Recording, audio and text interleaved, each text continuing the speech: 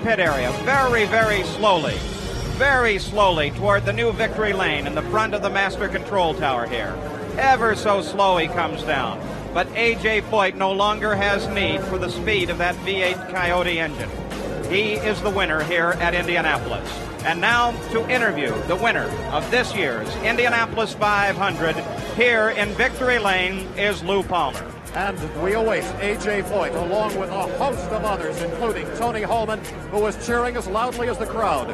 We've seen what has never been seen before, beginning with a woman driving in the field in the morning, and A.J. finishing 4 up front at Indianapolis.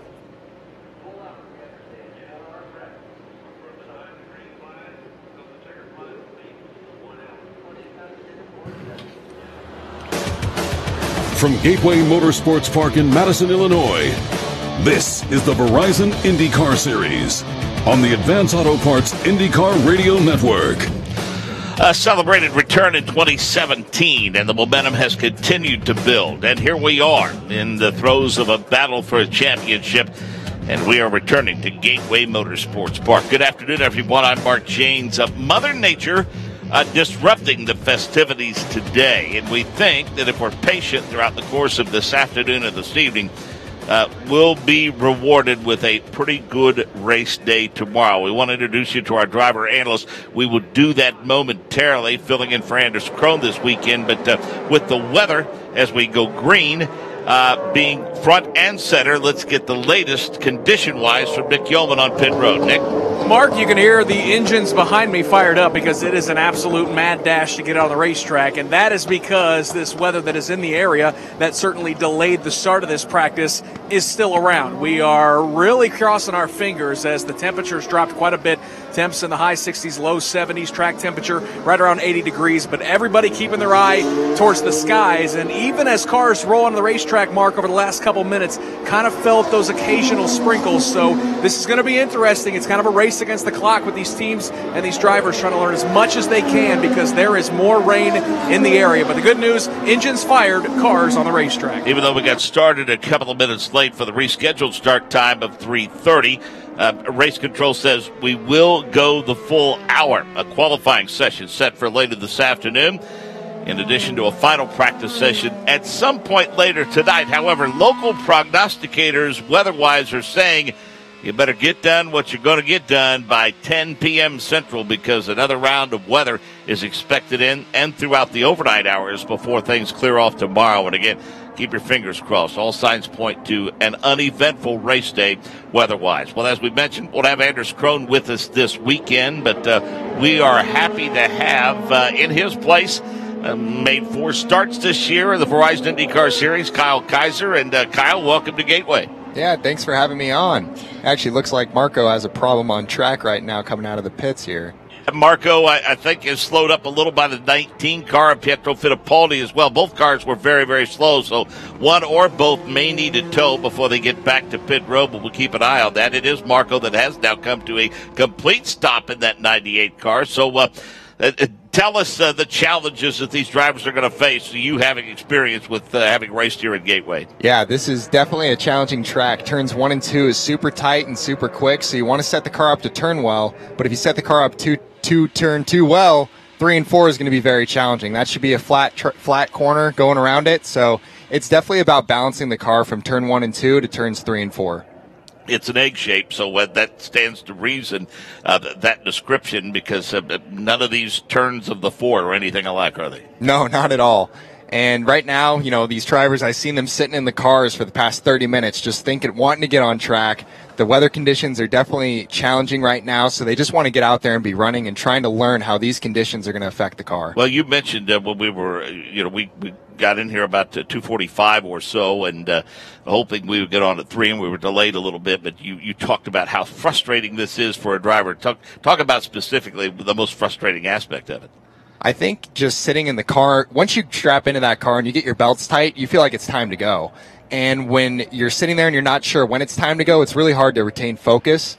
And when you're out there driving these ovals, you need to have the highest level of focus for as long as you possibly can. So some drivers find it challenging to maintain that focus and get out on track and start attacking right away. Well, we're just getting a replay of Marco Andretti going around on essentially his install lap and a big wiggle between turns 1 and 2.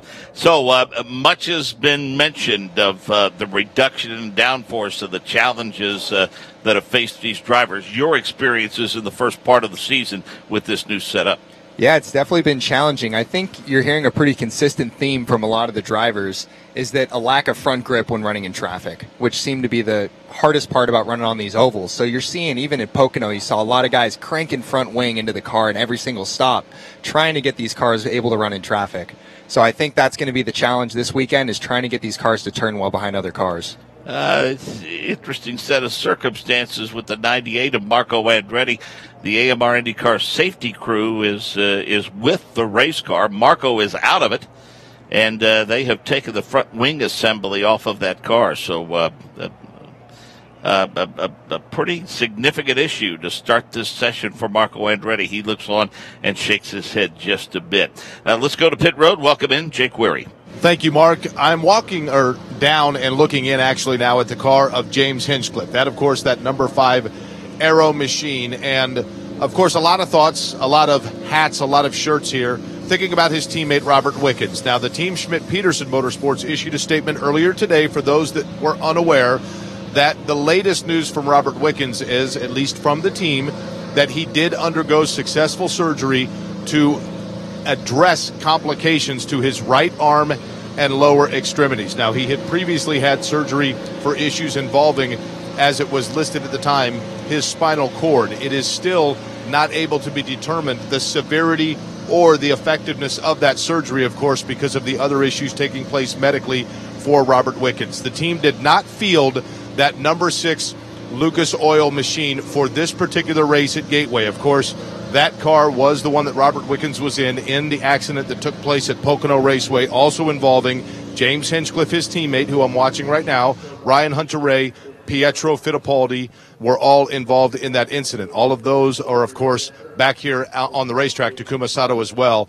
But Robert Wickens is still in Lehigh Valley, Pennsylvania, at the hospital there. There's obviously a lot of thought about Wickens here within the team.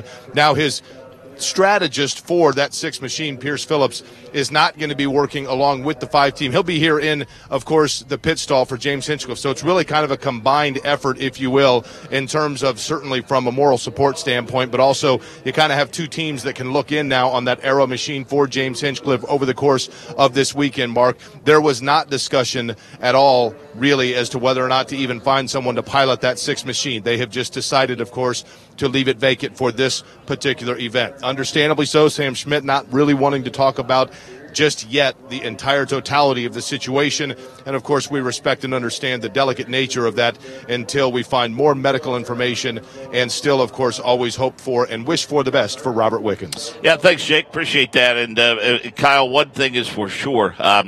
Whenever an incident like this happens, it just is fascinating to me, the outpouring of support that comes from not only the Verizon IndyCar Series community, but the racing community as a whole. Drivers, fans, teams, whatever, across the country and around the world have come out unified in their support for Robert Wickens. Yeah, the racing community has been fantastic, and Robert is an amazing person, and it's easy to rally around somebody that great. So we are in a holding pattern. As we mentioned, an issue involving the car of Marco Andretti. This session just underway. What does this do from a team perspective? I think, Kyle, there's a bit of a concern. I think making sure that you maximize. You're going to get the full amount, but you got to make sure you maximize, especially with this new aero package, the lack of grip. I mean, some teams bemoan the fact they didn't get that additional practice session at Pocono, and think it really put them behind the 8 ball. And the situation's no better here. You want as much track time as you can get. Absolutely. I mean, they still got the new aero kit, and a lot of teams haven't had the chance to run here with that new aero kit. And there's always something new to learn with every oval. Everybody says you can get a good oval set up at one track. doesn't always translate to another track, especially a track as tricky as this one is. So they just got to get out there, get running, and hear the feedback from the drivers. I think it's interesting as we prepare to decide this championship. We'll more on that point in just a minute. We talked about the issues for the 98 machine of Marco Andretti. Jake, you've caught up with him. Over the last decade or so, I've asked Marco Andretti a lot of really dumb questions, so I'll ask another one. Do you know what happened?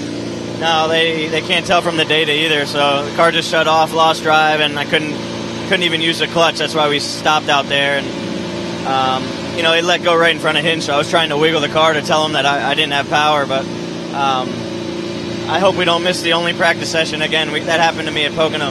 I was going to say, Marco, because of the fact that with your team, you've got a rookie teammate in Zach Beach, you've got a lights team as well. So testing has been allowed here. How much information do you guys have, and how much of an advantage is it? I don't know. Ask Emma Dixon. I saw her tweet today, but I don't know. This place changes all the time, and I think everybody will be just fine. Good result for you at Pocono. We wish you the best of luck this weekend as well. Appreciate it. Marco Andretti. And the AMR IndyCar safety crew with the handheld blowers and the brooms out, and again, more moisture rolling across the racetrack. So we are in a bit of a holding pattern. You can see it, the deceleration lane that takes them onto pit road. And as we've seen over the years, Kyle, it doesn't take a lot in terms of moisture being on the racetrack to cause some issues for those Firestone Firehawks on the slicks for sure.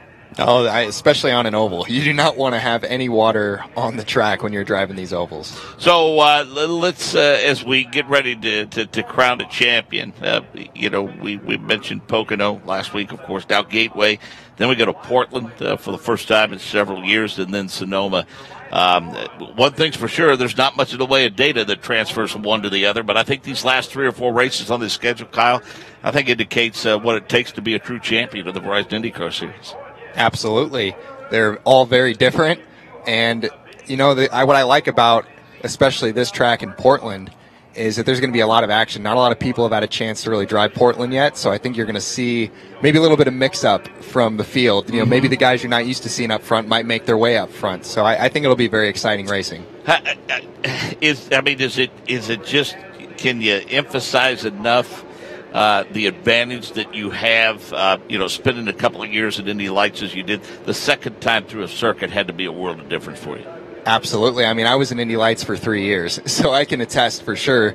Getting to know a track in a car that you've driven is huge. In the past data, especially with limited track time, in sessions like this where these guys are out there and you're not getting this track time, the people who have the experience to lean on are definitely going to have an advantage. However, there is one place that people say no matter how often you come, you come back the next year and something about the place has changed. How about the Indianapolis Motor Speedway? You probably always found something new that you didn't expect at IMS, did you not? Absolutely. That track seemed to always be changing, and I think you could ask every single team in the field and they would say the same exact thing. There's no one formula for that track. So now this series features obviously a lot of talented rookies, but also a lot of talented veterans, and I know that while everybody's focus is on winning races and winning championships, how receptive are the guys like Tony Kanaan and Scott Dixon and even Graham Rahal and Marco and Sato when a young driver such as yourself advances to the Verizon IndyCar Series? How accessible are they in terms of bouncing ideas off of them and having conversations with them? They're definitely accessible for sure. I work out at PitFit Training, so I have a chance to see Scott and Hinchcliffe there pretty often, but they've been very open, and anytime I had a question or anytime I had a concern, I knew they were available, and it was a matter of respect. They knew that winning the championship in Indy Lights that I kind of earned my way into IndyCar, and they always showed that respect, and I showed the respect back to them on the racetrack, and I think that's the big thing, is having that mutual respect among other drivers. So let's talk about earning respect on the racetrack. Specifically, I think I have an idea, but specifically for folks wondering, how do you earn that measure of respect when you're a young guy on the racetrack? I think knowing your place as a rookie, I think, is one way. You're a rookie and you want to do well, so you want to go out there and drive the hardest you can, but you got to give racing room. You don't want to be racing these guys too hard and acting like you're new to the series and you don't know how to race them. So I think giving room, being respectable to the veterans, they'll show the respect right back. That's what I found doing in my races. And I think it just carries on as you continue to race with these guys. You get to know them, and you just give each other room. Well, I had said at Pocono that, and maybe even after Mid-Ohio, that maybe we had reached the point where Scott Dixon couldn't necessarily, Alexander Rossi or Joseph Newgarden maybe couldn't win a championship. Scott Dixon had to do it. I think Alexander Rossi made everyone well aware of the fact that this championship is far from over. That's a pretty impressive run by Alexander Rossi at Pocono. He's definitely hot right now. He won Mid-Ohio. It was a brilliant drive, too. Saving fuel in that last stint was incredible, and then he showed he could do it on the oval as well. It was a flawless drive. So I think he's the guy to beat right now. It seems every single time he gets in the car, he's right at the top of the charts. So he's definitely somebody to keep an eye on. He's looking at the top charts right now. So definitely got to keep your eye on. You know, and as we said, it's interesting to know. And even after he won the Indianapolis 500, I mean, his long-term future was not secured in terms of being in the Verizon IndyCar Series. I mean, there were still whispers about the fact that he might indeed end up back in Formula One. But I think by everything that he does, I mean, just recently, you know, he was at Colts camp and as a guest reporter and interviewing Andrew Luck and things of that nature. And it just seems like any time that the Verizon IndyCar Series is promoting itself away from the racetrack, someone like Alexander Rossi is involved, and it appears as though he's found a home here. I agree 100%. I've been able to know Alex since I was a younger kid. He actually gave me some of his go-karting equipment when I was really young and I was coming in through the ranks. So I've known him a long time, and he's always been so quick in the race car. So it's very exciting to see him showing success at the highest level. Yep, Alexander Rossi, as we mentioned, he's one of the guys chasing Scott Dixon. He's 29 points back. Joseph Newgarden, 66 point back. Will Power is 81 points back. I think that we're in double digits in terms of drivers that are mathematically eligible, but much like most of the field, I think in terms of Scott Dixon, if you're expecting him to bobble, I don't think I like those odds very well. No, I would say he had a bobble at Pocono, and that ended up in a third place finish. Right.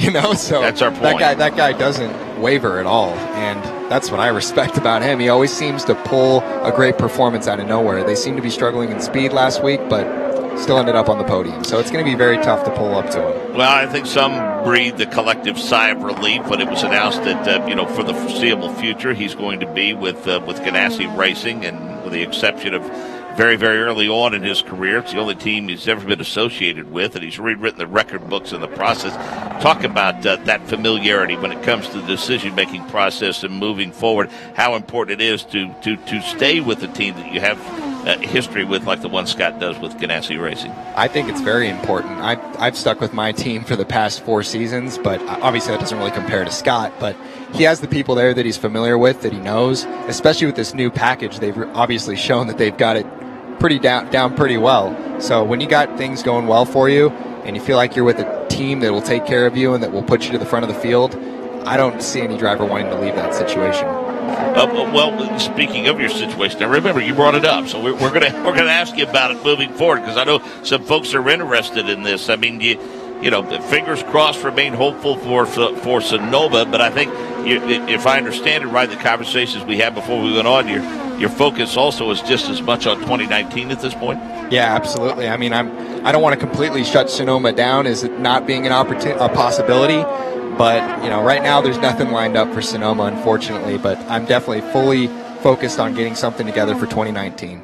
And, the interesting thing about it, Kyle, is that, as we talked about, sometimes you think that you may not be close on anything, and then all of a sudden you meet somebody who knows somebody, and then you end up with a situation like Zach Meach.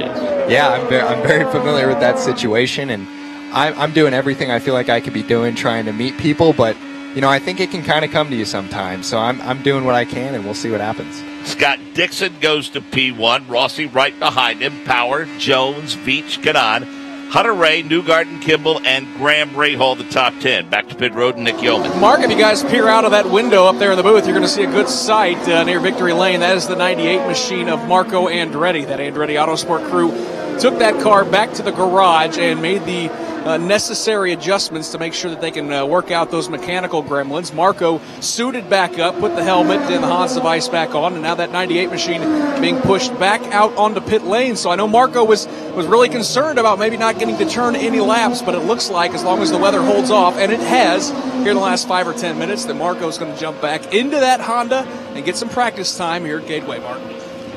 Last week, of course, at Pocono, some of the issues that some drivers have. Talking to some of the spotters before we went on, and I'm going to get your impressions on what you make of this. Simon Pagenaud was convinced on more than one occasion, and even his teammate Joseph Dugard, that he had a damaged front wing. That's how ill handling those race cars were there. What do you make of that? I think part of it has to do with maybe a little bit of the aero kit, because that's been a consistent, I'd say, factor throughout this season. But then with the amount of rain that was coming down and the lack of rubber on the track, and with the consistent lack of front grip with the car, I think it just exacerbated that problem and made it a lot worse for the drivers. What does that feel like from a driver's perspective? I was watching the race, and they were cranking so much front wing into that car. I was getting a little worried for him.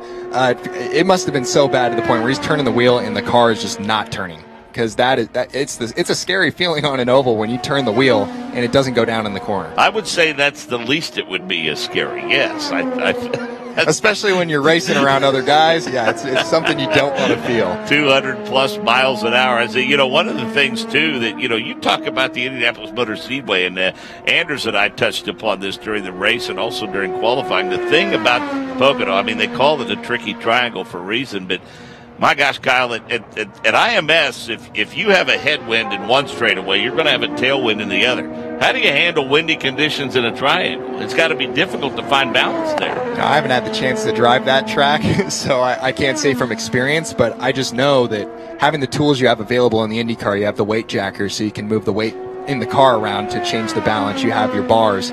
So you have some tools inside the car, but it's not easy. It's almost a guessing game a lot of times because it changes lap to lap. By the degradation of the tires can change the balance of the car, so it's definitely no easy task. Yellow flag for a track inspection. So the checklist that the team undergoes as you prepare for a practice session, can we anticipate that we're working on qualifying sims in hopes of going qualifying, or do you think they're going to split the session and try to maximize it in case there's not another one? That's a great question. I think you'd have teams aiming for different things, but right now with the potential lack of track time, maybe a lack of more practice tonight, depending on how the weather looks, I'd want to get as much race running in as I can, because if you have a good race car, you can race your way to the front at this track. Qualifying is important to a certain degree, but it's not what's going to win the race for you. So if I'm going to win at Gateway, my car has to be hooked up and has to be fast where, in your opinion? You want a car that turns well, and I feel like if you can get the front of the car working well, then you can work your way through the field. I wouldn't say it's a matter of being quick in 1 and 2 or 3 and 4. You definitely don't want the car so loose that you can't drive the car, but if you can get close to cars here, you can make passes at both corners, and you could probably run the high line too, which will make it very exciting. Is there a chance for a driver sometimes on courses like Pocono where you have those long straightaways, maybe at IMS where they have the longer straightaways, you get a chance in the cockpit to breathe a little bit, catch your breath? I would imagine that's hard to find here, is it not? The short ovals are intense. It is very fun to drive, but yeah, you don't get much of a chance for a break on the straightaways. What does a place like Iowa do to you physically, for instance? It's so short and the banking's so high and everything. Where do you start to feel that? And I know you guys are finely tuned athletes, obviously, but over the course of a race, when you get to, say, about the halfway point, do you feel it at all physically or mentally? If so, where? Well, I'd say one of the most important things is getting your headrest right, because that was even one thing on the Indianapolis Motor Speedway where if you don't have your headrest perfectly right, then your neck will get really sore, especially on the short ovals. I think if you got your neck rest set up, then I'd say it goes straight to your shoulders. That's the main area, because you're constantly turning, and it's like they actually have a machine for it at PitFit that they built where they have a weight and then a steering wheel, and it's constantly for almost 2 hours just turning the weight and holding it there and releasing it. That's as close as I've ever felt to something of doing a race on a short oval. Yeah, let's talk a little bit more about PitFit. You mentioned them and all of the drivers that meet up their workout on a regular basis. Obviously, the thing that I think makes them among the best in the industry standard is the fact that they design programs specifically for things like that you discussed. Yeah, exactly. They do a really good job, and they design programs specific to every driver because every driver has different areas that you got to work on. So, some drivers might have really good upper body strength, but braking in this car is also very challenging and very difficult. So everybody's got their own individualized programs, so I think it really excels the drivers in where they need to excel. 37 minutes remaining in this session. We are in a holding pattern. Caution on the course. A little bit of weather, a little bit of moisture here and there from earlier weather, and they continue to work on that. Battling the elements today here at Gateway. Firestone presents Legendary Drives. It was the 1969 Indy 500 when Mario Andretti's crew couldn't get his right rear tire off. He had no choice but to drive on it the whole race, still finishing with a checkered flag and a drink of milk. Now that's legendary. And if Firestone tires are so dependable they can take Mario 500 grueling IndyCar miles, just imagine how far they'll take you. Whatever you drive, drive a Firestone, the tire that drives IndyCar legends. From the Firestone broadcast booth at Gateway Motorsports Park, this is the Verizon IndyCar Series. Okay, so if everything goes well, following this session, at 4:45 Central, we'll have Indy Lights practice, and then IndyCar qualifying at 5:30 Central, 6:30 Eastern, and then we'll not mention much about that final practice session. We'll know more about that as this day progresses, and hopefully we will get that in. How about this crop of Indy Lights drivers, Kyle? I mean, I know the field lacks depth. 7 drivers on a pretty consistent basis, but I think we've been treated to a pretty good championship battle, especially of late, between Pato O'Ward and Colton Herta. Yeah, you definitely have some exciting racing going on lately. I think Pato's been very strong. He's just got raw pace. He goes out there and he drives the car as hard as you can. I think you've seen Colton make a lot less mistakes this year than he did in his rookie season. He's been a lot more consistent, and I think his patience will pay off. If Pato makes a mistake in this final stretch, I think Colton will be right there to take advantage of it. And then Santi, you can't count him out. He's got lots of years of experience in the Indy Lights car, and he's definitely right there too. Yeah, it's interesting. Jack Harvey was the first one that broached the subject a few years ago with us.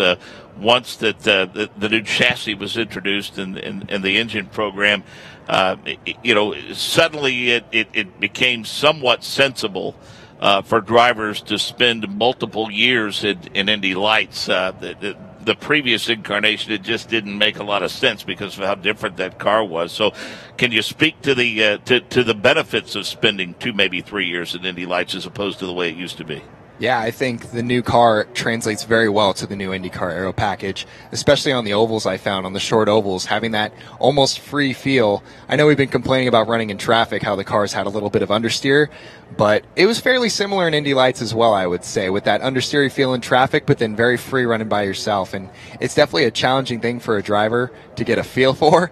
So having those years in Indy Lights definitely paid off on the ovals. Yeah, and I think I love weekends like this, and you talk about it as a young driver and you're trying to climb the ladder.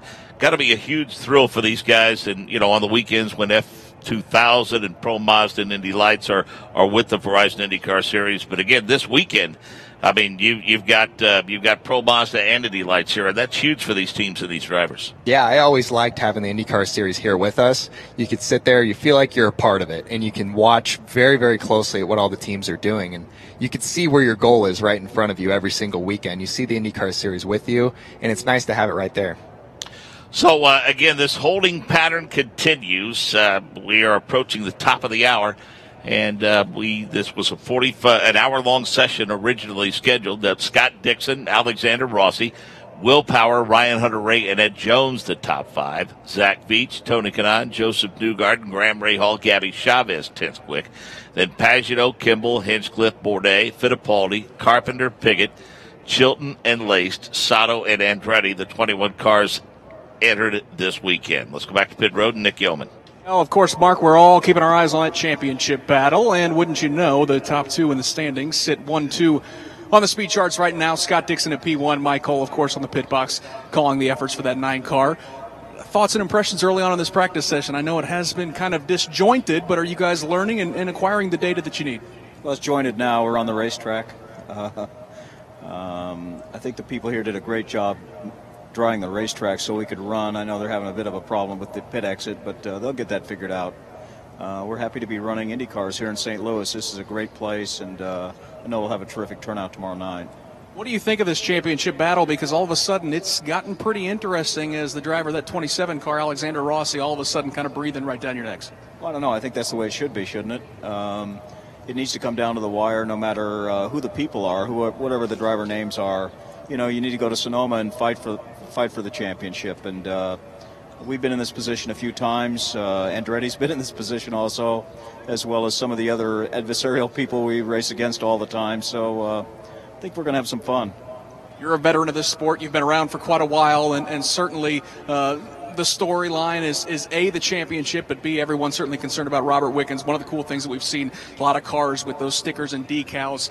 Your thoughts and impressions as a guy, again, that's a veteran of this sport, of how everyone kind of rallies around each other in situations like this? Well, first, it's good that he's okay. I know that he's on a road to recovery, but he's in good hands there. What I was impressed with the most was the fraternal outreach, not just from IndyCar racing or the people within IndyCar racing, the people from other forms of motorsports and people from other sports in general. When you see it on ESPN, or you see it with the interchange in the morning with Mike Golick or somebody like that, I think that Robert has made a terrific impression on people. He does the right things. He does it the right way, and when he's back with us again racing, it'll be terrific. Certainly appreciate your insight on that, and have a great weekend. Thank you very much. That's Mike Cole, Managing Director for Chip Ganassi Racing. Jake, in terms of the other part of that championship battle, you're standing by in Alexander Rossi's pit.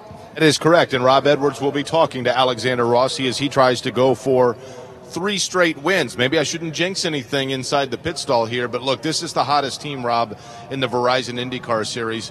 What has been the difference for you in the last month or so where you guys have really turned up the wick here? I'm not sure we're conscious on anything different. I think we've had the same approach that we've had all year. I think, a few things have just fallen. As Alex has said, I think we've been there.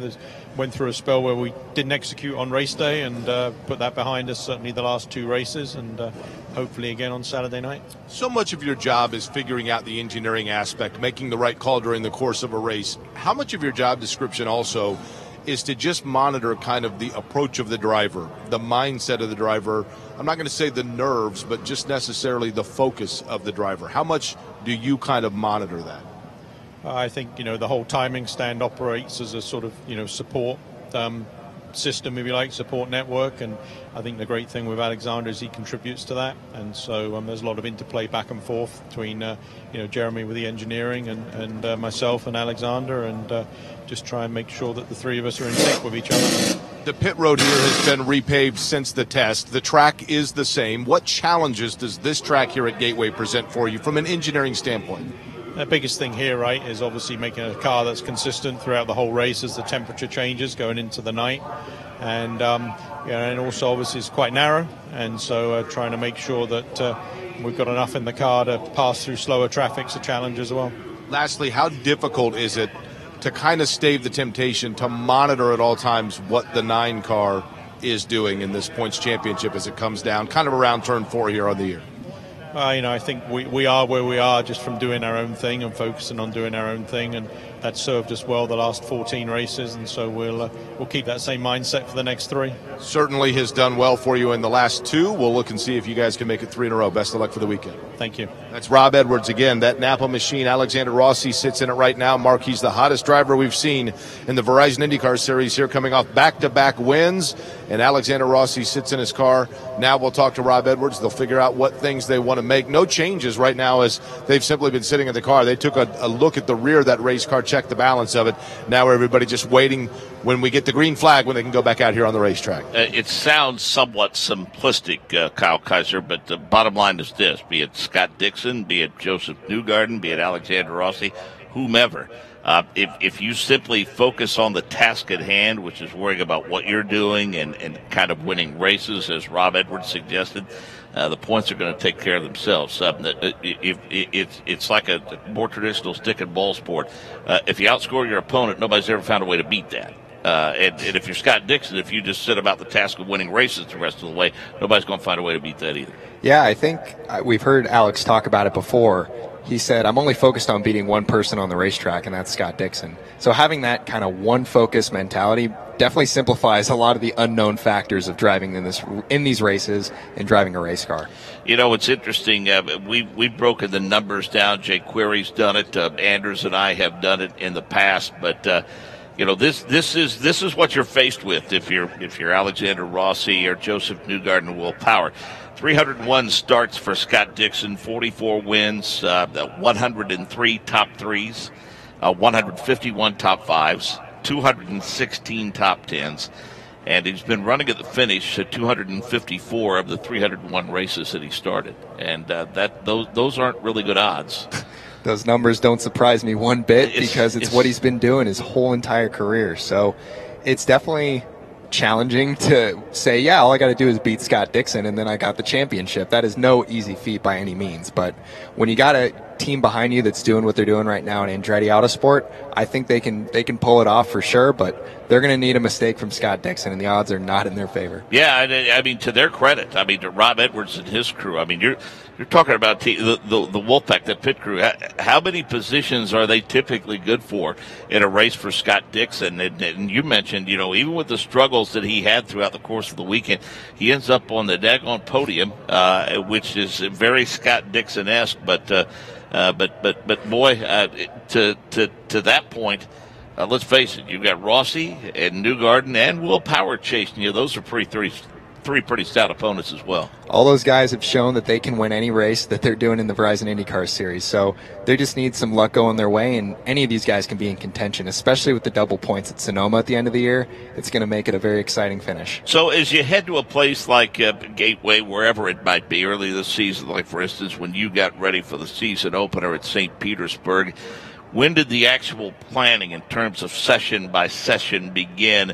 As a race car driver, your engineer, your race strategist, team manager, whatever the case may be, but when did you get together and start to formulate exactly what you were going to do in a particular session throughout the course of the weekend?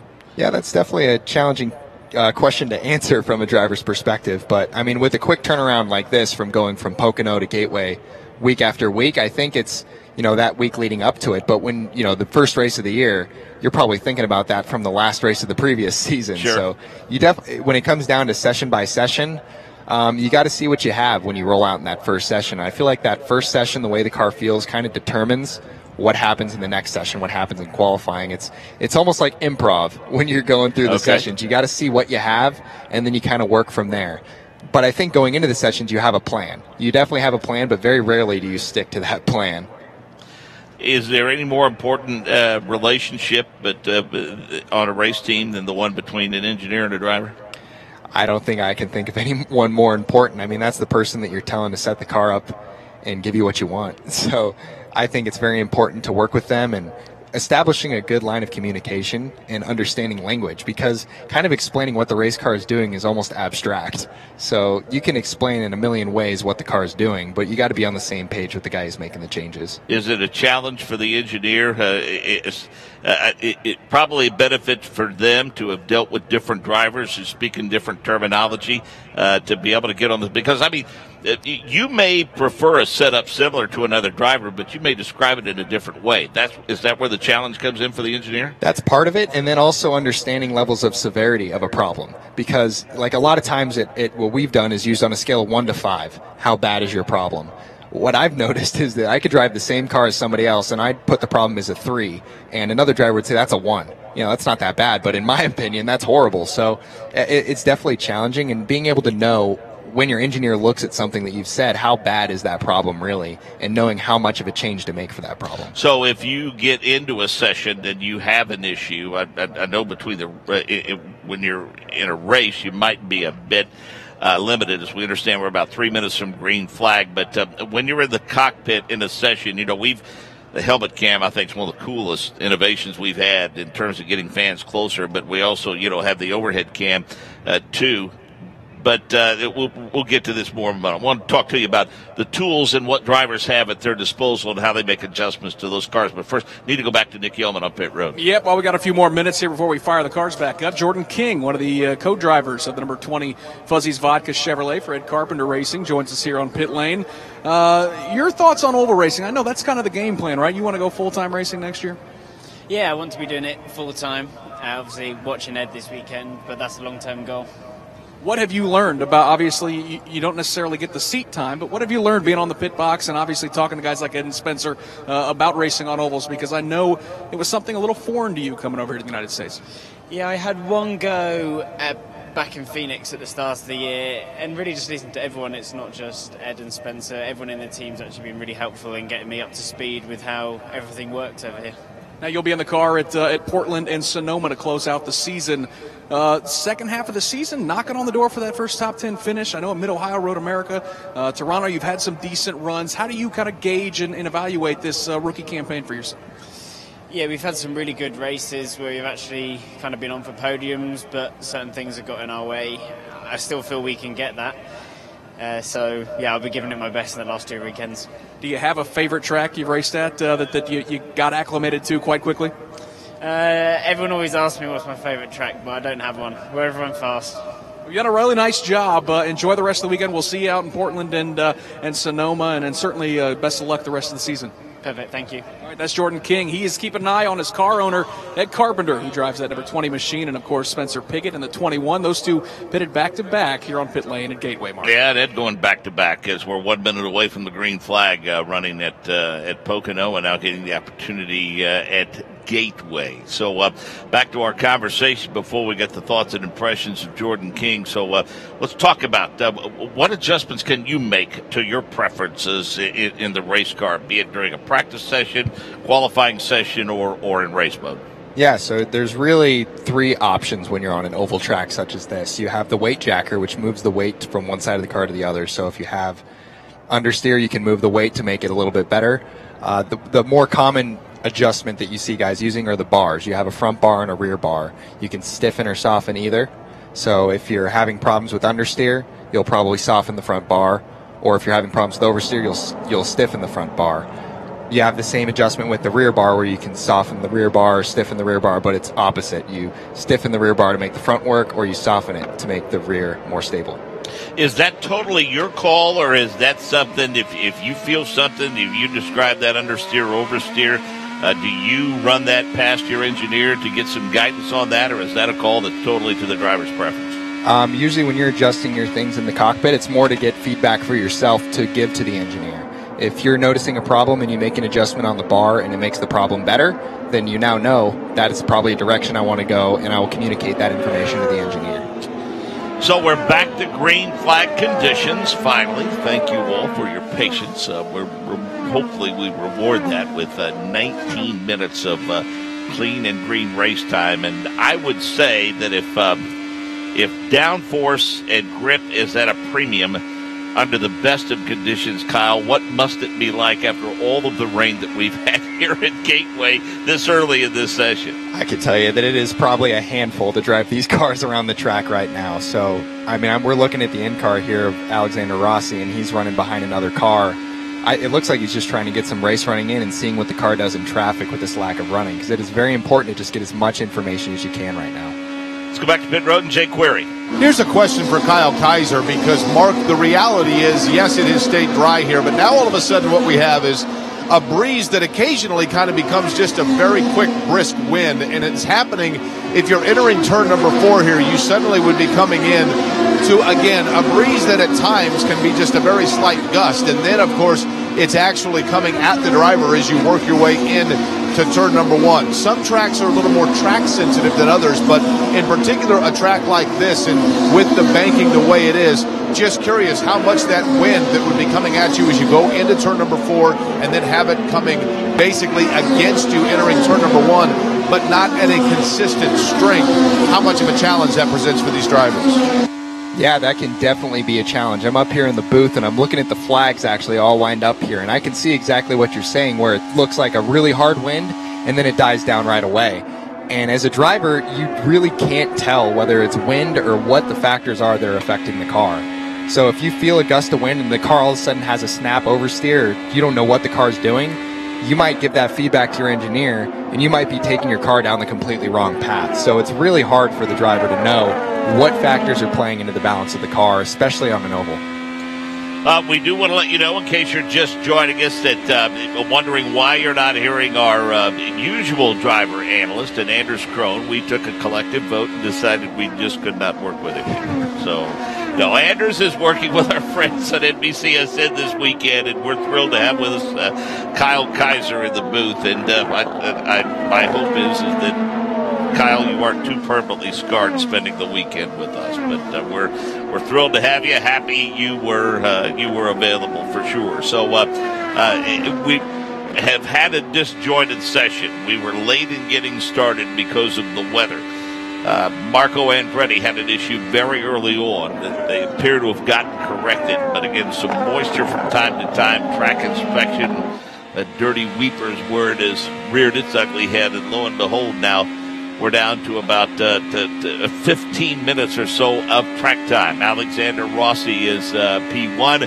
Hunter Ray, Dixon, Veach, Newgarden, Power, Jones, Pagano, Kanaan, and Carpenter the top 10. And if we've learned anything, typically on these ovals, most cars that unload fast, that seem to be at the top of timing and scoring very early on in the session, have a tendency to hang around there. But we do from time to time see a car jump up that we looked at the timing and scoring reports from earlier in the day or earlier in the weekend. They might have ran 15th or 16th, whatever. And then all of a sudden, when we get to qualifying, they find themselves somewhere solidly in the top 10, maybe even the top 6. Hard to put your finger on it exactly why that happens. It may be just adjustments. Is it not, that they might be making in various sessions, or maybe in a particular session we discussed earlier? You don't know what they're working on. Yeah, exactly. That's what I was going to say, is that sometimes teams might have had the chance to test at a track, and they might be experimenting and trying to find even more. And when you don't find more, you go back to what you know, and it'll put you right back up at the top most times.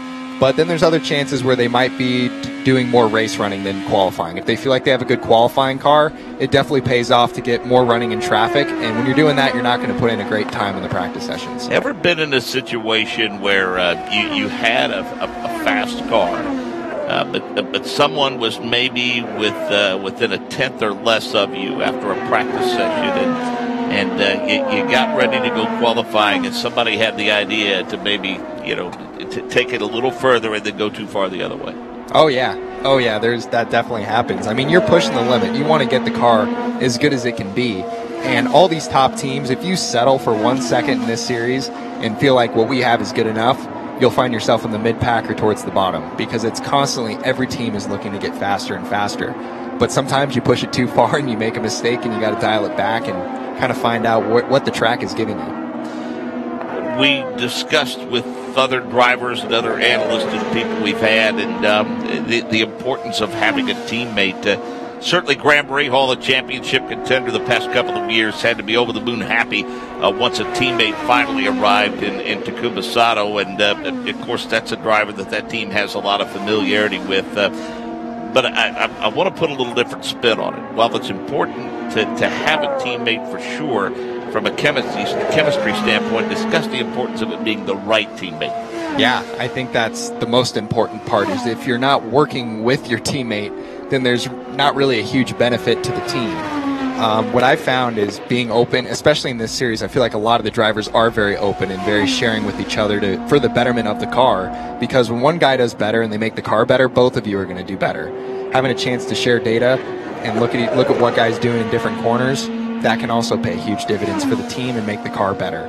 But if you have somebody who's not working to make the car better and just focused on their own car and not sharing data, it doesn't really do the other driver any good. How about Sebastian Bourdais going to P1? Bourdais with a lap of 182.675. So Bourdais Rossi, Dixon, Zach Veach, and Ryan Hunter-Ray, the top 5, Nick Yeoman. Yeah, that's a really nice lap for Sebastian Bourdais to pop the P1, as you mentioned, and that point that Kyle was making kind of being illustrated on the timing charts as the top really 10 cars so far in this practice session made up mostly for 3 teams. The Andretti cars looking really strong with 3 in the top 5. The only one outside, of course, Marco Andretti's, who's been dealing with some issues. Scott Dixon and Ed Jones, the Ganassi teammates, both in the top 6. And the Penske cars not too far off as well, as Newgarden sits at 7th, Will Power sits at 8th, and Simon Pagenaud sits at 9th. Pagenaud actually just brought that Menards car to pit lane for a very brief pit stop. Doesn't look like they're making any changes to that car. So certainly, Mark, that extra data and the more cars, the more bigger teams certainly shining out, but never count out Sebastian Bourdais. Boy, we've seen it year after year, that Dale Coyne Racing team looking pretty fast here in practice with just 12 minutes to go. Let's go down to pit lane and Jake Query. You'd mentioned Sebastian Bourdais. He just came back onto pit road. Also on pit road right now is Graham Rahal. That MyJack machine right now taking a look over everything for Graham Rahal's car. They're going to change the Firestone Firehawks and put on a sticker set here of, I take that back, a very slightly scuffed set of tires for Graham Rahal. But what they're looking for is they adjust the rear of that number 15 machine for Graham. Frustrating weekend at Pocono because Graham Rahal, Mark, was involved in that incident at the very outset of the race, and it said afterwards that he had a very good feeling in a very fast race car. Problem is, he just had cycled himself back a couple of laps due to that early incident. Then once things got going, he just kind of became that guy that was out running by his lonesome, was never necessarily in that front pack, was always trying to get that lap back. Had a good car, liked the balance, liked the speed, just didn't like where, of course, he found himself. So they look to try to make it a clean start here to the weekend. There was a lot of talk and discussion as well about where exactly Graham Rahal would start. They have not had great success in qualifying. Keep in mind that if Mother Nature delivers him an assist and they have to start on points here, that would theoretically start Graham Rahal in a better position than where his qualifying efforts have been. But he takes a look over the telemetry here. The visor goes down. They're still looking for a really strong qualifying effort, and we'll see if they get it if this track, of course, cooperates. And Graham Rahal now is about to take that 15 machine back out here in the remainder of this practice session. Statistics bear that point out, Jake, to reaffirm it. Graham Rahal, that average starting position of 14th. His average finish position is 9th. And, Kyle, with exception of a couple of bobbles, the first race at Belle Isle, he finished 23rd. He finished 21st at Toronto, and then that 14th at Pocono, I think, kind of sealed his fate in terms of a championship contender. I mean, other than that, a string of top 10s, but bottom line is this. He didn't have any race wins this year. It's tough to win a championship when you don't win races. Absolutely. You got to get those race wins and podiums. Podiums are really big. You got to, and Scott Dixon is the master of it. We were looking at his statistics earlier.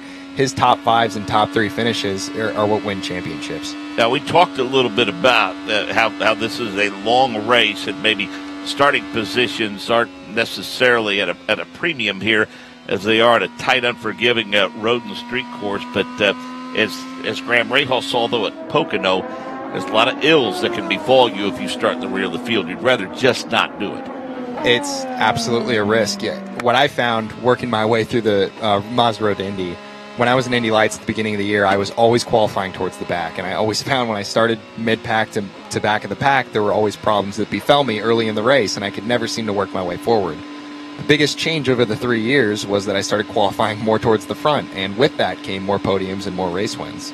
So it works in all series that you definitely want to start more towards the front. And that success came because of a variety of factors, more experience, familiarity with the race course, the team, all of those things? I think maximizing the grip of the tires, because every time you get in the car, you learn how to maximize the brake zones, you learn how to maximize the cornering speed, how to drive the car right at the limit, and you always seem, every time you drive the car, you seem to find just a little bit more in it.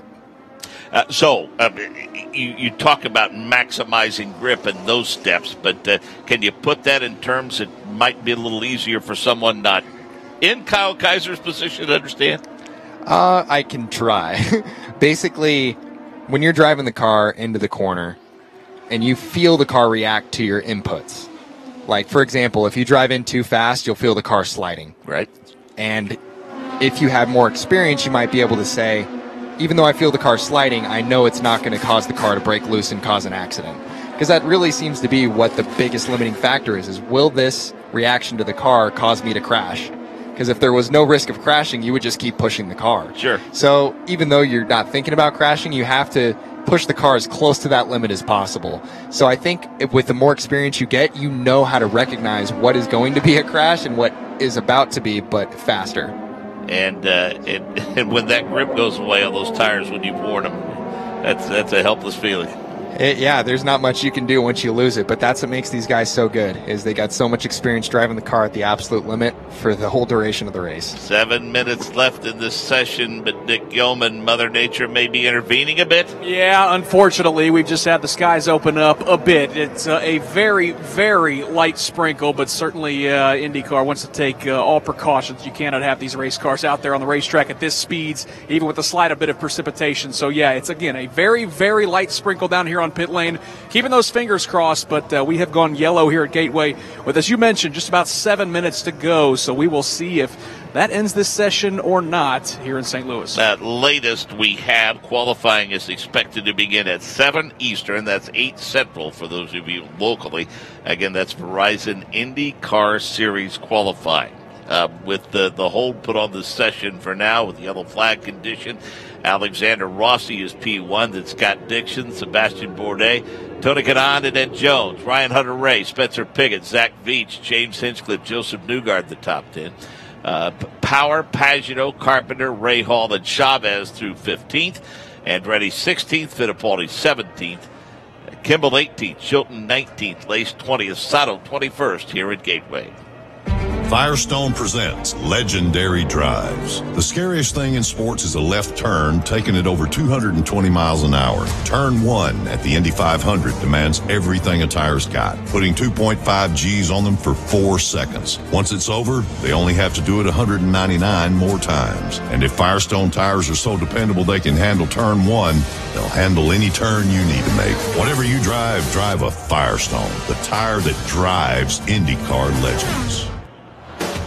From the Firestone broadcast booth at Gateway Motorsports Park, this is the Verizon IndyCar Series.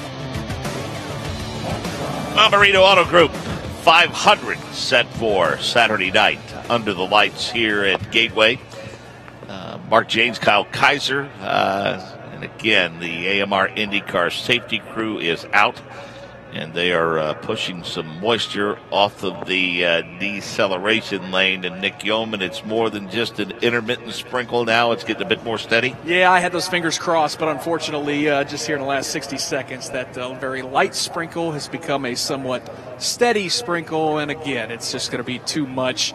I would anticipate drivers hopping out of those race cars here very shortly. A lot of those team members have gathered around, put those jackets on, and busted out the umbrellas to keep those drivers dry in the racetrack. But I am guessing, Mark, with just under 5 minutes to go, that's probably going to be it here for this first practice session. We haven't mentioned, or we should have before now, we want to welcome back to the Verizon IndyCar Series a driver you know very well, the driver of the 88 machine, Gabby Chavez. Nice to see him back in the car for Harding Racing. Absolutely. I'm very excited to see him back in the car and get a shot to race that car to the front this weekend. You know, it's interesting. You got to give a lot of credit to Gabby, the way he's handled the situation of late. You know, they're already looking at 2019. The team maintains very much in the plans for 2019 is Gabby, but I think Connor Daly did a great job for filling in for that race team. But the thing you have to like the most about Gabby Chavez, he was with that team every step of the way. Every step of the way, and he was very professional and seeing the bigger picture, which a lot of drivers might not. But he handled it very, very well, and I'm very happy to see him back in the car this weekend. As we mentioned, we think we'll go qualifying at 7 o'clock Eastern this evening, and we also have Pro Mazda and Indy Lights with us here this weekend, and we will have complete coverage of Indy Lights practice and qualifying, and then the race. So the question is, who's going to win that championship, Kyle? I mean, two young guns going at it neck and neck, and you mentioned Santi Urrutia. Don't count him out at all. That's going to be a pretty good shootout over the final couple of races of the season. It's going to be very exciting, and I think last year's race was very exciting here at Gateway especially. So I think you'll see guys dicing it out and going for it, because at this phase, you got to win races to win this championship when it comes down to every driver in the field. So people will be going for it, and it'll be fun. Let's get you to speak to it. We've gotten several drivers to weigh in on it. a better system in place right now in terms of a feeder system than the road to Indy and the opportunities provided to drivers in terms of a clear-cut path to the Verizon IndyCar Series? I don't think it gets any better than this. This is where it's at. And of course, from my perspective, I would not have been in the Verizon IndyCar Series had I not won that championship and gotten that $1 million scholarship. So I'm definitely owe it to them for getting me that opportunity. Some of the drivers out of the car. One of them is Sebastian Bourdais, P3, Nick Yeoman. Yep, we'll make this quick because this rain's starting to, it went from a light drizzle to a somewhat heavy sprinkle. Third quick in this practice session, though. Tell us about that Sealmaster car, Sebastian. Yeah, we had a really good test here, so I was pretty confident. We didn't get to do very much, obviously, but the Sealmaster Honda Number 18 is pretty quick. Just trying not to make a mistake and rush things. But obviously in those circumstances, you kind of have to. So hopefully we'll get qualifying in because I think we'd be much better off than starting on points. But I guess we'll see what the weather's got for us. All right, go get dry. Thank you. That's Sebastian Bourdais. He will end this practice session, Mark, with third quick, it looks like, on timing and scoring. A nice job for that Dale Coyne, Vassar Sullivan group.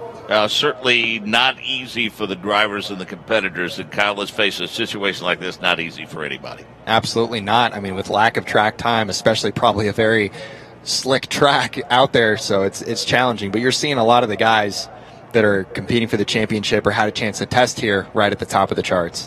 Yeah, 184 for Alexander Rossi, 184.424. And we mentioned Dixon Bourdais. Bourdais' P3, you just heard from him. Tony Kanaan giving it a good run to the 14 car. Ed Jones, fifth quick. Ryan Hunter-Ray, Spencer Piggott, Zach Veach, Hinchcliffe, Newgarden, the top 10. Power, Pagano, Carpenter through 13th. 14th is Ray Hall, 15th Chavez, 16th Andretti, Fittipaldi 17th, Kimmel 18th. Chilton 19th, Mateus Lace 20th, Takuma Sato was 21st. Over the past couple of years, some alterations and changes to the schedule. Gateway came back, Road America came back, going back to Portland. We had a brief return to Watkins Glen. So obviously, everyone focused on the Indianapolis 500. They want to win at the Indianapolis Motor Speedway. If Kyle Kaiser could pick a track to win at other than Indy, what would it be? Well, I know they're adding Laguna Seca to the schedule, and that's my home track, so that would be really special doing it where I learned to race cars to begin. But there are a lot of fun tracks on this Verizon IndyCar Series schedule. These short ovals are fun. Phoenix, Gateway, Iowa, those are always fun tracks to go to. But then they have really fun street courses like Toronto. That's one of my favorite tracks. Well done on this session. The checkers on it, and we hope that Mother Nature clears out, gets out of everybody's way, and Indy Lights, IndyCar, all of that can get qualifying and all of that in. Again, this is going to be fluid in terms of when we're on and what we'll be covering. So follow us on social media, of course, IndyCar Radio. Follow IndyCar.com on social media. Follow the website. We will keep you updated to the best of our ability. And Alexander Rossi tried to track down Scott Dixon, P1, Dixon P2, after this first rather disjointed practice session. The director of the Advanced Auto Parts IndyCar Radio Network is Wally Levitt. On-site engineering and production by Rick Evans. Master control operations at our Indianapolis studios by Chris Pollock. Jake Query, Nick Yeoman down on pit road today. For Kyle Kaiser, this is Mark James. So long for now from Gateway. This is the Verizon IndyCar Series on the Advanced Auto Parts IndyCar Radio Network. A.J. Foyt down the main straightaway. The checkered flag is out. A.J.'s hand in the air. He is the winner. A.J. Foyt at Indianapolis has won his fourth 500-mile race. A.J. Foyt, our winner. The flag will fly now for Tom Sneva and then for Al Unser. We will be talking with all of these drivers.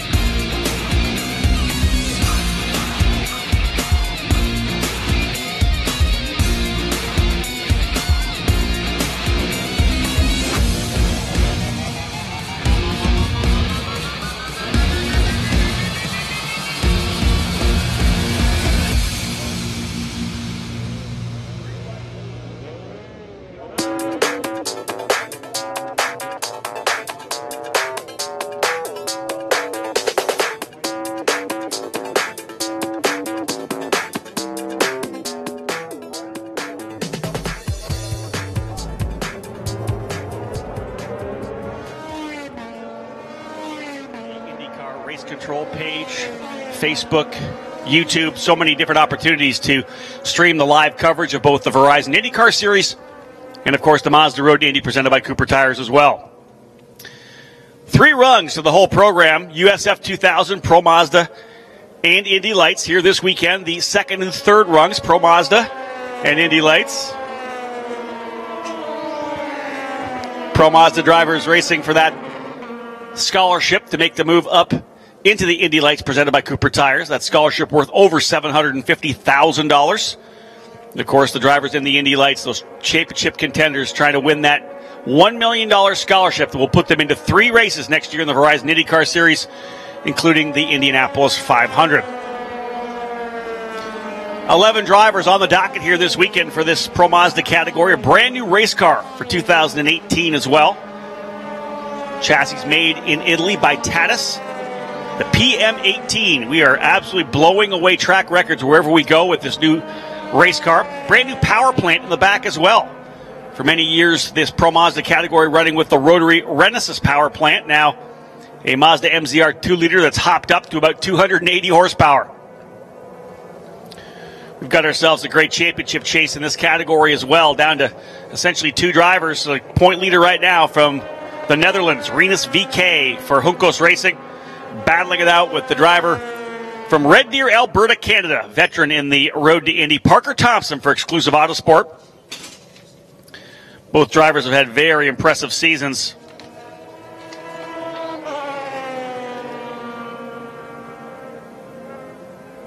Rinus VK on a bit of a win streak right now. 4 wins in a row. Was able to sweep the weekend at Toronto. Swept the weekend at the Mid-Ohio Sports Car Course as well.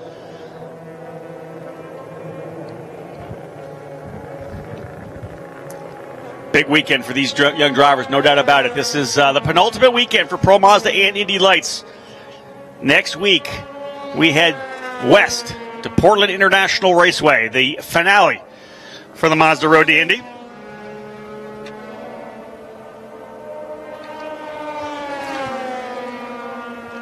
Single race here this weekend, doubleheader, of course, on the road course at Portland.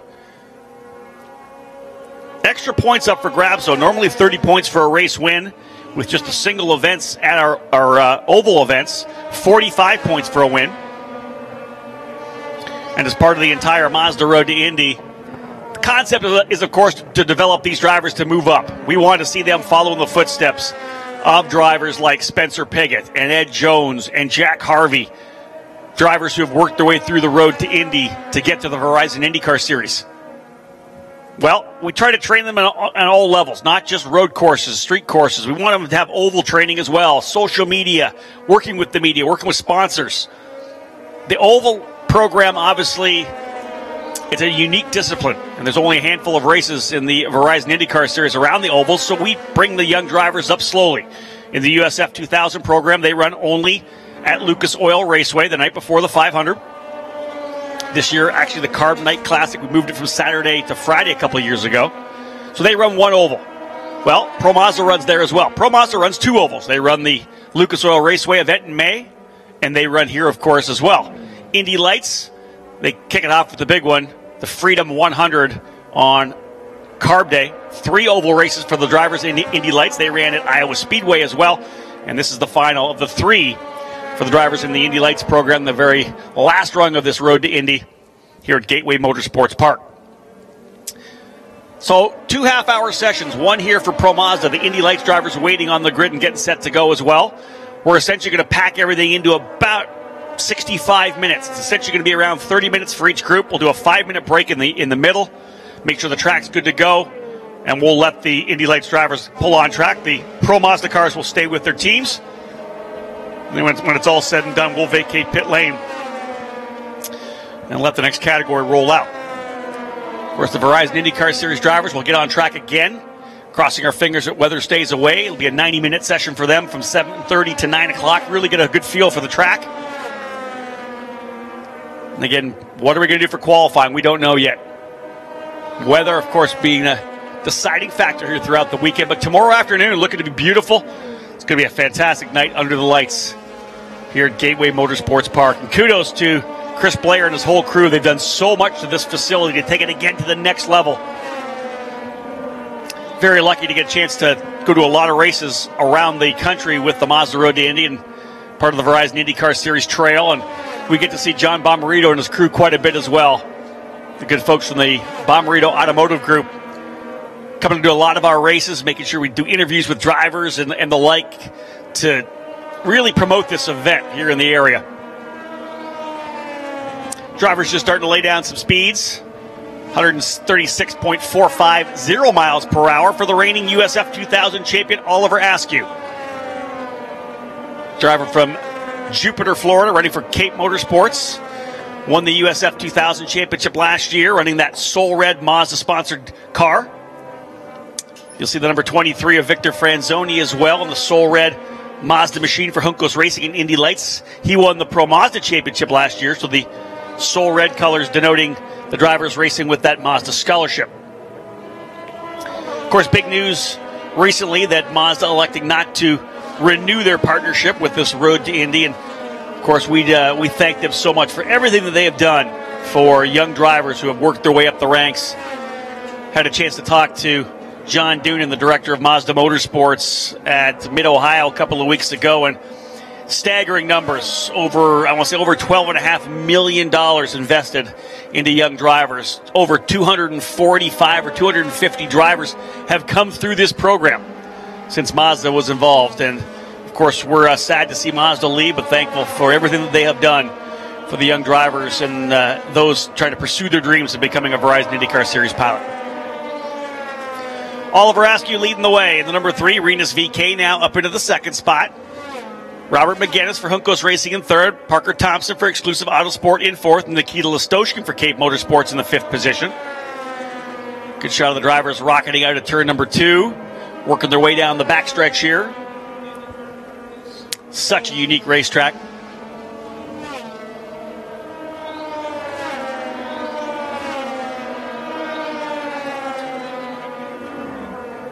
You can see the time winding down in the session, a 30-minute session, and just thankful for the fact these drivers were able to get out here. We had a couple of young drivers who have never been here before.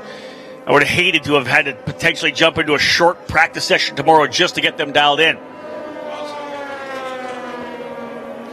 Moises De La Vera, rookie this year, making his debut in the Pro Mazda category just a couple of weeks ago at Mid-Ohio. He's currently P6 for D-Force Racing. De La Vera, 2 years in the USF 2000 program, coming off a F4 NACAM championship in Mexico in the F4 program. He's in the number 12. At Payette, Idaho, Stingray Robb for Team Pelfrey in the number 82 in the 7th position. Charles Fedeli for Fat Boy Racing in 8th in the number 83. Mateus Solar Obel, only 16 years of age. Started the season in USF 2000. He's jumped behind the wheel of one of the RP Motorsports racing entries. Solar Obel in the number 27, currently P9. In 10th, Harrison Scott, 2-time race winner this year for RP Motorsports Racing. Harrison, dominant champion last year in the Euro Formula Open Series. Scott running for RP Motorsports, as I said, winner at Barber Motorsports Park, also won at the road course at the Indianapolis Motor Speedway.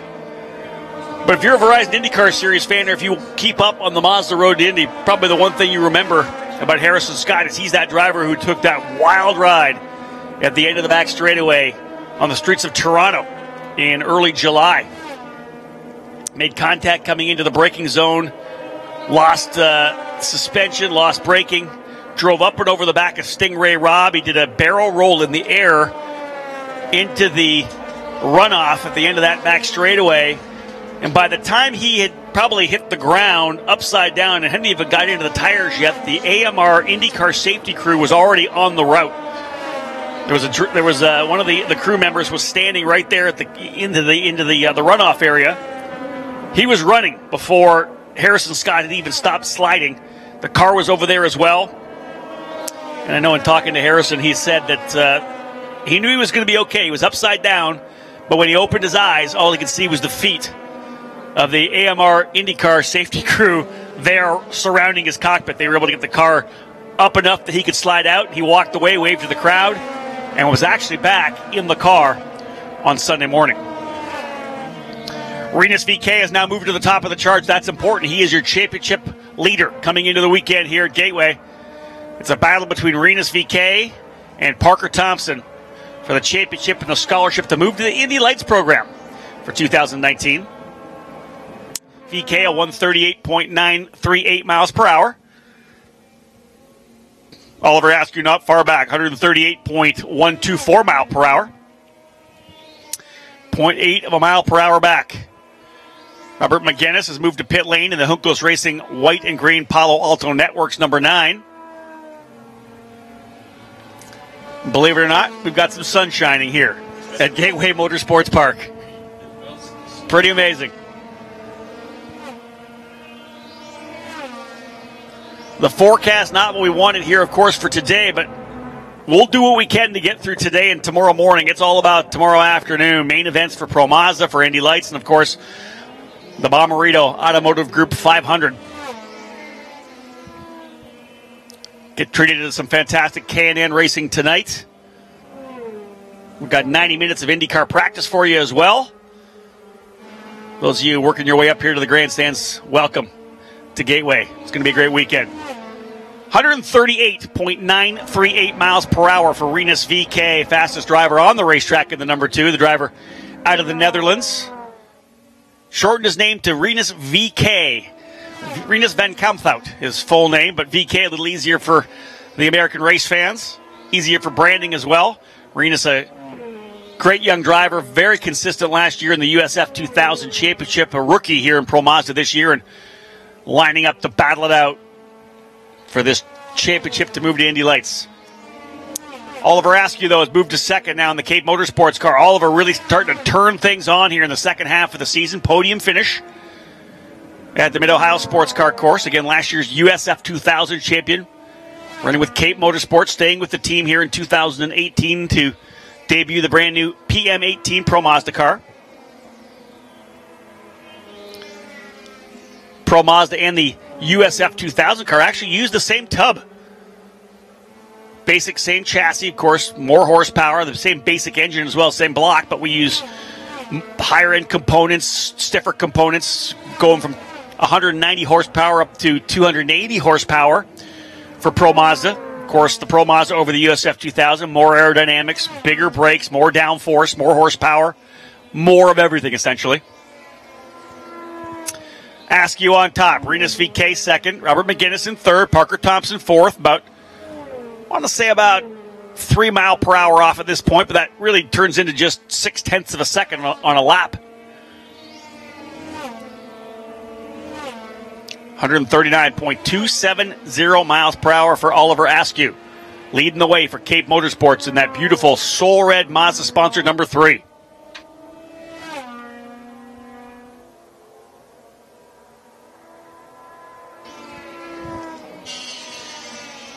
Askew, VK, McGinnis, Thompson, Scott. There's your top 5. Nikita Listoshkin for Cape Motorsports in 6th. David Malukas in the 7th spot, the number 79. Malukas running for BN Racing. It's been a good season for Malukas as well. Swept the weekend at Road America. Charles Fedeli for Fat Boy Racing now in the 8th spot. Matthias Solar Obel in 9th. Stingray Robb 10th. And Moises De La Vera in the 11th position. Harrison Scott now jumping up to P4, 136.837. Long session again, as we said, just coming up to the halfway point now, and teams just slowly getting their cars the way they want them. Of course, in any oval event like this, you see it in the Verizon IndyCar Series with rookies as well, but of course, with our Mazda Road to Indy crew, all the drivers, you're going to want to dial a lot of downforce into the car to get started. You'll slowly start to trim the car out. Every time those guys are coming in, they're asking for some minor changes. Maybe trim the aerodynamics out just a little bit. Of course, that's going to pick up all that extra speed in the straightaway, but you're not going to get the grip in the corner. So the driver's going to have to be able to pedal it a little bit or make some changes to the springs and the dampers as well to get that mechanical grip. Just like in the Verizon IndyCar Series, a spec program in terms of a lot of the components on the cars. It's all about trying to maximize what you can within the tuning window that's available. Parker Thompson now up to P3. He finds a mile per hour. Perfect example. Just a little adjustment. The drivers, like the IndyCar pilots, do have a window of tuning they can do within the cockpit with the tools in the car as well. 137.480 miles per hour for the young Canadian driver Parker Thompson. I had mentioned that Pro Mazda running 2 oval events here in 2018. USF 2000, just the 1. Indy Lights, of course, 3. Parker Thompson, actually the winner of the first of the 2 Pro Mazda oval events, the Freedom 90 at Lucas Oil Raceway. Carb Night Classic. 137.734 miles per hour. Thompson finds some more speed within 0.3 of a second on the fast lap. Thompson back across the line again. Thompson closing up, I believe, on either either Renus VK or Robert McGinnis. Actually, no, that's the white and black machine of Nikita Listoshkin, the Cape Motorsports driver. Thompson will close up right behind him. It'll be a good feel for Parker to see how these cars are going to handle in the draft, and that's another opportunity that they'll need to take in this practice session. If indeed it's the only time for them on the racetrack, every one of these drivers is going to have to get a feel for how this car is going to handle when you get the aero wash, when you start losing that air flowing over the front wing, which gives you all that front downforce, allows you to point the car through the corner.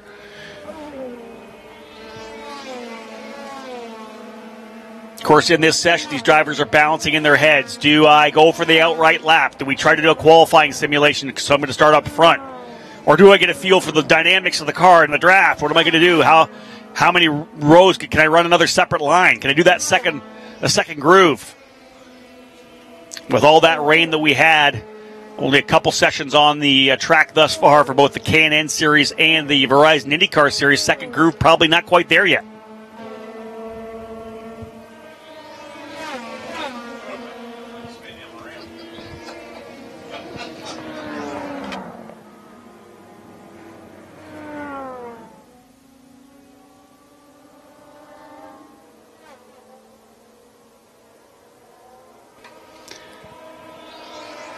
Just over 12 minutes remaining.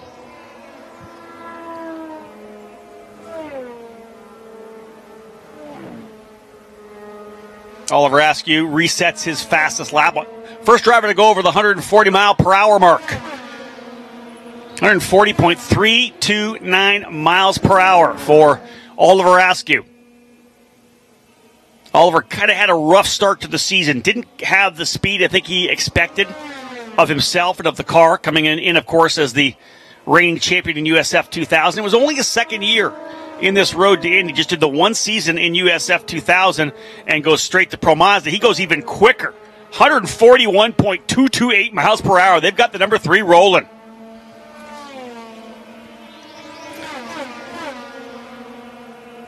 Going to get trapped a little bit coming down the back straightaway now as Parker Thompson looking to the bottom side of Nikita Listoshkin. Listoshkin's teammate Oliver Askew there as well. There's a run down the back straight. A couple of Juncos Racing drivers going side by side. Askew's going to go to the inside of Parker Thompson up over into turn number 1 through turn number 2. Carl drift up a little bit on him. Here's the Juncos drivers coming across start finish here now. Moises De La Vera right in front of them. Coming down into turn number 1.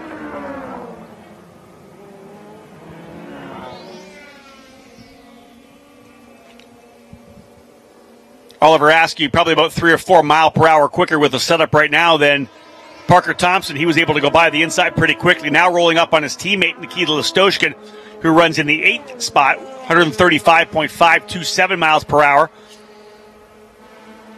Askew a full 5 mile per hour quicker on his fast lap than Listoshkin. He'll roll up on him here coming down the back straight. Great opportunity for the number 3 of Askew, the Florida driver, to get a feel for making a couple of passes here.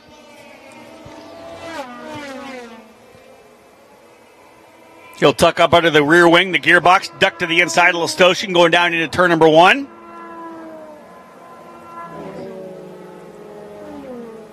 Clean and green all the way through, really rocketed through. Man, Cape Motorsports has put a good car together here. They won last year here with Oliver Askew, rather at Iowa, not here last year with Gateway. We had Pro Mazda here last year. They ran at Iowa Speedway last year in USF 2000. Oliver Askew was able to win there. Dialing in a pretty solid little oval setup.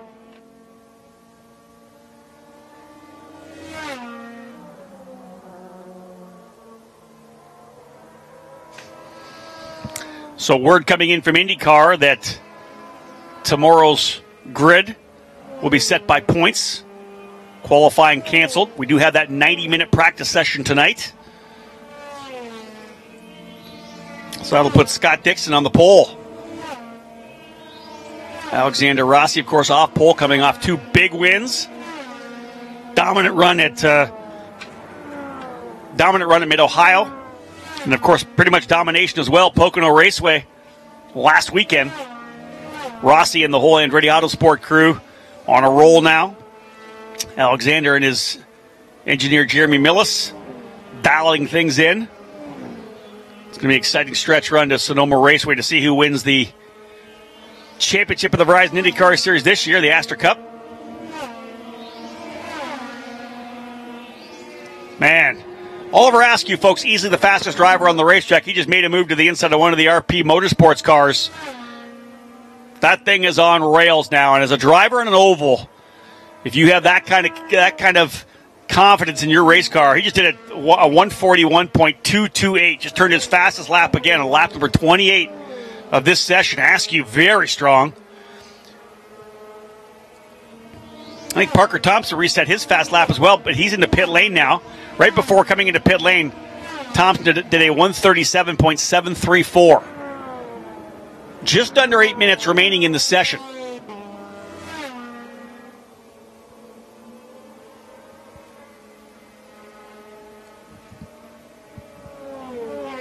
Askew, VK, Thompson, Malukas, and Listoshkin, your current Fast 5. Less than a second separate them on time, but that equals out here to about 4 mile per hour average speed around this racetrack. Robert McGinnis now in 6th, Harrison Scott 7th, Charles Fedeli in 8th. Tremendous speed shown here by Charles Fedeli.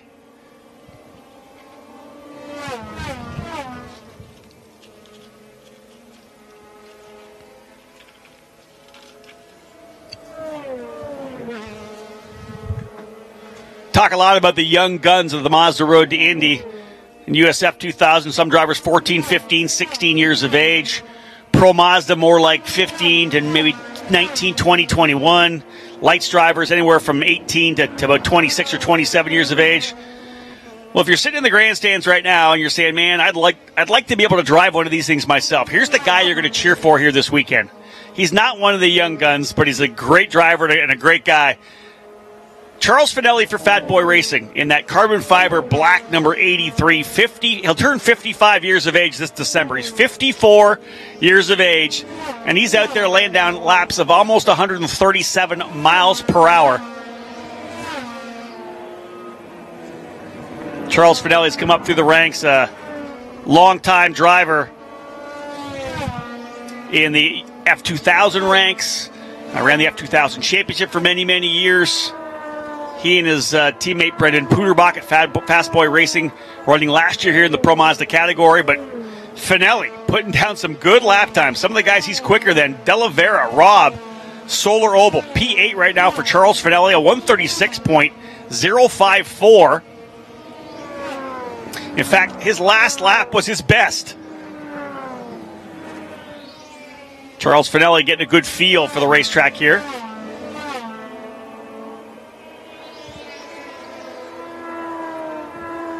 Askew still on top, 141.228.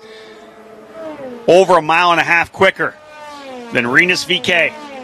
Parker Thompson, P3. Nikita Listoshkin, 4th. David Malukas in 5th. Now here's potentially where these drivers could likely have put fresh Cooper tires on.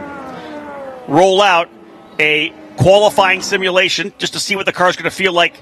If indeed we get a chance to qualify tomorrow, maybe, but maybe not. But at the very least, how's this car going to feel on fresh tires to start the race tomorrow? We have the tires. We had a certain amount of tires that we were going to be able to use throughout the entire day with just this one practice session heading potentially straight into the race tomorrow.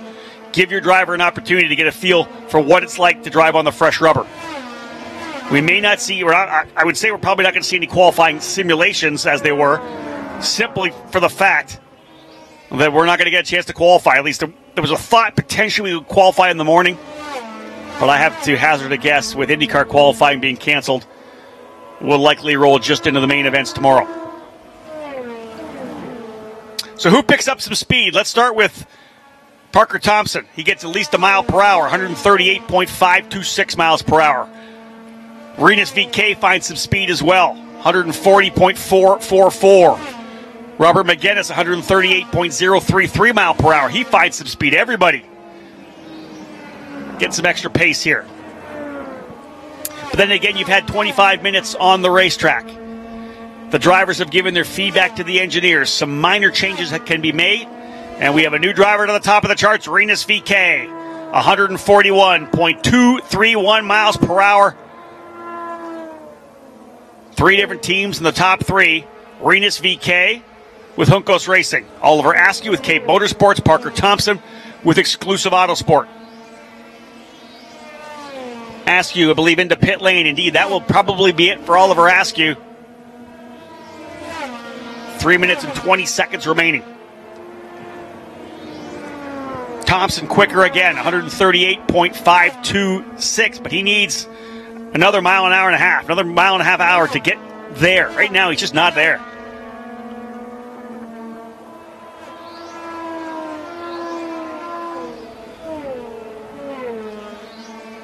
Two more miles per hour would put Thompson still into just the 3rd spot. He needs 3 miles per hour to take over the provisional top spot. That's tough. Because I guarantee you, a driver like Parker up front here as he is hanging this thing out as much as he can. Of course, it's practice. Not going to make any bad moves here. You're trying to make sure you get a feel for the car still. You're developing your setup for tomorrow. But he needs 3 miles per hour to get to P1.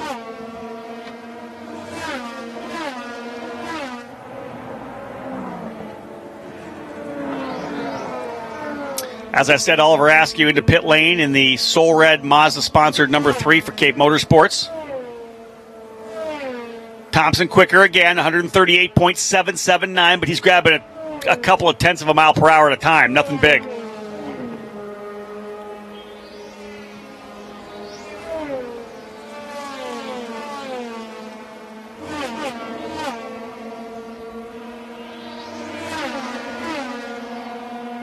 Two and a half mile per hour on average, about a half a second in terms of your actual lap time. Parker Thompson now quicker. He goes into the 139 mile per hour bracket. Thompson dialing things in now.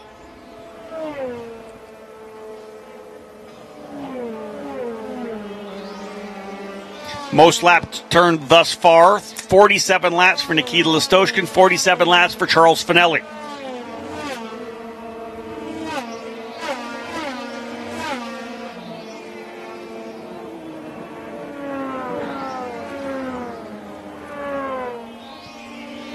See if Parker Thompson keeps turning up the wick here. He'll rock it down the back chute. Pretty good gap between himself and Charles Fedeli. Rinus VeeKay in the number 2, Oliver Askew in the number 3. Almost identical laps so far. In fact, you got to go back to 7/10,000ths of a second. 141.231 mile per hour for VeeKay. 141.228 mile per hour for Oliver Askew. 7/10,000ths of a second on their fast lap.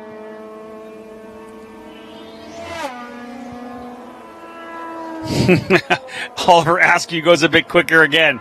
And by that, I mean 1/100th of a second. He takes over the top time, top speed, 141.290. Nikita Listoshkin will bring the number 8 for Cape Motorsports into pit lane. That'll be it for him as the time winding down to 3, 2, 1. Rinus VeeKay. Last lap, he goes quicker again. He goes back to the top. Askew can't quite get him.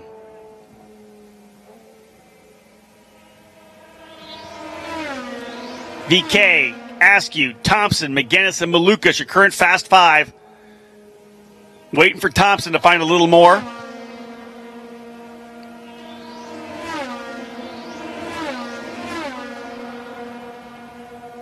Rinus VeeKay goes even quicker, 142.186 miles per hour. Rinus VeeKay with the fastest lap laid down here in this 30-minute practice session for the drivers in the Pro Mazda Championship. Presented by Cooper Tires, the second rung of the Mazda Road to Indy. 0.2 of a second quicker on the fast lap. Rinus VeeKay, 142.186 miles per hour. Oliver Askew, 141.290 mile per hour. Parker Thompson ends his session, 45 laps in the books, 139.229, his quickest lap. Robert McGinnis, 138.657 mile per hour. And not far behind him, David Malukas, 138.601. Nikita Listoshkin, 6th. Harrison Scott in 7th. Moises De La Vera, 8th. Charles Fedeli in 9th. Stingray Robb in 10th. And Mateus Soler-Obel rounding out the 11 drivers in our Pro Mazda category. About 8 mile an hour separating the top to the bottom. And you'll see that in a event like this at a track like Gateway Motorsports Park. These young drivers, Mateus Soler-Obel, only 16 years of age, getting a feel for the kind of speed you're going to get here at Gateway. This is the fastest these drivers have gone all year long, especially on an oval like this where you're trying to roll so much speed into these corners. Pretty impressive run nonetheless. Championship challengers Rinus VeeKay and Parker Thompson end up P1 and P3 with Oliver Askew in the hunt as well for Cape Motorsports. So, as we said, about an hour of Mazda Road to Indy action here for you. 30 minutes of Pro Mazda. Those drivers will get their cars into their positions. They'll hang out for the next half hour as the Indy Lights drivers have now strapped themselves into their Dallara IL-15s. Half an hour for the drivers of the very top rung of the Mazda Road to Indy. Indy Lights up next here at Gateway Motorsports Park.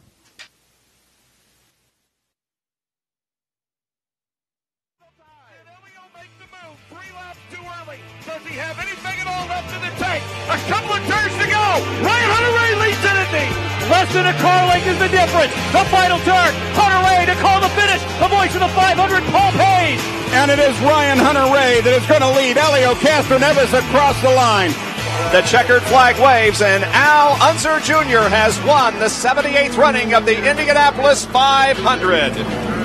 Al Unser Jr. becomes a two-time winner of the Speed Classic on Memorial Day weekend in Indianapolis, Indiana. And Sam Hornish Jr. right on the tail of Marco Andretti. Can a teenager win in Indianapolis? Sam Hornish Jr. makes the pass. He'll win it. Sam Hornish Jr. This is IndyCar Radio on the IMS Radio Network.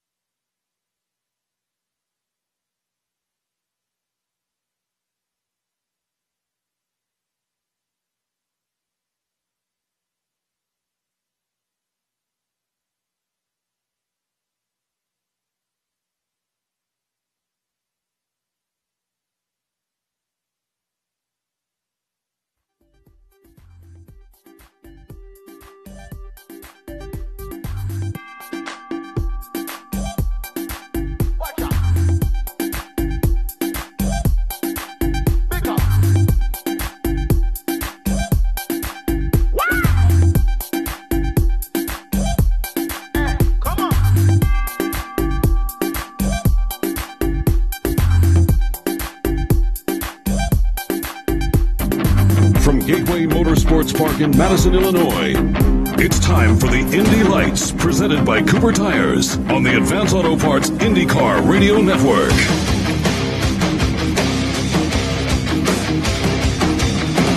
Live from Gateway Motorsports Park, this is the Indy Lights Series presented by Cooper Tires as we inch ever closer to crowning a champion and a graduate to the Verizon IndyCar Series as we have just 3 races to go with the 2018 Indy Lights Series presented by Cooper Tires campaign. Thank you so much for joining us. My name's Nick Yeoman. Happy to be joined by Rob Howden here in the broadcast booth. Rob, this has been a disjointed, kind of a wild day. It is what it is. You can't control what Mother Nature tosses your way, but certainly the great folks here in the St. Louis area have adjusted the schedules along with the folks at IndyCar and the Mazda Road to Indy to make this situation work. And thankfully for our lights drivers, they're going to get an opportunity to get on the racetrack because for a while there, I think we were all a little bit worried that Lights and then certainly Pro Mazda, who you just got done calling, were going to not get a lot of track activity here today. Yeah, I think the drivers were starting to get antsy. They were kind of bouncing around a little bit. They wanted to get in the car, but with us being the support series here this weekend, we had this 1 hour window of where we're going to jam these guys. We need to give these guys some time to be on the racetrack. Of course, Pro Mazda and Indy Lights came on to pit lane together. Pro Mazda has gone and done their session, Rinus VeeKay, with the fastest lap over 142 miles per hour. But again, just the opportunity, Nick, to be able to give these guys at least a bit of track time before tomorrow, I think is crucial. Certainly those 7 drivers, they're going to be on the racetrack here looking for speed, and we will go racing tomorrow for 75 laps. As we mentioned, just 3 races to go in this 2018 championship. Everyone chasing Pato O'Ward, who is 32 points ahead of Colton Herta with 3 races to go. And if he can leave with a 25-point advantage to the final doubleheader at Portland, all he'll have to do is start those final 2 races to claim the championship. And most importantly, the scholarship, $1 million prize to take to the Verizon IndyCar Series. And the gentleman to my right knows all about that prize because he did just that 1 year ago. Kyle Kaiser, a great job in the first IndyCar session with Mark Janes. Welcome back to the booth as we're getting set to go practicing for the Indy Lights Series, a series you know very, very well. Yeah, thanks for having me back in, and should be a good session. Pro Mazda had a chance to get the track a little more rubbered in, so it should be some good running here. I was going to say, you were topside for this, right? Spotting for the Pro Mazda session. What did you see during that session? Yeah, I mean, I was mostly focused on my guy, but it was a good perspective to really get a chance to look at the lines and see the closing rates of the cars, and a lot of guys were going side by side and running 2 lanes, so it looks like there'd be a good opportunity for good racing. Rob, that's a championship that you've been following pretty closely. They've got a nice little title battle in their own right. Well, first and foremost, I was surprised probably as Kyle was that they were running 2 wide. I'm like, listen, guys, your first time on the racetrack. Let's not wreck anything here. The one time you're kind of going to be on track. But, yeah, the championship's pretty tight right now. Rinus VeeKay coming on a streak of 4 straight wins, having swept in Toronto. He swept at Mid-Ohio as well. Parker Thompson started the season off really, really well, but he's had some rough luck over the last couple of races. It's still going to come down because, as we know, there's more points for this race, 45 points for a race win here.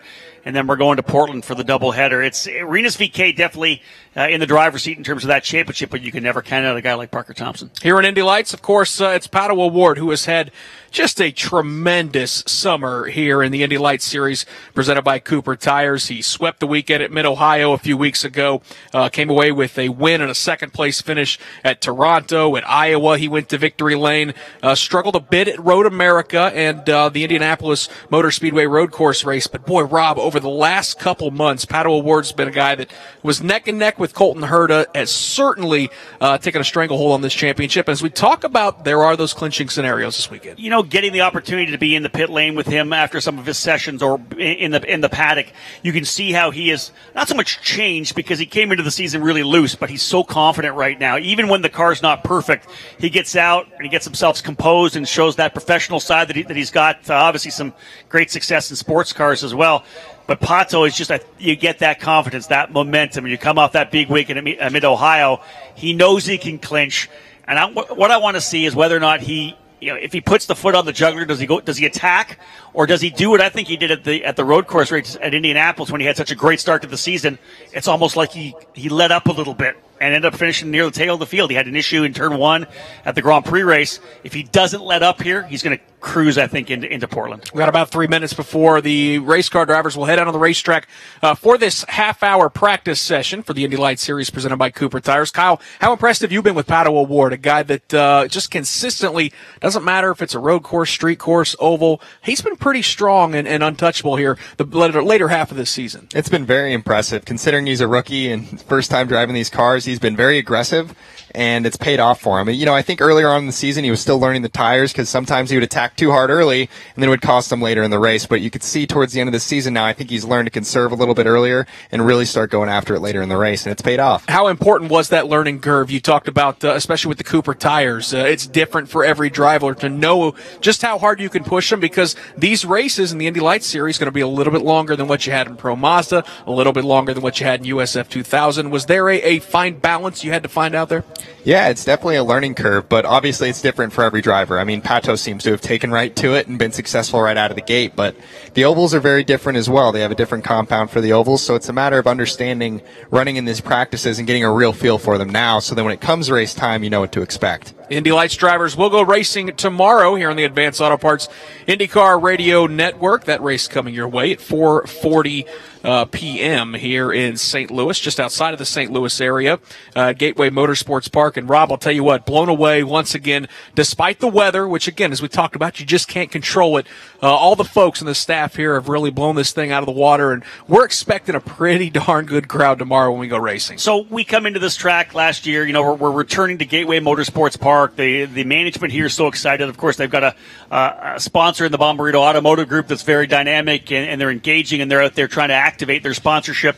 We get this great crowd. They've done so much. They repaved the track last year, and then you get news of another $1 million going into the track, the pit lane, a 3-lane road to get in and out. One of the only issues last year was trying to get out of here. At the end of the race, there were so many people here and drivers trying to get in, people trying to get in. They were starting the race, and guys were still coming in. Nick, when you get a track like this, a promoter, a track owner, a sponsor, this engaging, this I think is laying the kind of the groundwork for something that could be a race that's going to get better and better and better throughout the years. Yeah, there was a fantastic fan fest last night downtown St. Louis, where I know a lot of race fans in the area got an opportunity to meet some of their favorite drivers, not only the Verizon IndyCar Series, but Kyle, what I've always gotten a kick out of is the engines are fired and the drivers heading out of the racetrack, but opportunity for race fans to learn about guys like yourself who ran the last couple years in Indy Lights, drivers that ran in Pro Mazda.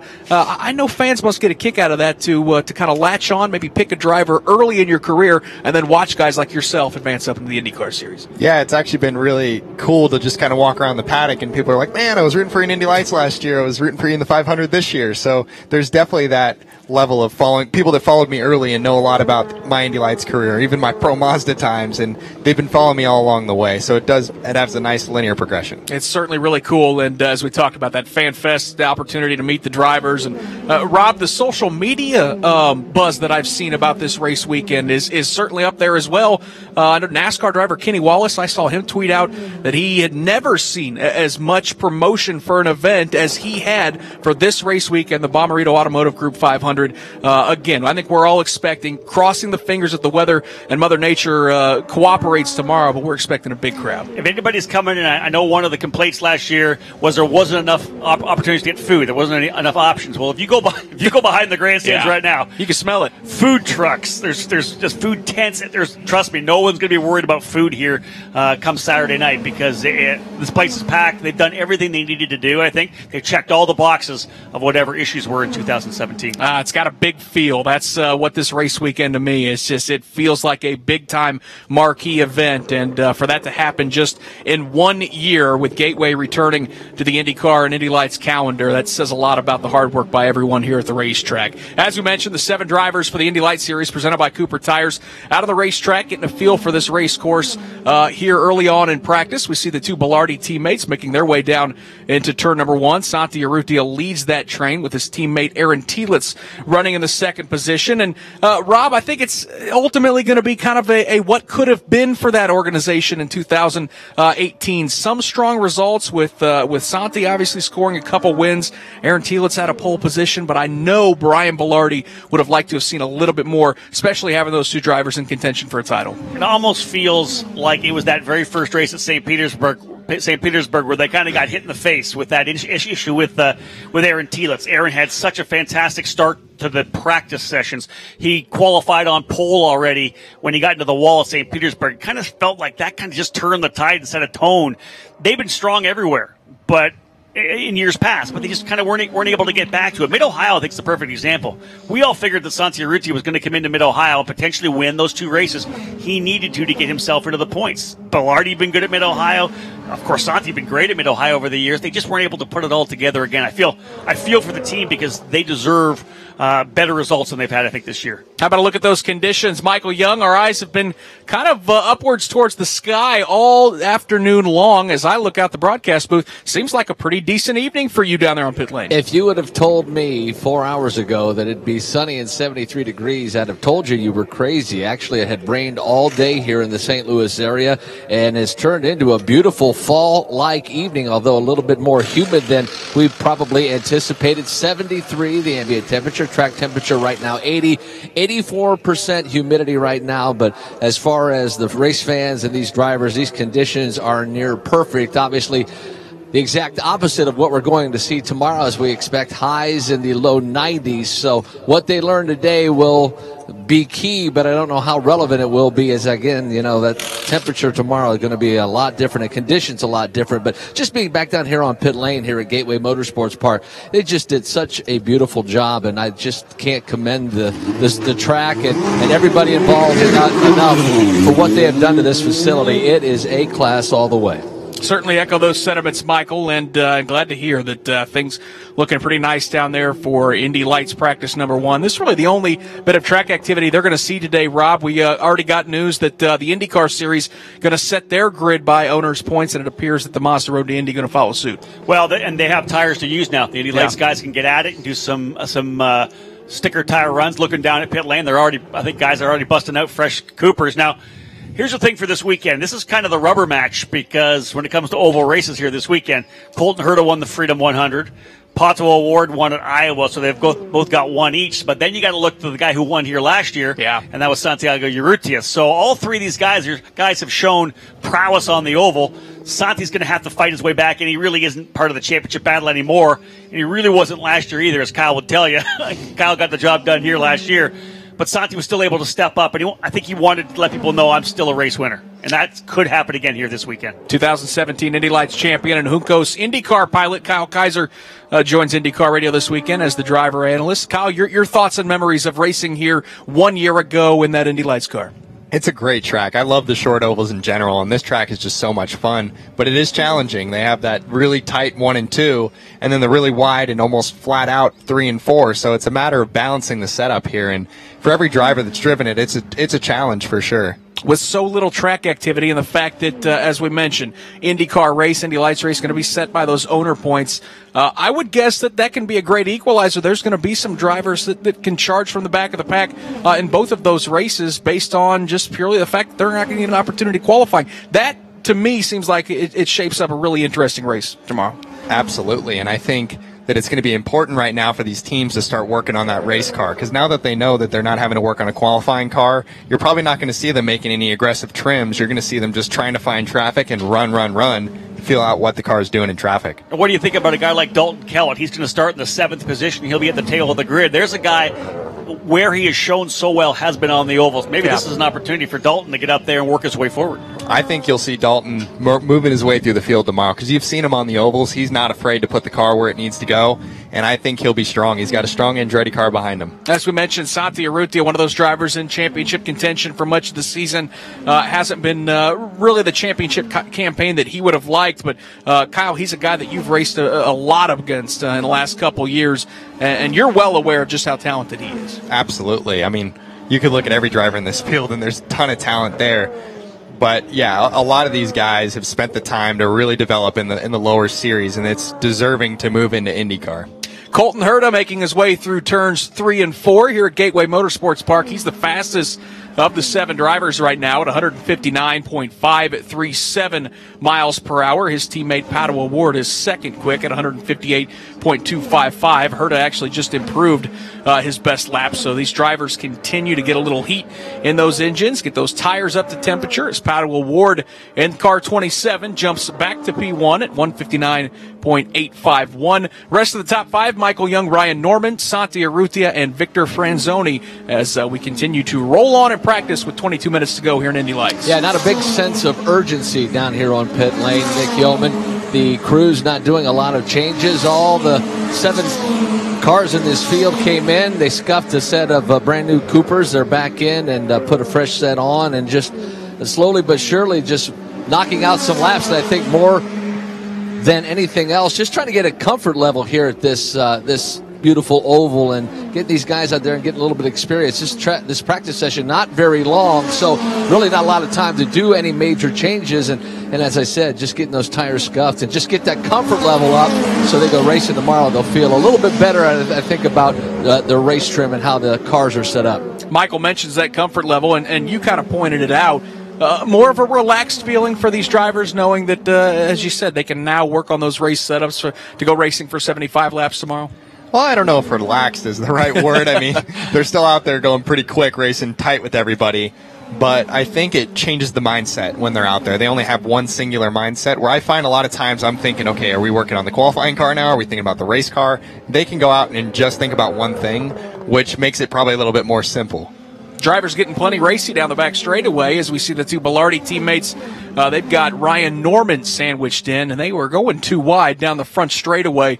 So they're certainly testing out the limits of these race cars and getting racy. And Rob, we saw a tremendous race here a year ago with Santi Urrutia storming to the front with a late race pass to win this thing over Juan Pedrojita. The field size is kind of small here in Indy Lights this year, but certainly some of the competition that we've seen throughout the season has been pretty strong. One of the things I always say is all it takes is 2 drivers to put on a fight that you're not going to take your eyes off of, right? It just takes those 2 drivers getting at it, and we saw that last year. Juan Pedrojita came so close to winning his first ever Indy Lights and Mazda Road to Indy race, but I don't think Santiago Urrutia was going to be denied last year. He went around the outside and was able to get that win. He had that mindset coming in that he knew he needed points if he wanted to try to battle for the championship, and that's something I find interesting here this weekend. We already talked.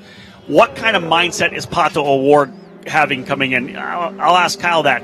What was your mindset coming in? You came in knowing that if I finish well, if I get the job done, I'm going to win this championship. I'm going to give myself to go to the final race at Watkins Glen and just wrap it up. What mindset did you have to have coming in? It's definitely something that you have to weigh, right? I mean, you want to come into the race weekend and not think about the championship and just do what you want to do. But I would be lying if I said every pass that was executed that I wasn't thinking, I think I just need to finish this race. And it was a crazy race last year. There was a lot of passes, a lot of action. We personally had a little bit of overheating in the tires, so our car was kind of falling back, but then we had a red, and then it kind of came back, so I was a little more aggressive on the restart, knowing the car would be better.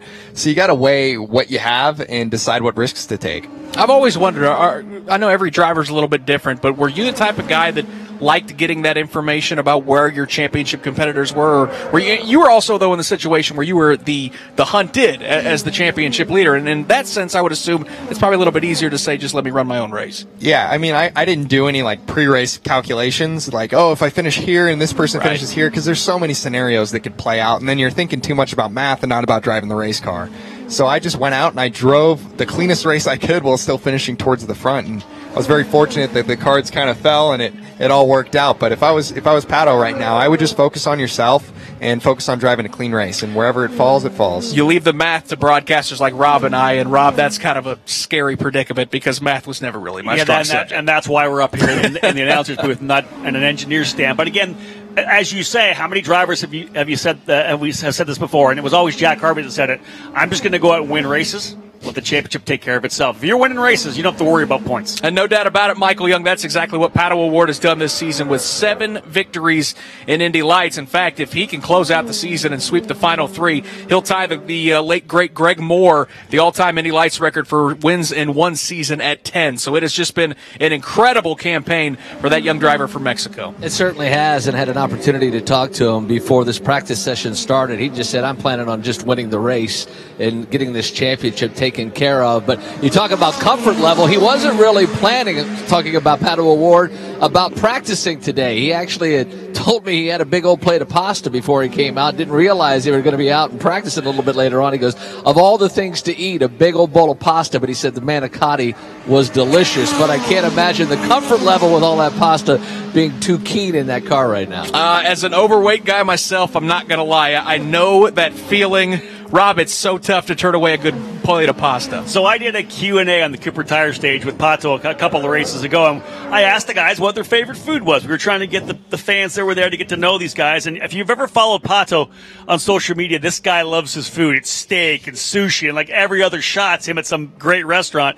But he did say he hardly eats it all before he gets in the race car. And if he's carbo-loaded going in, he's not going to feel that great. But he always says as soon as he's done, that's when he gets back at it. Always a big meal after a race weekend for Pato O'Ward. It is an interesting question, an interesting point that Michael brings up. Kyle, what's your kind of pre-race meal routine? Because certainly you guys need that energy, but I know there's probably some things you tend to push away and stay away from, right? I've kind of changed over the years. When I first started driving in the road to Indy, I would not eat anything, kind of like Pato. I was scared to eat anything because I felt like if I was, especially going out on these ovals, all those G's, and you feel your stomach moving around, so I usually would avoid any food. But I actually would eat some carbs before going out and eating a little pasta. So if he finishes P1, he's going to have to eat a big bowl of pasta before every session. So far, so good, as he is second quick and actually has that number 27 machine on pit lane here at Gateway. Everyone chasing Colton Herta, the second-generation talent for Andretti Steinbrenner Racing, who Rob has had an opportunity to jump behind the wheel of an IndyCar already with a test, actually a very successful first test with Harding Racing. His name, regardless if Colton Herta can win this championship or not, is already being thrown around for some IndyCar rides. It's going to be fun to kind of watch how the offseason plays out. Certainly, he'll be the first to tell you his focus is trying to claw back into this championship hunt and win the title. But there's no doubt Colton Herta is going to be IndyCar racing this year. Well, we're firmly into silly season now when it comes to the Verizon IndyCar Series, and his name's being bandied about with of course, with Steinbrenner as well, but there's all this is Andretti, Steinbrenner, McLaren, it's all Harding. over the place. There's just so much stuff that's kind of happening now. But you're right, he's going IndyCar racing next year. The whole concept to come back this year here, I think they wanted to do it last year. I think if the opportunity would have arose, they may have thought about doing it. George Steinbrenner said they would do it when he thought that they were going to be ready to go. And this year was all about trying to minimize the mistakes that he made in 2017. He has made some errors this year as well, but for the most part, he's been able to clear those out.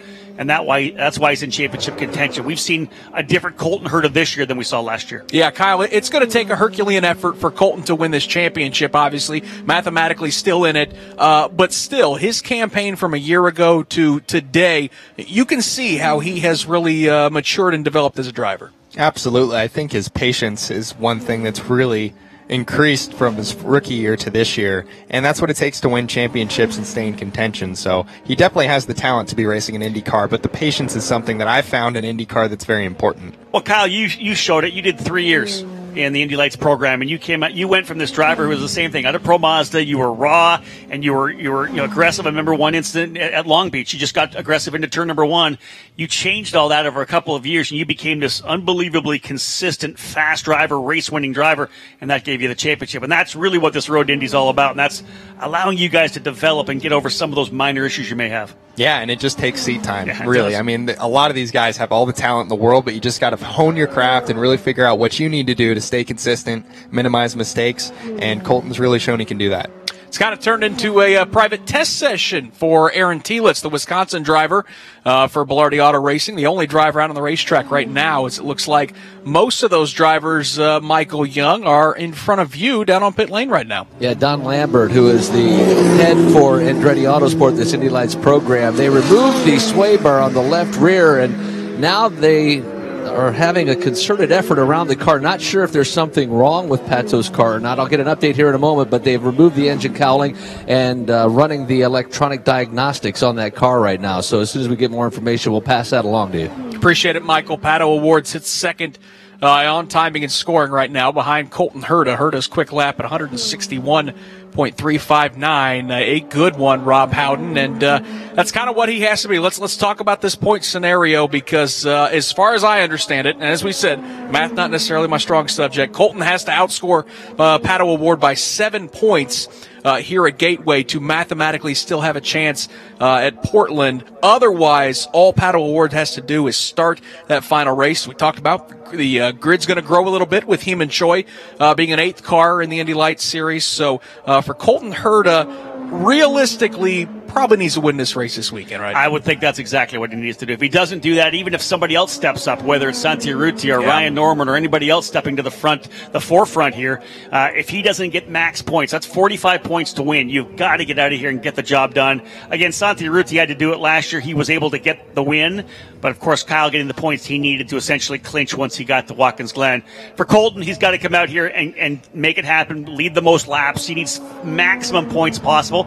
And we know he can get the job done. Here's a guy that can grab a hold of it and get that job done here today. Realistically, though, Kyle, I mean, Colton's going to need some bad luck for his teammate Pato O'Ward, and the tough part about trying to bank on that is Colton knows the type of equipment that Pato has, because those two are teammates this year with Andretti Autosport. Yeah, I remember feeling this way last year and just saying, oh, man, what if this happens? What if that happens? I mean, you can never, ever bank on any ill mechanical problem or any problem with your competitors. He's just going to go out there, maybe end up P1 this session, go out there and try and lead the most laps and get maximum points. And that's all he can do, and that's all you can do. What is at stake? Well, it is a $1 million prize, thanks to the folks in Mazda, that is going to afford an opportunity for drivers like Kyle Kaiser this year to go racing the Verizon IndyCar Series. How big was that for you to get to make a start in the Indianapolis 500, a handful of other starts? I know that this program, and obviously we're going to get into the fact that Mazda is going to be stepping away from the road to Indy here at the end of the season, but ultimately this program has changed lives. Would you be able to say that for yourself? 100%. Without having the time to develop and gain that experience in the levels, and then being fortunate enough to actually get that scholarship, I know I wouldn't have been in IndyCar in the first place, and then had some success in IndyCar as well. So it was a very special experience, and I'm very grateful to everybody in the road to Indy, Mazda, Dan Anderson, everybody that's been involved to allow that. And Rob, you've seen it firsthand watching all of these young drivers, all three rungs of the Mazda road to Indy ladder system. I mean, this program works. I mean, there's no doubt about it. Look at Joseph Newgarden, who is your reigning and defending IndyCar champion. He's a guy that won the Indy Lights Championship and got that opportunity. This program, year after year, has worked for these guys. When you look back, you can look back at Kyle's first season when he rolled in Pro Mazda, and you see what these drivers do, how much they grow from those raw 15, 16-year-old rookies who think they know what's happening. They think they're going to come in and set the world on fire. Then they get kind of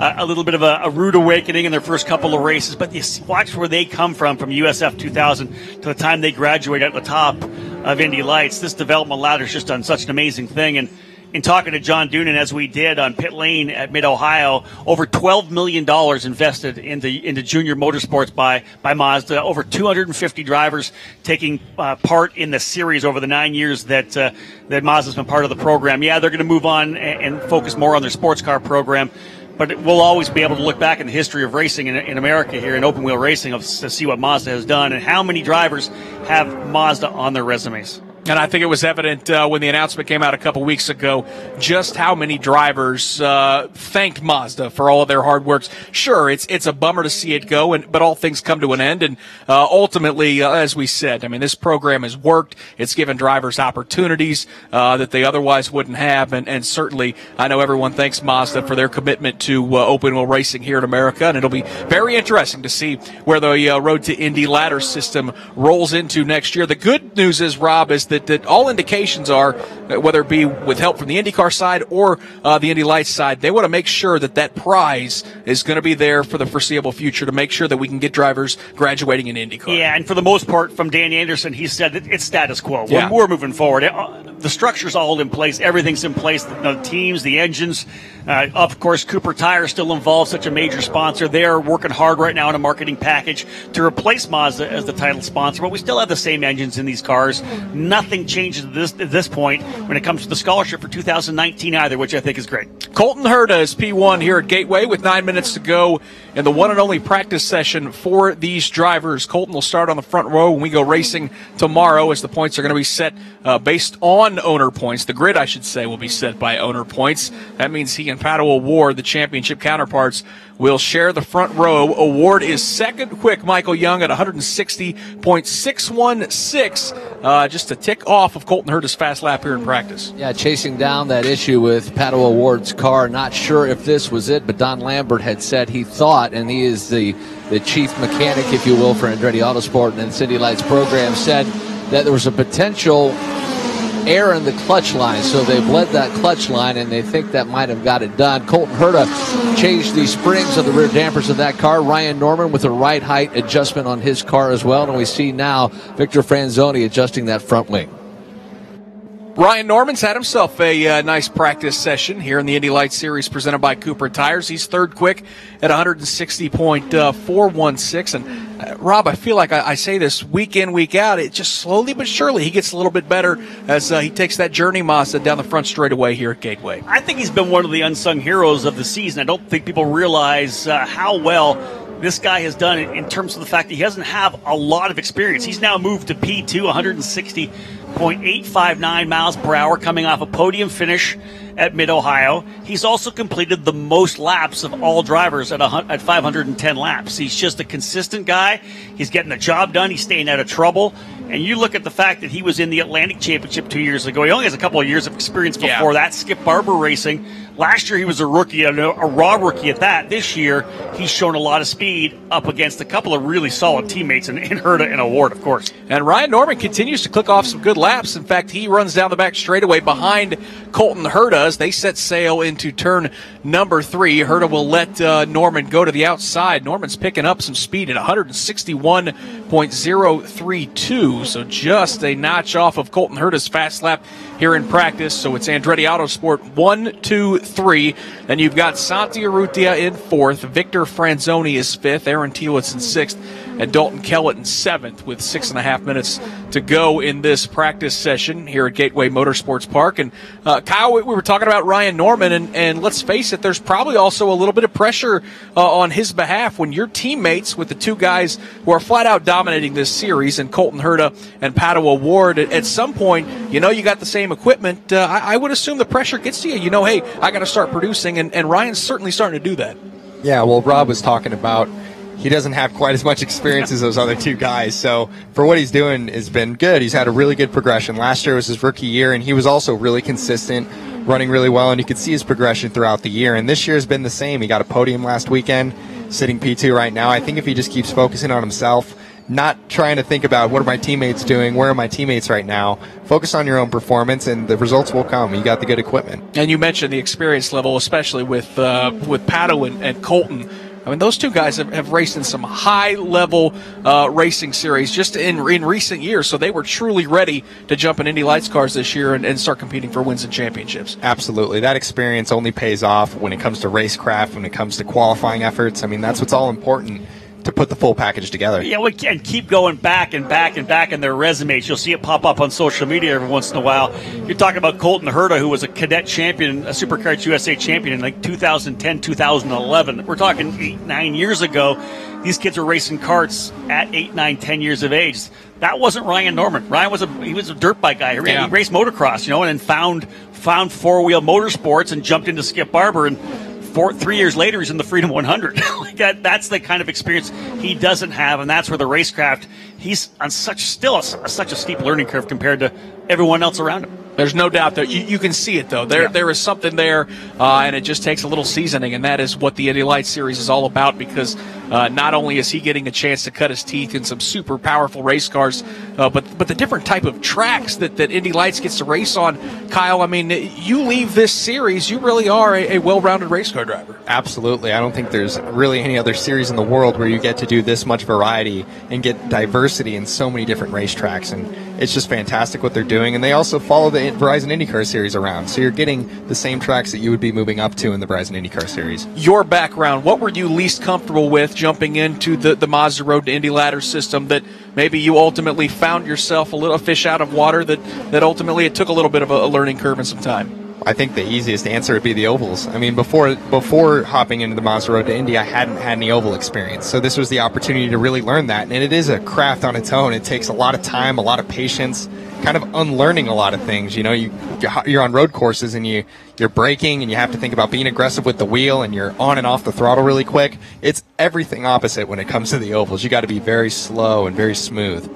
Now, what about your experience in it? The funny thing is when a kid gets behind the wheel of an oval for the first time, sometimes they're not real happy. Sometimes they love it. You've had success. You were a winner at Phoenix. Was it something that you got into and said, man, I like this. I can dig this? I definitely loved it the first time I hopped in it, but I was no expert. Okay. I'm sure I wasn't quick. I appreciate the honesty. I was having a blast, but they were like, you're way off. I'm like, well, it's still fun. They're like, well, you need to change everything you're doing. So right. it was definitely a learning curve, and I had to adapt. But I love the ovals. They're so much fun. Getting pretty racy here in the final 3 minutes of the practice session as Dalton Kellitz had that car pinned to the outside.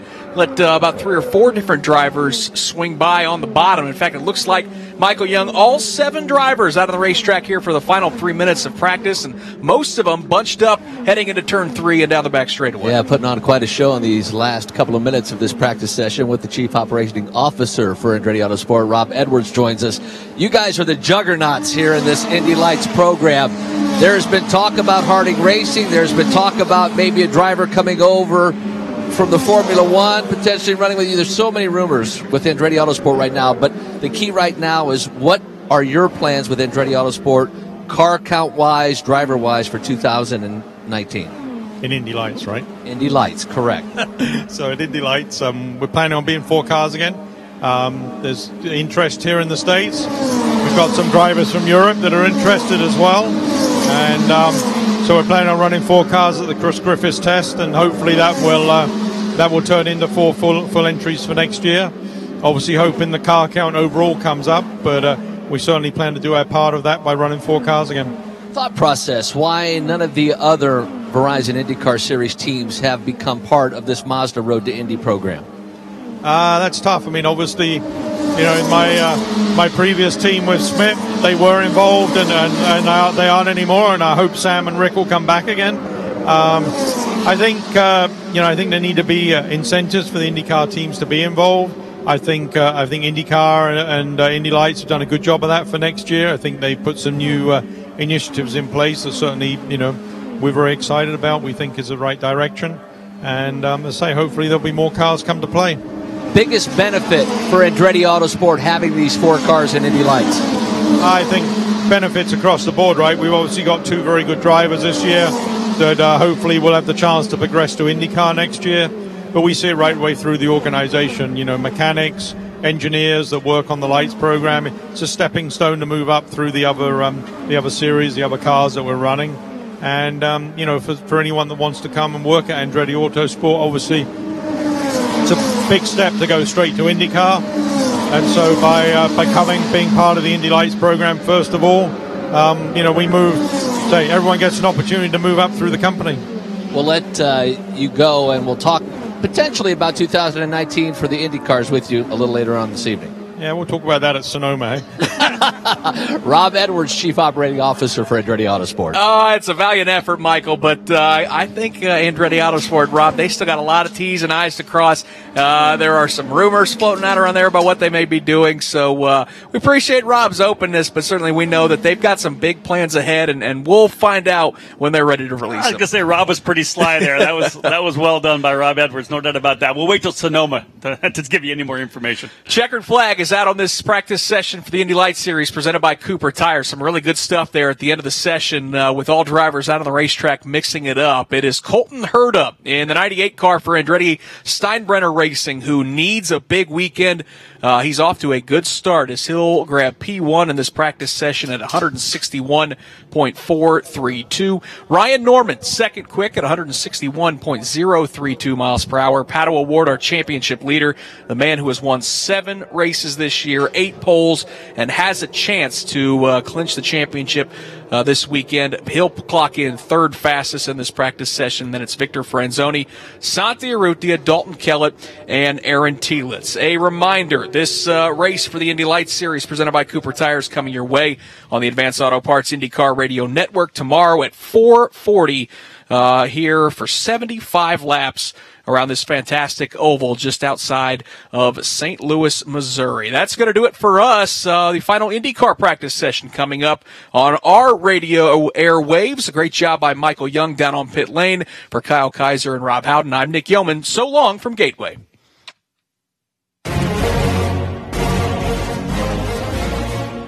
This is the Verizon IndyCar Series on the Advanced Auto Parts IndyCar Radio Network. A.J. Foyt down the main straightaway. The checkered flag is out. A.J.'s hand in the air. He is the winner.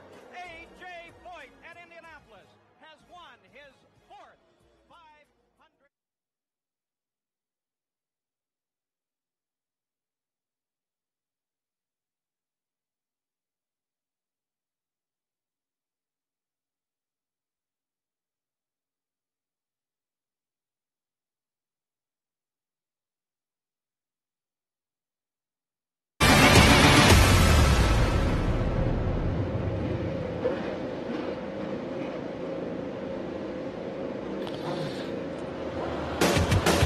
From Gateway Motorsports Park in Madison, Illinois, this is the Verizon IndyCar Series on the Advanced Auto Parts IndyCar Radio Network.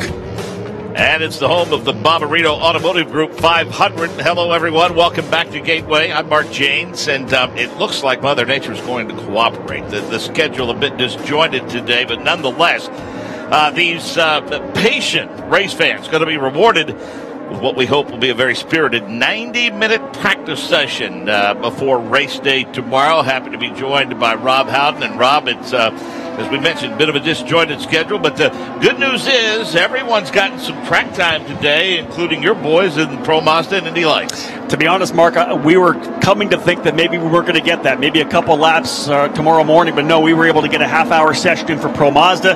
The same for Indy Lights. Those drivers not having to focus at all on qualifying. It'll be the same for the drivers here in IndyCar. It was nothing but race simulations for those 30 minutes.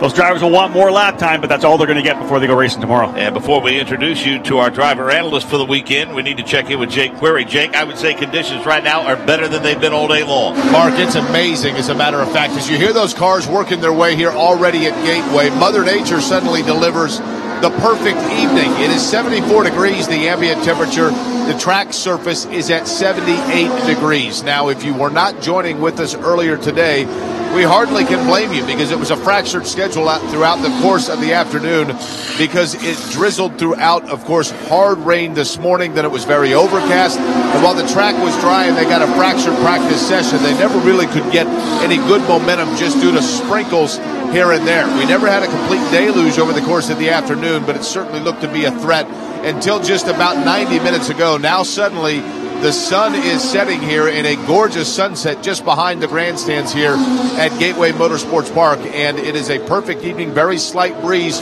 working its way out of turn number 1, but very, very pleasant now suddenly here on pit road. Happy to have with us in the broadcast booth this weekend. Our usual driver analyst, Anders Krohn, is a full-time with the good folks at NBCSN. We have a more than capable replacement this weekend. Kyle Kaiser joins us in the booth. And Kyle, the earlier session a bit subdued, and I can tell there's already a bit more of a spring in your step. I mean, you're pretty excited by what you're seeing early on in this session, so much so you're about ready to jump out the window and climb in the cockpit and take a few laps, huh? Yeah, I mean, I was standing right here, and I see 4 cars drive by 4 wide on the front straightaway on the outlap, and that's a good sign. I think they're out there, they're getting these race cars going and seeing what they can do. Now, we're going to qualify on points, but let's face it, this 90-minute session, I think a great call by the Verizon IndyCar Series, because we are essentially running now for the next 90 minutes under conditions in which we will race tomorrow night. Exactly. I think it's really good for the series, and I think it's really good for these drivers to get out there and really see whether they can make that high line work. I'm seeing guys doing it now, so it's looking really positive. Yeah, that high line is always the key, especially on a racetrack this short. And Rob Howden, let's talk a little bit about what Firestone has brought in terms of construction. Those Firestone Firehawks, what they've paired up with this bad, fast racetrack here at Gateway. Yeah, I had a chance to talk to Kara Adams earlier today while we were on the downtime when the track was drizzling a little bit, and she did say they did bring a different tire than they had last year. Of course, brand new pavement here last year. We all remember how slippery it was. We had one driver spinning on the opening lap, or rather on the hot lap, and on the opening lap, Will Power went around. He collected Ed Carpenter. They brought a little different tire. Firestone has this particular year, a little softer compound on the right side of the car. On the left side, a softer sidewall, softer construction. The balance of those two changes, they're expected to have a lot more grip when we get ready to go racing tomorrow night. Kyle, I don't want to call it a throwaway session, but let's face it, I don't think the conditions were ideal earlier today in that session one. Very disjointed. Marco stalled at the start of it, had to get towed back in. Then we had issues with moisture on the racetrack. What kind of a baseline did any of these teams get, if any kind of a baseline from that session? Yeah, it is really hard to say, but when it comes down to just going out and getting a feel for the car, that gives the drivers a little bit of confidence when it comes to driving it later. They didn't know if there was going to be a qualifying session or not. There was really a lot of questions at that time. So just to be able to go out and get a feel for everything, unfortunately for Marco, he had a mechanical, but a lot of people got to make sure that there wasn't anything mechanically wrong with their car as well. How thrilled are the teams that didn't get a chance to test here with this 90-minute session? They got to be happy about that. Oh yeah, this is super crucial, and it is pretty much going to be race conditions. It's getting dark. The temps are getting more what's going to be like tomorrow. So I think it'll be really good for the drivers and really get the passing done that they're going to be doing tomorrow, because there's going to be a lot of it. You know, Rob Howden, all of the tracks that we visit have things that we like about them, but I'll admit, having grown up in central Indiana, I am kind of partial to Saturday night oval racing, especially short track racing. I mean, the lights are starting to take over here at Gateway, and it's a pretty cool look. I'm the same with you. I grew up at a little short track outside of Hamilton, Ontario called Flamborough Speedway, and that's what it was about. You got there in the afternoon, sun started to set, the lights came on, and that's when the action really started to happen. The feature races were coming out. That's what I love about this kind of racing as well. We do it when we've done Iowa in the past under the lights. This place, when we pack it up tomorrow like we did last year under the lights, there's just going to be an atmosphere, none like anything else you get to do all year long. I know that sometimes endurance races and karting and stuff, you can race 24/7, but Kyle, in terms of your career, I guess in the Mazda Road to Indy, what your first experience with night racing? When was that, and in what car? I think it was 2012. No, it was 2013. It was in the Pro Mazda car at Lucas Oil Raceway. And how big of an adjustment period is there for a driver who's never raced under the lights before? Is it difficult at all? Or is it the lighting? Is because the lighting is so good you don't notice it? Actually, I liked it. It was actually really good lighting, and there wasn't any glare on my visor, which was my main concern. But you get to run a clear visor because you're not worried about the sun or anything. But my first time doing it, it was actually like midnight because we had a rain delay. Right. So there was a lot of other things that were on my mind besides racing under the lights for the first time. But overall, you like it because it's cooler temperatures in the air, so you have a lot more downforce. It's pretty easy to see everything, and the cars are going fast. I've had a couple of drivers, this was several years ago, tell me that night racing, one of the things that early on in a run, be it practice or qualifying, that spooks them a little bit is if they get high against that outside retaining wall, the shadow cast by their own car can sometimes grab your attention and focus your attention to the right. And you think, is there somebody next to me? And there's no way somebody can be next to you. It definitely is a different visual sight picture for the drivers, and it takes a few laps to get used to that. And like you said, it can surprise you on the first lap going by, but after a few minutes, you adjust, you adapt, and you kind of use the shadow actually to kind of gauge your distance to the wall is what I found a lot of times. An hour, 22 minutes left in this session, just underway. As we mentioned, it is a 90-minute session. Ryan Hunter-Reay, Alexander Rossi, Zach Veach, Bourdais, and Andretti, the top five. So a good start to the session for Andretti Autosport, clearly, Rob. Yeah, no doubt about that. They're up there in the top five. Again, the one interloper is, of course, Sebastian Bourdais. And I went back and watched last year's race just to get myself back up to speed again. I like to do that before any weekend. You got to look back that 1 year, Mark, and Sebastian Bourdais making his return to the track one race early. I think he would have looked at Watkins Glen. He made his return after his incident at Indianapolis here last year. 1 year on, and what have we seen from Sebastian Bourdais once again? An amazing run at Mid-Ohio, a great drive as well at Pocono. And again, in the first session today, he was in the top five. He's got some speed here as well, the Dale Coyne entry. What about the weekend Zach Veach had at Pocono? I mean, the second half of the season, Zach started to find some pace, Rob. I mean, he stringed together some top tens. You go back to the fake top five finish at Long Beach earlier this year.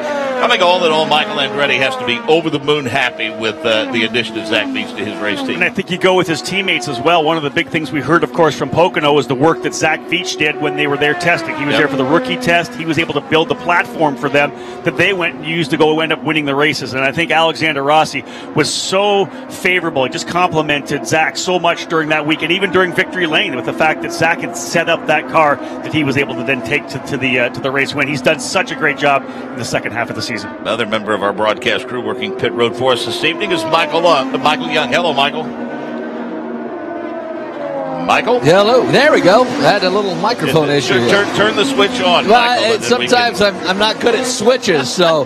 No, it wasn't you I'm hearing. So well, I'm sorry. I'll take the blame anyhow. Ryan Hunter-Reay, even though he quit, still not happy with the back end of that car. They just disconnected the sway bar on the rear end, trying to free that back end up a little bit more. And you guys talked about qualifying and how quick Sebastian Bourdais has been in both of these sessions thus far. I talked to Seabass and was not happy with the fact that they went with entrance points. Obviously, he will start towards the back of the field as opposed to starting second or third if they would have had a qualifying session. So certainly he will be the first to jump in, raise his hand, say maybe we need to change this qualifying format if we do get rain, and maybe go off a practice session and have a quick lap there. But certainly a very quick car that will not be starting towards the front. Kyle Kaiser, for the novice, disconnecting the sway bar, you hope to accomplish what?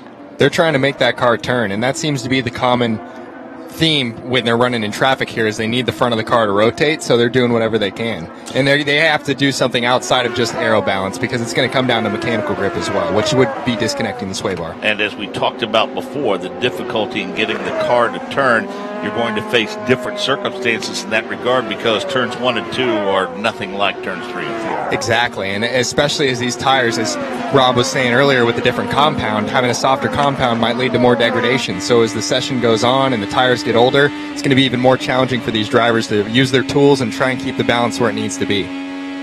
So Sebastian Bourdais goes to P1. Hunter-Reay, Rossi, Veach, and Dixon the top 5. Andretti, Pagenaud, Power, Rahal, and Sato the top 10. You know, we talked to Sebastian Bourdais, Rob, several times throughout the course of last weekend, and a very serviceable weekend for Bourdais. Obviously was racing competitive all day long, but this is a guy that's a multiple champion, multiple race winner. He's not content with top 10s. He wants to get back to victory lane. No, and I think that to see him at the start of Mid-Ohio, the end of Mid-Ohio, he was so unhappy with the way the brakes were on the car, and he knew that he was in tough. They had that extra set of reds because he didn't qualify, an extra set of red tires. And then he got up on the wheel and worked his way to the front. This is a guy that if there is an issue and he has to go forward, he can get the job done. But like you said, he likes to start up front. He likes to go for race wins. And we've seen it over the last couple of years. He's been able to take what it has been one of the mid-level teams in Dale Coyne Racing and really has kind of allowed them to punch maybe one weight class above their level. Yeah, not bad for Dale Coyne right now to have names like Bourdais and Fittipaldi. True enough.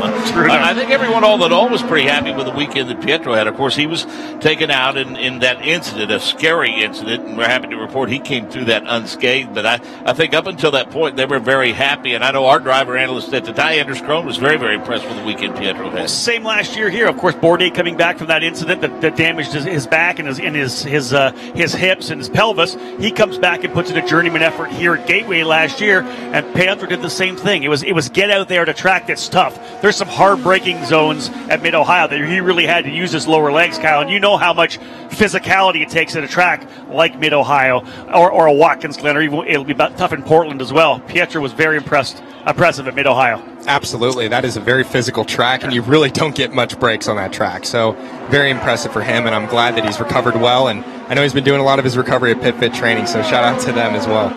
You know, it's interesting to me, Rob, the transition that some of these drivers make, and we've seen it over the past couple of years.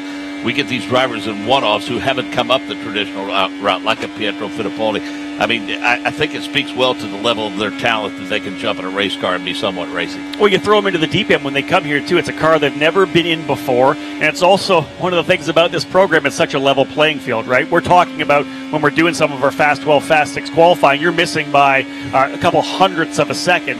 And to get these kids that just get thrown in, that one-off. We even saw a great run as well for some of the younger guys that have come in as well and just been good out of the box. Not stellar, but put in the good effort throughout the entire weekend. The one that amazed me, and of course he's been a mainstay now an Indy 500 champion, Takuma Sato. Kyle, what do you make of the fact that when Takuma Sato came here after all those years in Formula One, his favorite racetrack right away was Iowa Speedway? That's not anything like a track that he had even, probably played in a video game before. Well, what's funny is that an oval is just two really fast, long corners. So that right away tells me that he loved the fast corners. So if he took to the ovals really quickly, he must have just had a really good feel for the aero balance in the car. And you don't slow down here, so it's just a lot of fun for any driver. Do you have a preference? Do you like street courses, a track like this, or does it matter? I mean, this has to be one of the most common questions that I get that I can never give a good answer to.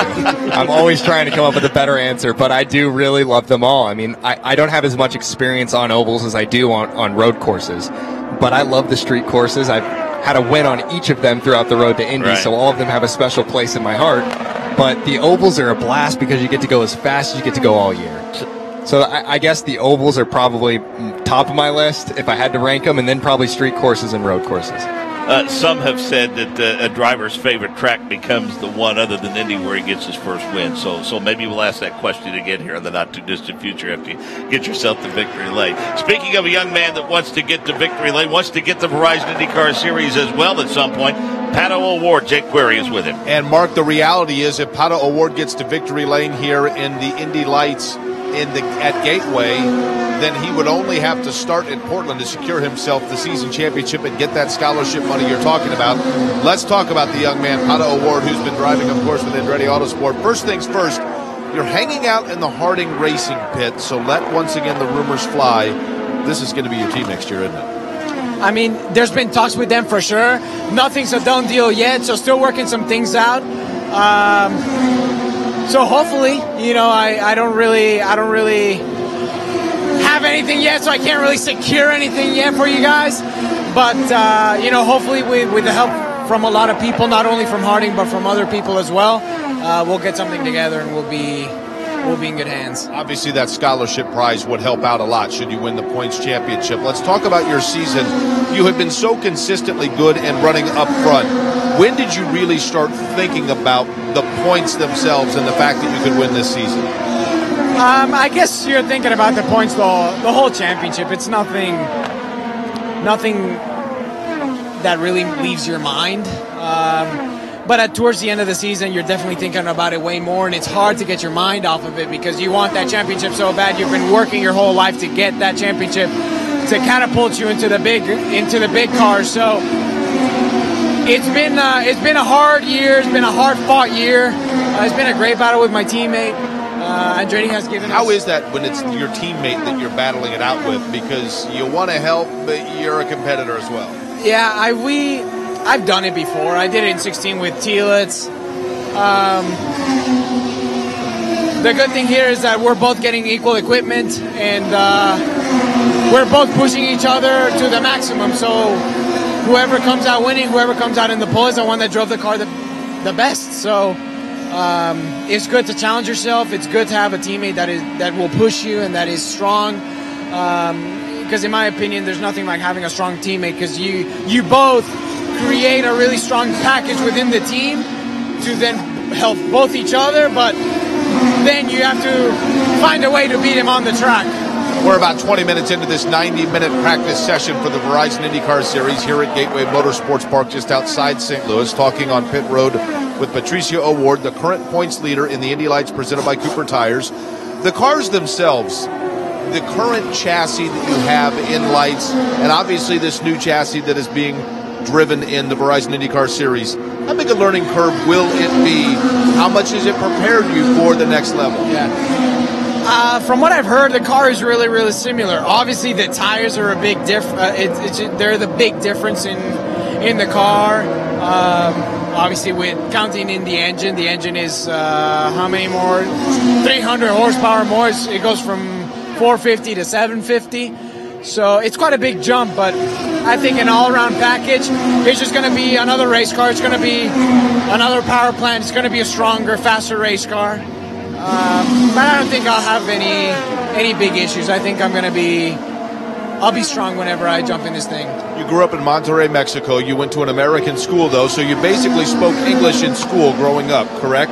You are bilingual. Here's my question for you. I'm always fascinated by this. I'm the only one that is. In what language do you dream? In what language do I dream? It depends, because I remember when I had an American girlfriend, it was in English, but if I would dream of her, it would be like that. If I dream about other things with family, it would be in Spanish. My home language is with Spanish, but a lot of my friends, and I get to talk to a lot of people in English because I'm around the U.S. a lot more than Mexico, because that's where the racing is, and other racing team owners and everybody speaks English. So to me, honestly, it's a little easier for me to speak English and to read English. I can speak Spanish perfectly, but for some reason the tenses sometimes, they're just a little harder than English, so sometimes it's really easy to just stumble your words. I took it in school. I totally agree. Hey, best of luck over the course of the weekend, and as well moving to next year and trying to secure that ride, be it at Harding Racing or elsewhere. Thank you so much. Hopefully we'll have some good news soon. Patricia O'Ward. Mark? When that transition went from dreams to his girlfriend, we had our finger on the dump switch. Questions that only our Jake Query could ask, most assuredly. Let's get an update a little further up pit road from Michael Young. Yeah, Michael? I have nothing about dreams in any language that anybody would dream in. I'm good old-fashioned American. So, interesting down here on pit lane, guys. Will Power just detached that rear sway bar as well. Joseph Newgard and his teammate just adjusted the front and right height, so a little adjustment there, and it's just been interesting up and down pit lane. Actually, Simon Pagino right now had a little wicker, if you will, on the top of his helmet. They just removed that from not only the helmet he's wearing now, but the backup helmet as well. So it's just those little intricacies that they will adjust in this hour-and-a-half practice session that makes practice down here with the Verizon IndyCar Series so very interesting.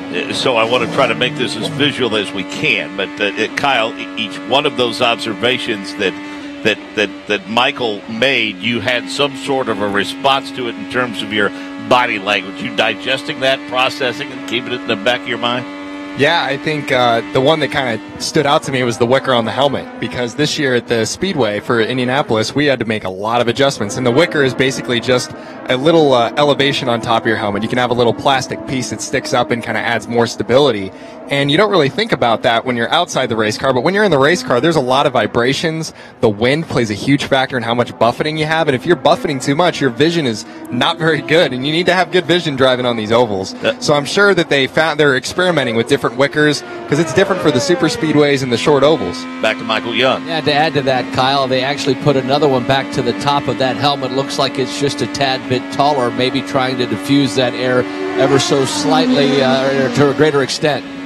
Yeah, it sounds like they need a little bit more stability in the helmet. It's probably moving around too much, and they're just trying to get it to stop moving around as much. And again, the benefits of a multi-car team, because I would imagine that all three of them are taking a different approach to this session, and then they'll come together and figure out what works best for everyone, which is what Alexander Rossi said to Rob's point about what Zach Veach was able to do for them last weekend.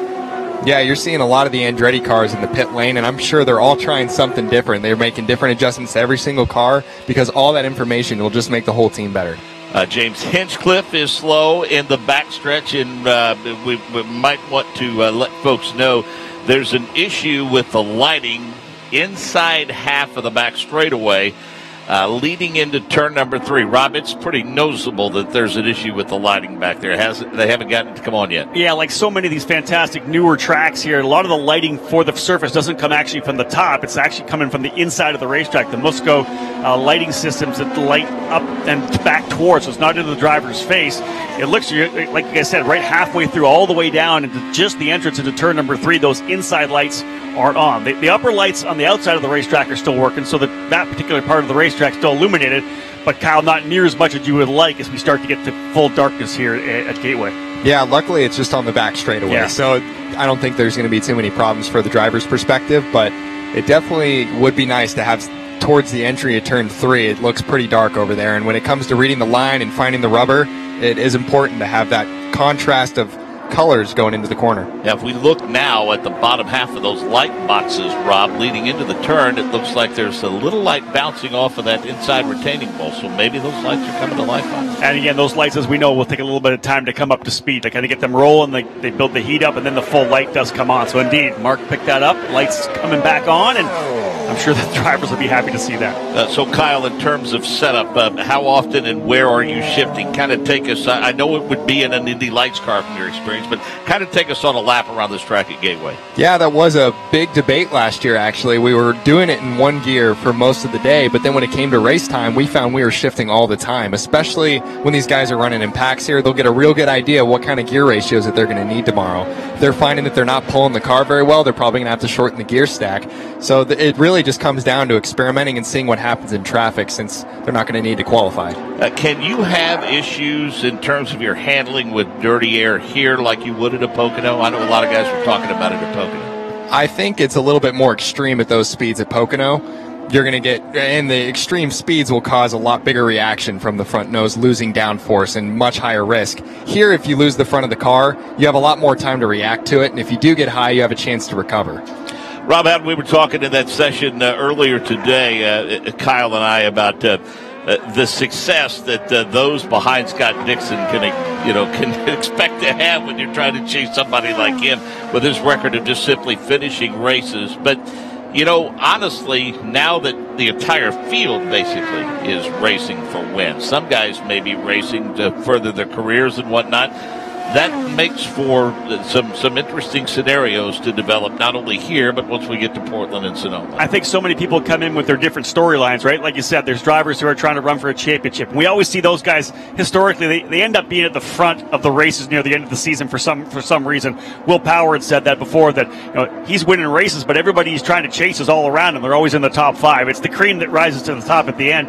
But then you see some young drivers and some teams, it'll start to come together. We saw that last year with Connor Daly. Connor did such a great job last year for AJ Foyt Racing, and I got a top five finish. That team's starting to come together, and I like to see that. Maybe Matthias Lates will have a good weekend here. He was very strong last year in Indy Lights on the ovals, who was a winner at the Freedom 100. He won at Iowa. Maybe he comes together just like Connor Daly did last year. Maybe Lates is an opportunity for him to step up, but when we're talking silly season, we haven't heard a lot about a guy named Ed Jones. He's really not been the guy we've talked about. People are talking about who might be in the second car. They don't bring Ed Jones up. They're talking Felix Rosenquist. Ed Jones needs a really good weekend here, I think, as well.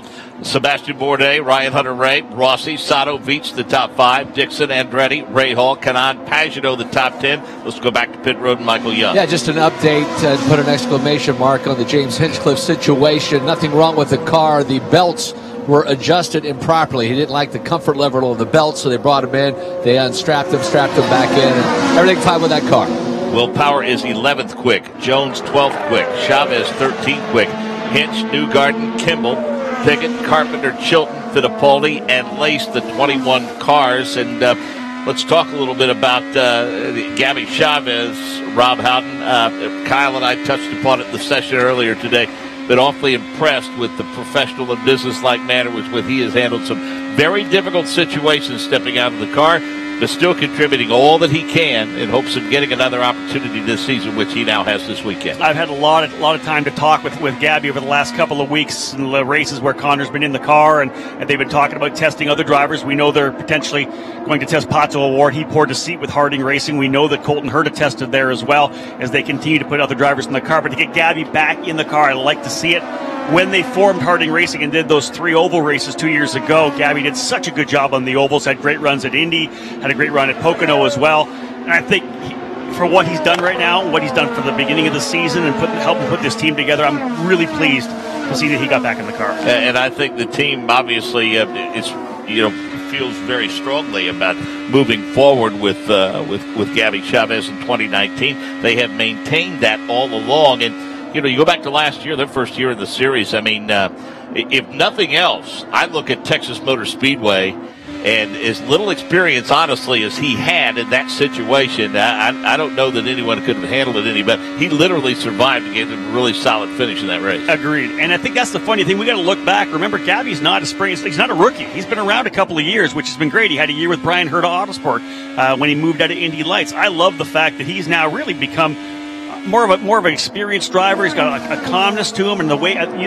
you said it, Mark, the way he has handled what could have been a very difficult situation for a young driver. I'm so impressed, and I think that, like you said, it's good for Harding to pay him back for what he's done. Get him back in the car again. If they've learned anything over these last couple of races, apply it now to your number one driver. Hour left in this 90-minute session. So, Kyle, we have 30 minutes with a lot of cars on this racetrack, varying packs running together, groups of cars. So have you given any indication as to how this thing's going to race tomorrow night? Have you seen anything by what we've seen this first 30-minute session? The one thing that stood out to me is I'm seeing Alexander Rossi make a lot of passes. He seems to have a rocket ship for a car, and actually a lot of the Andretti cars seem to be making most of the passes that I've been seeing so far. So I expect all of them to have really good race cars. But I think a lot of other teams are making changes right now. Bourdais obviously at the top of the timesheets, and so he'll be definitely looking to make a charge since they're starting on championship points here. I think it's looking to be a real exciting race. I mean, having been a series champion, you know what it's like when things are clicking, things are rolling well. I would imagine Alexander Rossi, race weekend can't get here fast enough with the role that he's been on. Yeah, you definitely do not want it to stop, and it's good. I mean, he's had a win from Mid-Ohio, and then they had that big break, and a lot of times it's hard for a driver to maintain that role when you take a break and kind of step away from it. But he answered by coming right back at Pocono and getting that win, and now we're right back in the race car the week after. So it's really good for your mentality and your confidence to just get right back in this car and keep it rolling. Relatively short amount of time in this series, Rob Howden. He has a pretty impressive list of a group of trophies that he has on the mantle at home. I mean, he's won at some pretty iconic open-wheel venues in the Verizon IndyCar. You start looking at the momentum and where it kind of built. And we go back to the Indy 500. He got that win in his rookie season. I'm sure he'd love to get back and get that second. But last year, of course, he coming together with engineer Jeremy Millis. That was that connection that I think has really turned on. And when they won at Watkins Glen last year, I had a chance to talk to Jeremy after that.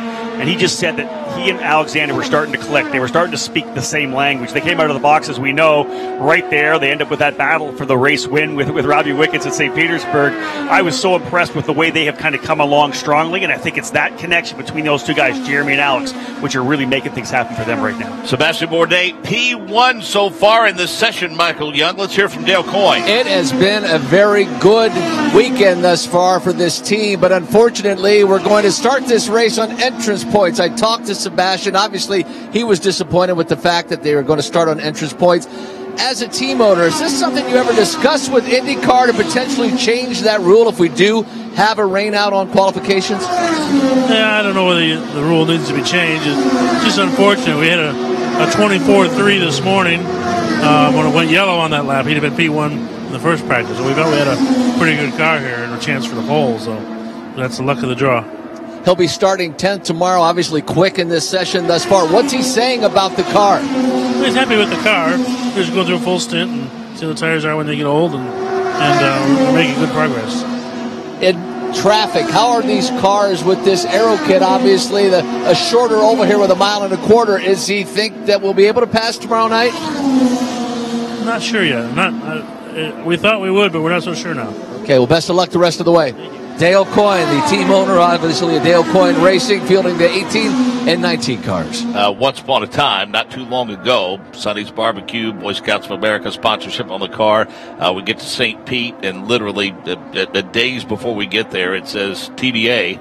But they seem to be a long way from that now, talking about Dale Coyne Racing. Yeah, no doubt about it. They have worked their way to becoming almost regular race winners to a certain extent. I think anytime Sebastian Bourdais bolts into that car, he's going to be able to go for a race win, and they've had a couple other drivers there as well that have done extremely well on the racetrack. I just like the way the team's working. They put the right people, I think, around that driver. Not only Dale Coyne, of course, and all the engineering staff. He's got his strategist there, Craig Hampson. They've got the right crew around him, and he's feeling confident. Anytime he's confident, he can win a race. Well, Kyle, I think you will echo this sentiment. If you're going to tackle this, you better do that. I mean, you better beef up the engineering side. You better beef up the R&D side, because there's it's pretty stout competition 1 through 21 or 22, depending on the weekend. Absolutely. If you're taking any days off or you're not putting the money where it needs to go, then you're not going to be where you need to be in this series.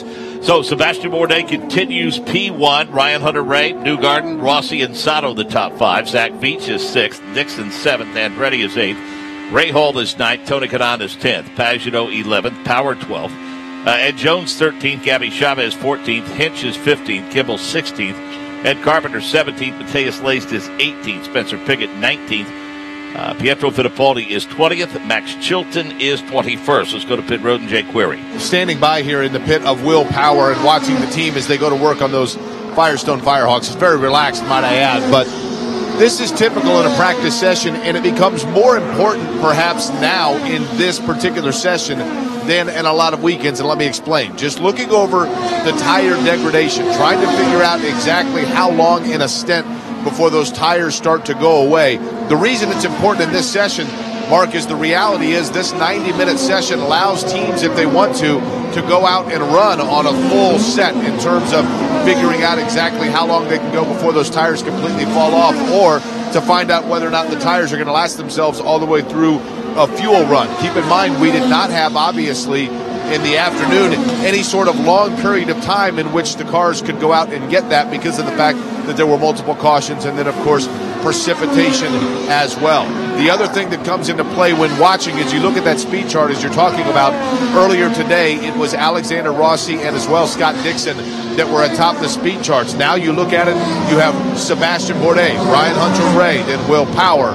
You have those cars up there, but you don't know exactly what everybody's working on. Don't necessarily, if you're in the grandstands here watching and it looks like somebody's laying down a really good lap, doesn't necessarily mean that their car is superior to perhaps one other one at that time, because you don't know what they could be working on. Might be working on fuel strategy, might be working on lighter fuel, obviously not working on any sort of a qualifying setup, but different race situational simulations are what's critical here in this 90-minute session. Again, Bourdais, Hunter-Reay, Newgarden, Rossi, and Sato the top 5. Dixon, Veach, Power, Andretti, Rahal the top 10 as preparations continue for tomorrow's Bommarito Automotive Group 500 here at Gateway.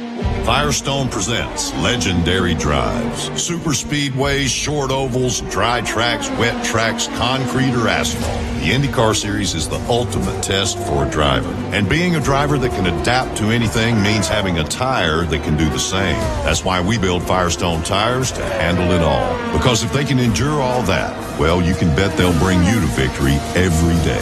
Whatever you drive, drive a Firestone, the tire that drives IndyCar legends. From the Firestone broadcast booth at Gateway Motorsports Park, this is the Verizon IndyCar Series. Mark James, Rob Houghton, Kyle Kaiser in the booth. We have Jake Query and Michael Young on pit road. We are a little over 35 minutes into the session now, but 54 minutes remaining. As we mentioned, Bourdais continues P1, then Hunter-Reay, Newgarden, Rossi, and Dixon.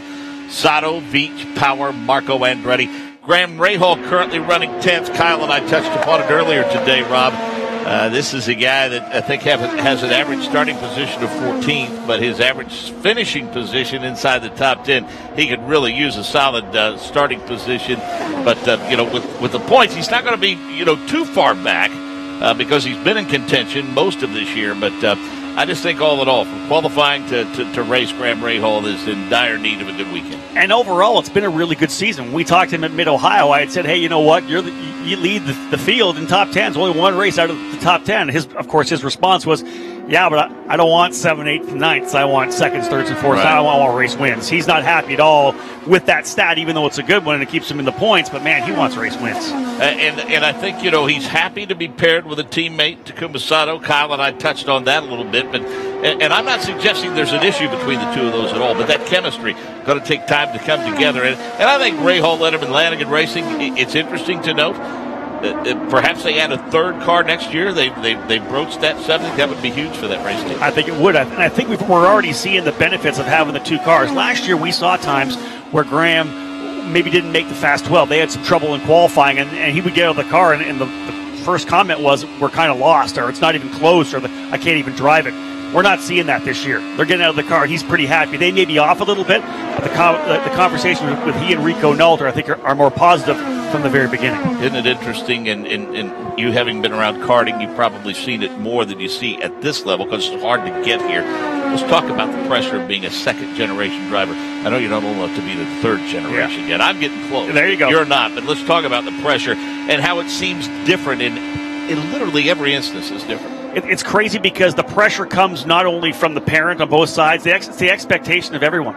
And then it's also the negativity you get, especially at the karting level, when you are that second-generation driver. Oh, well, they've got everything. They've got the best of everything. They're going to have their, it's going to be that easy paved road to Indianapolis for whoever it may be. When Herta was in karting, when Graham was racing in karts, that's a lot of pressure for these young kids just within their peer group, not even just what they're going to get from their family and from the crew of their parents already. And I think Bobby did a great job with Graham. They did a lot of karting, but then immediately pulled him out when they got to maybe the second year of senior, put him in the SCCA, gave him a chance to do some winning in the Formula Atlantic category, like his father, who was able to win the runoffs in Atlantic. And I think that put him on that path of, hey, this is your deal.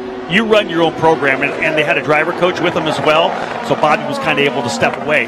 He jumped back in to become a strategist, but then recently he's pulled back away again. Right. You do it yourself. You go make this thing happen yourself. And Graham, there's no doubt, has become one of the best spokespersons for IndyCar. So was this path suggested to Kyle Kaiser early on, or the path of becoming a race car driver? Is this something you developed an interest in pretty much on your own? It was actually kind of a funny story because my dad was racing Skip Barber. Right. And so I was, at 6 years old, I was going to watch my dad race in Skip Barber against guys like Alexander Rossi, Joseph Newgarden, Gabby Chavez, which I find hilarious because I'm watching my dad race against these kids. But yeah, that's what kind of sparked my interest. And when going to Laguna Seca all the time and watching him do that, I got into go-karting. So he got me a go-kart, and we were weekend warriors at the go-kart track.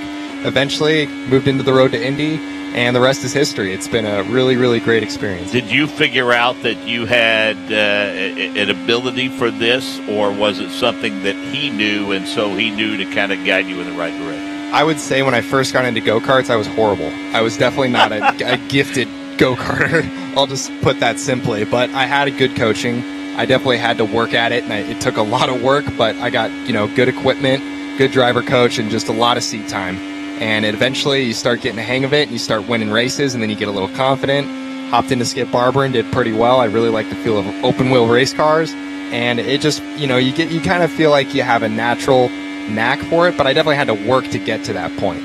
So you did. I mean, was this always the goal, or did you maybe entertain sports cars, another form of racing, or what? Or once you took that path through karting and took the next step from there, this was always the goal? Yeah, once I got into a Skip Barber car, I knew the pinnacle for me would be to race in the Indy 500. And hopefully one day win the Indy 500 is the ultimate goal, but racing an Indy car is the highest level of motorsports that I ever would dream of being in. Ed Jones heard you talking about him, Rob Howden. He's now P1. Yeah, he just turned 182.125 miles per hour. And again, a guy I think probably fighting for his seat now for 2019, whether he stays at Ganassi or moves somewhere else. Here's a former Indy Lights champion. He's shown himself to be a tremendous driver, and a good lap there for him. He needs a really good weekend here. He needs a good finish to the season, a good run of races, I think. And again, you're racing against one of the legends of our sport right now, Scott Dixon. He's your teammate. You got to step up when you're racing against a guy that good beside you. Didn't earlier this season, though, a published report have Chip suggesting that he might be the future of Ganassi racing? It's very true. Very true. But again, it's that inter-team dynamic.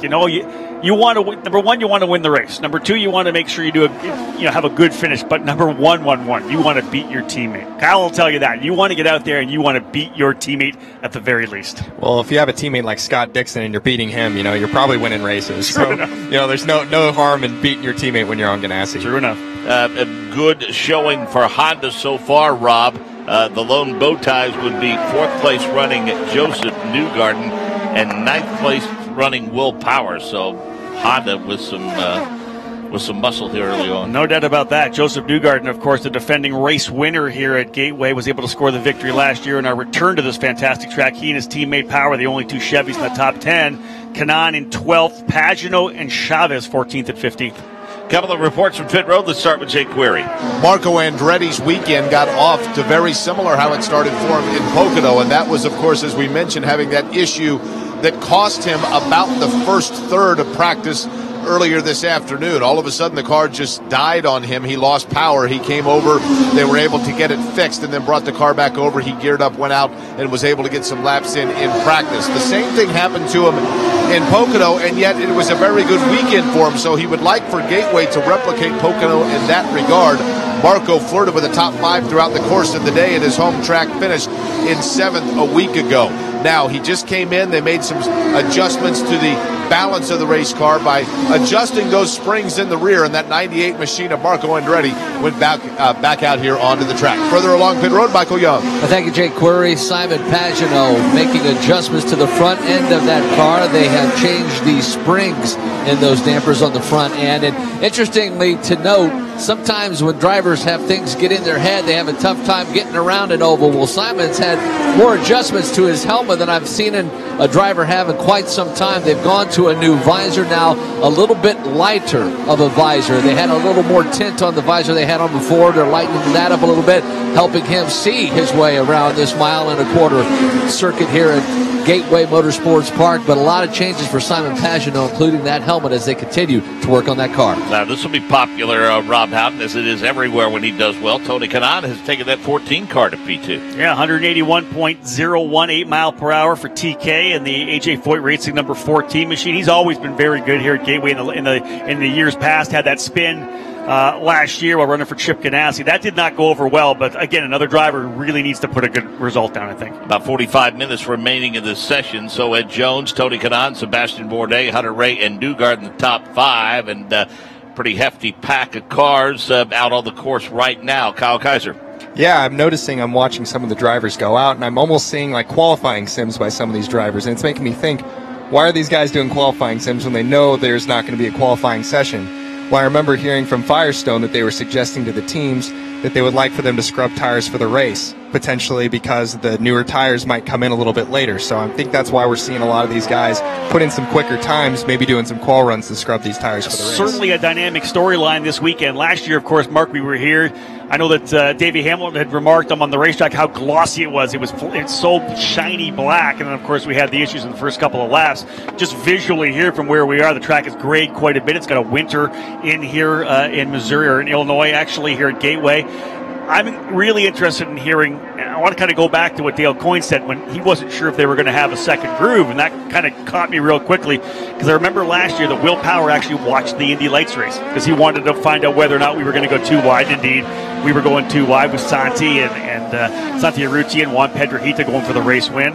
I'll be really interested to see if anybody starts playing some too wide here, just to see if that top groove is going to come in. Yeah, the question is, Kyle, who is the one brave enough, confident enough to be able to be that guinea pig and try that high groove? Yeah, it's definitely tough, and if you don't have a lot of tires to go out and really get that confidence, because when the track isn't as rubbered in as it may be tomorrow during the race, you need the fresh tires to rubber that groove in. So it's just a matter of getting some new tires on, because we saw earlier in the session they were doing it, but they need a lot more laps before that gets rubbered in. Do you necessarily have to have a car to your bottom side to get an idea in practice how your car is going to work on the high groove, or is that something you can attempt to do on your own, like we saw, I think, Simon Pagenaud do earlier this year at Iowa? It's definitely an option, although when you ask a driver to run the high line on their own, it's up to them to do it. I always found, well, why do I have to be the one to rubber in the high line for everybody else? So I guess we'll see who's curious enough to try and do that. But it feels like more you're doing a favor for everybody else than helping yourself. Again, Jones, Kanaan, Bourdais, Hunter Ray, Newgard in the top 5, Rossi, Dixon, Sato,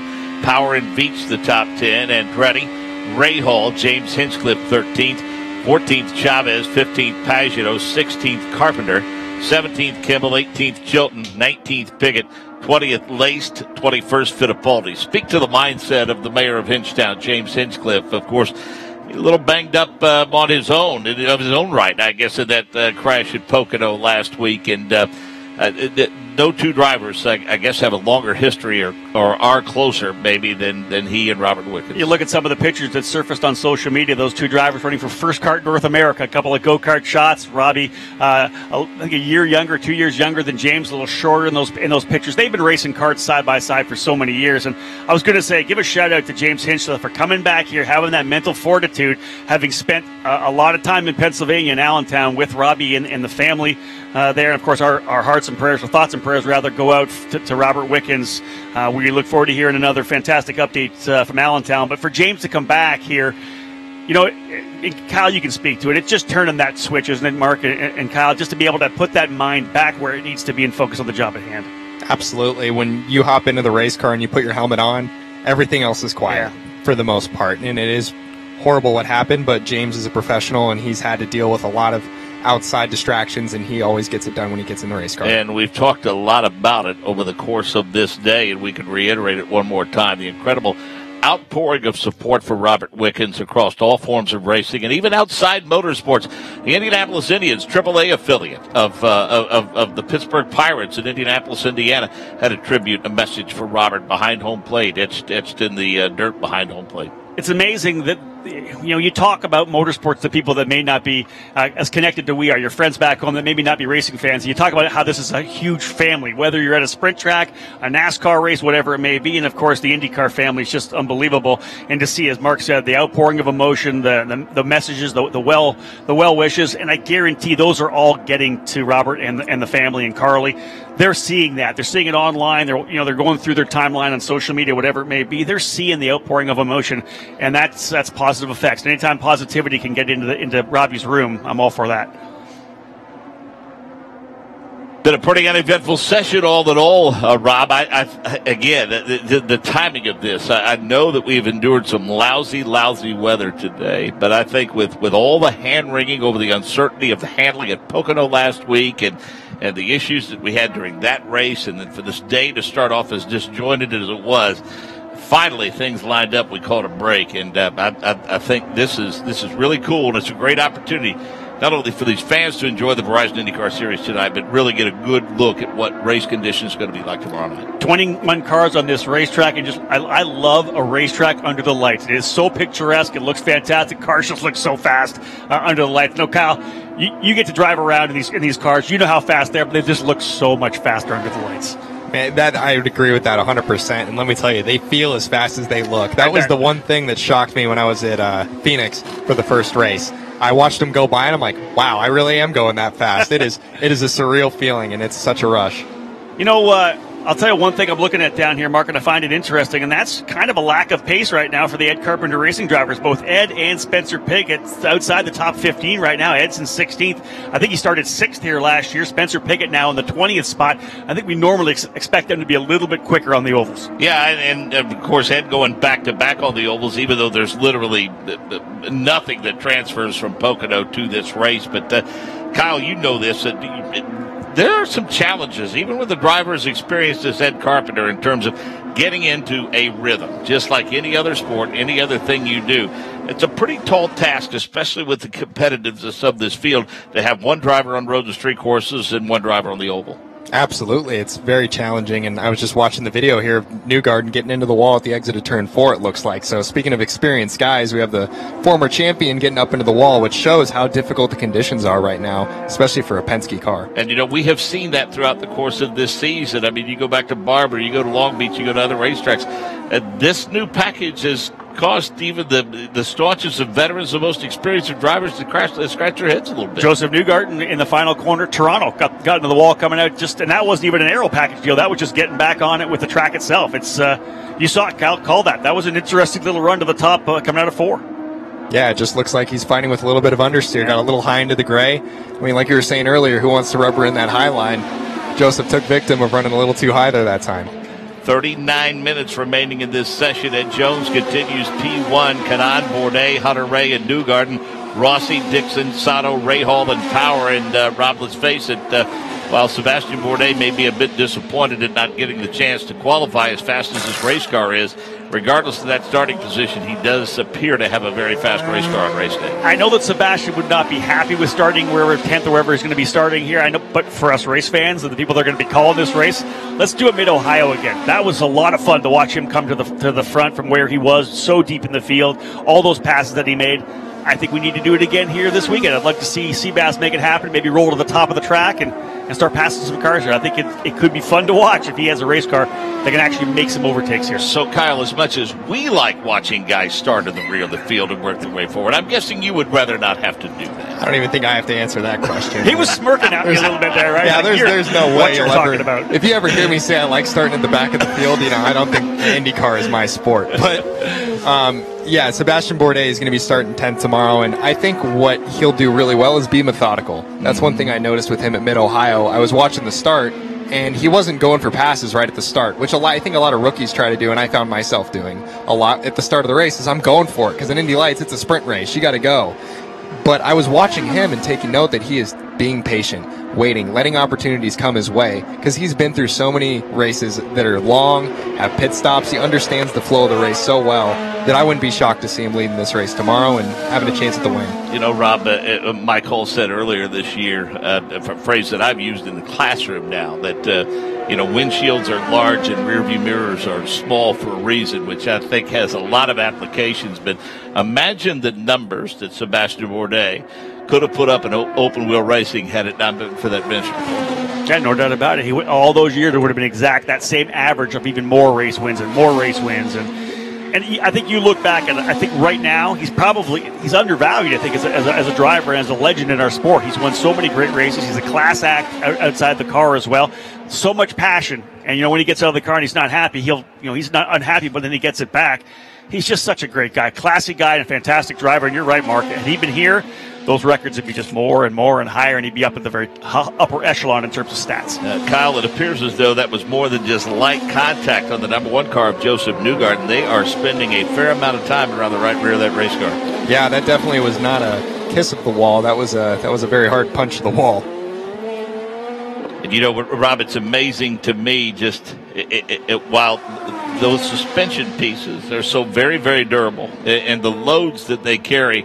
But, boy, it just seems like, given the right set of circumstances, it doesn't take much to bend them up or damage them. Well, and indeed, when it comes to the design of the race car, that's what they're for. It's to absorb some of that shock and potentially to brake at certain energy levels. It looks to me, Kyle, you're looking at it close, too. That might be just a rear toe link, potentially, that he bent, but...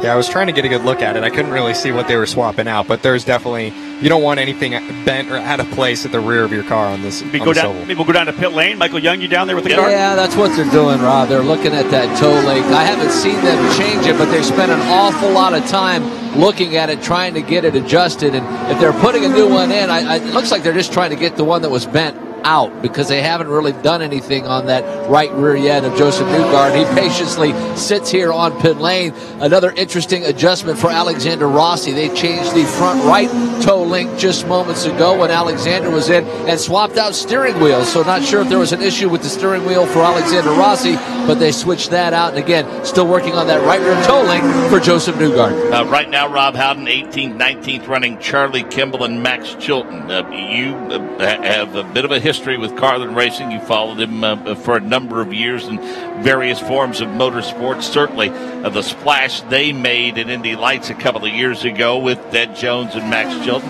Assess their season to this point. Well, I personally think it's been a fairly successful season. I think that they've been able to get a lot of speed. I think they've been able to move forward. For a long time in the middle of the season, everything in their averages was going up. Their average finishes were going up. Their average starting were improving. And when they go to a track that they've been able to test at, that's when they're going to find a little bit more speed. You've seen them work their way into the Fast 12, even into the Fast 6 at one point. They go to Pocono. They struggle a little bit more at Pocono. And again, here at Gateway, they haven't had a chance to get enough track time here at Gateway. Everywhere they go, they're grabbing a clean piece of paper and they're filling it full of notes. When they get back here next year, it's going to be a totally different story. This is a team that has won everywhere they've gone at every level they've been at. Right now, they're just getting their book filled with all the information you need to be good in this series. Well, over the years you can do this. You just walk through the paddock area and you see how things are laid out. You look at the transporters, you look at the way the pit boxes are laid out. You look at the carts and everything. I'm a little old school. Everything going down to the way the crew's dressed, and you can tell this is a championship caliber race team. There's a way that Trevor Carlin does it. I don't care if you're talking about F2 or F3 or an F4 team in Europe or when they were with Indy Lights here. It's full on, it's professional, it's done correctly, and the team is very passionate about what they do. These guys want to win races. And there is it's a family there too, which I really like. They're a quirky family. They like to get on each other, but man, this is a family that really wants to win and is dedicated to it. I know that they're going to be better next year. Everywhere they go, they're getting better. And I think they've been able to teach Davey Hamilton some of the nuances of the metric system, which no one thought was possible. Well, that was probably the biggest challenge for the 2018 season. But, what's interesting about Trevor Carlin, you mentioned him and how reserved that he is, Rob. When he first came to Indy Lights and he leapfrogged over, the mainstays like Schmidt and Velarde and Andretti, there was no chest up, and he's like, now wait a minute, let's not get carried away. I mean, there's an awful lot of good teams and drivers in this series, and And they had success early, but he was very humble and stayed grounded with it. And they really could have been that way because they came into St. Petersburg and won both races. And they went on a streak. I think Ed Jones won 3 of the first 4 races. And you're right. Trevor could have been they could have been walking around high. But he said, no, we know how competitive this program is going to be. We're up against the Brian Bellardi, Ricardo Juncos, the Team Pelfrey crew, the Andretti Autosport crew. We know it's going to be tough. And it was tough over the next couple of years. And it's going to continue to be tough. As we're hearing, they'll be back in Indy Lights next year. But you're right. Culture's top down, and Trevor Carlett's a class act. Kyle, is there any skepticism from a driver's perspective, regardless of the level? Say you're in your second year in Indy Lights, and all of a sudden a race team comes in, brings a couple of drivers in who have not been part of the Mazda-owned Indy. They didn't run F2000. They didn't run Pro Mazda. Any sense of uneasiness in terms when you first get on the racetrack with them, or do those feelings go away pretty quickly? No, I think that we had a chance to do preseason testing. If we're talking about Carlin specifically, in the preseason testing, we knew they were quick. We knew the drivers that they had on board. Max Chilton was in Formula One at the time. This was in 2015. And he was quick in testing. They were out there, and they were doing really well. So we knew they were going to be strong. Plus, with their history in Europe, we knew that they were a very professional team. So it was no surprise to see them come over and have such a good results right out of the gate. But it was a competitive season, and Spencer ended up winning the championship that year. So it showed that the following year they won it with Ed Jones, and they put the whole package together. But there's still so much to learn. And I think it's a testament to the competitiveness of IndyCar to see them not necessarily struggling, but they have a steep learning curve to be as competitive as the guys that are running up front. I mean, I know you have to have a world of confidence just to be able to strap in a race car, but I got I'm wondering, what were you thinking on race day in St. Petersburg? I mean, I know you got a job to do, but as you're walking out to the grid, you're walking to your car, and you're walking by the cars of Tony Kanaan and Scott Dixon and Sebastian Bourdais and Will Power. I mean, is that an oh wow moment, or do you just not dwell on it, realize you better focus on your job? I got that out of my system during the rookie test at Phoenix. Okay. When I came out of the car and I looked at the timing board and I see my name, and then I see Sebastian Bourdais, Tony Kanaan, all those names right around my name. I'm like, okay, this is surreal, because these are the guys, some of them, that I grew up watching when I was a little kid. Yeah, that's awesome. I'd have to think that the qualifying effort at the Indianapolis 500 probably helped out a little bit too with some confidence. Yeah, that was the second time where I was like, whoa. I'm looking at the teams and the names that we out-qualified. I mean, Juncos did such an amazing job, and it was a Herculean effort by them to put us where we were. And another top-down culture deal there with Ricardo's just, we've all seen Ricardo Juncos for the last number of years, Pro Mazda, Indy Lights. When I was at Mid-Ohio, when they came in for the pit stop, he hopped off the box to hold the lollipop for the pit sign. Here he is holding the pit sign for them to roll in. Ricardo's, he's a hands-on team owner, and I'm glad you're with him. It's such a great operation. And he could have built that shop anywhere, but where did he build it? Speedway, Indiana. In the shadows of the Indianapolis Motor Speedway, for sure. Yeah. So Ed Jones continues P1, then Tony Kanaan, Dixon.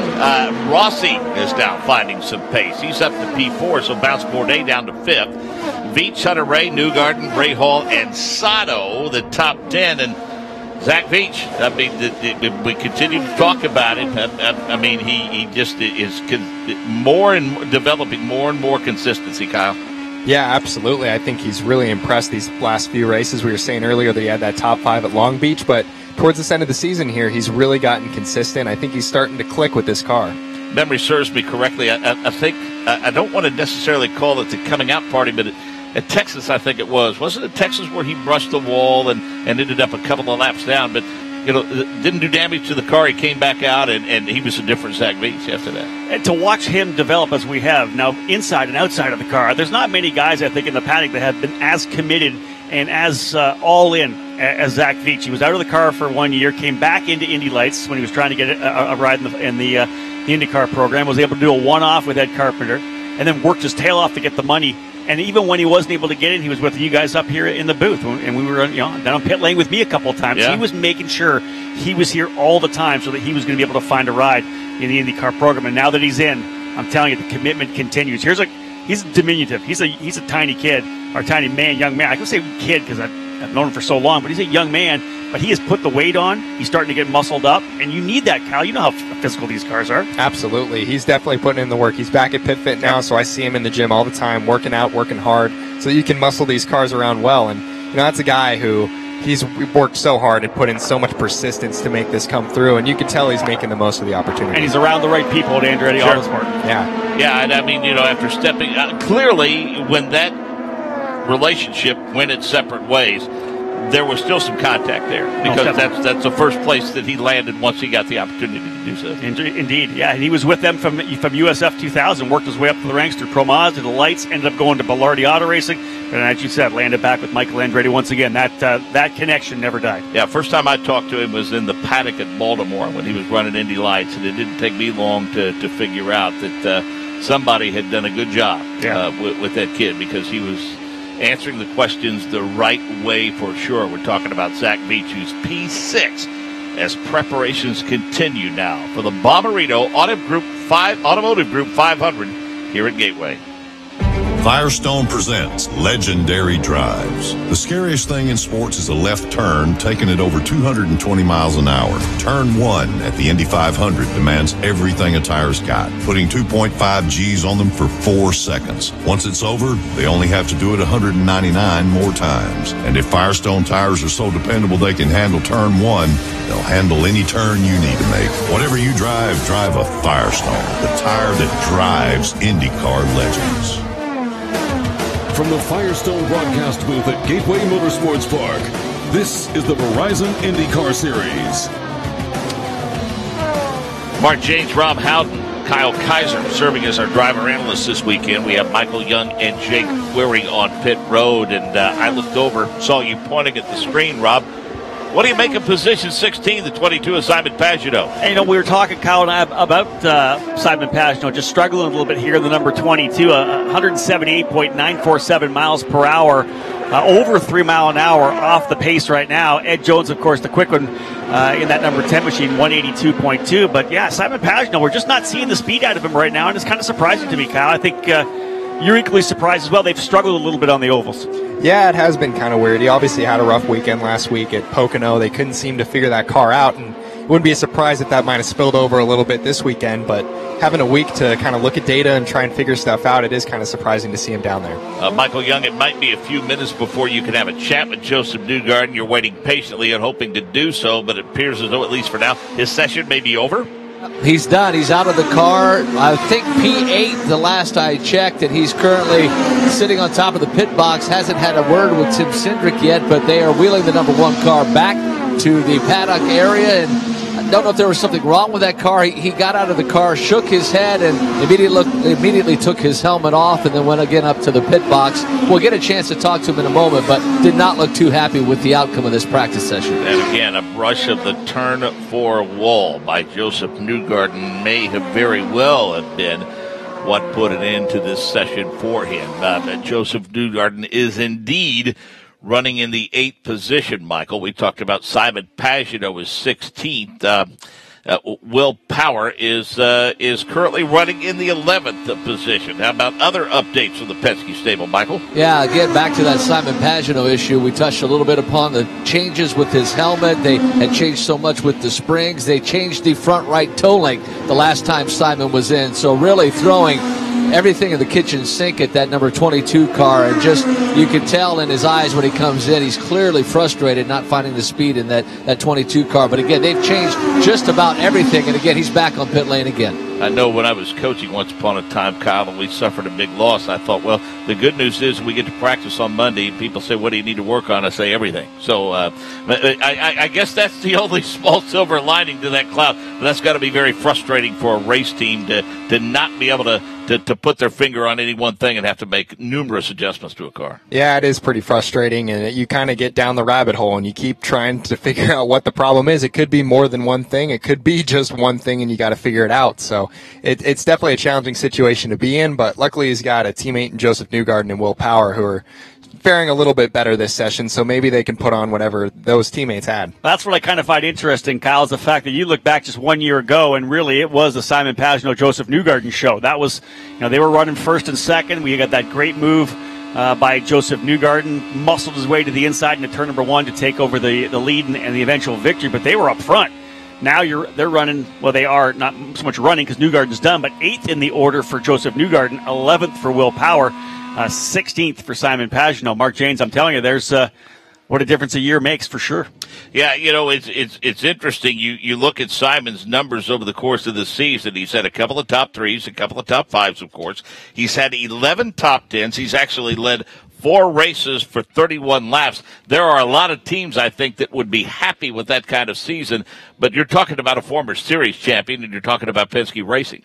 And you're also talking about a duo that we looked as the super duo at one point, Ben Brentzman and Simon Pagenaud. These were these guys that you could see after every session they were connected. They would get out of the car, onto the box, and they were just the way they were working together. The magic was happening, and they struggled a little bit more last year from the very get-go, and they're obviously struggling a little bit here this year. And again, we say struggling, and that's a guy with that kind of record. But Kyle, I like the point system here in this series simply because, while it does reward consistency, fact of the matter is, ask Simon Pagenaud, ask Graham Rahal, you've got to win races in order to win a championship, period. Absolutely, especially in the Verizon IndyCar series with the diversity of tracks. You not only have to be able to win races, but you have to win or be very, very consistent on every facet of the type of racetrack. We're talking oval, street courses, and road courses. You can't just be good on one of them. And what Dixon is so good at, Rob Howden, is supplementing the wins that he'll have, the 2 or 3 wins he'll have. He supplements that with the podium finishes, with the top 5s. He doesn't rely on the top 3s or the top 5s to win a championship. And there's something about Scott Dixon where he will, I don't know how, but he turns a 12th place finish into a 5th.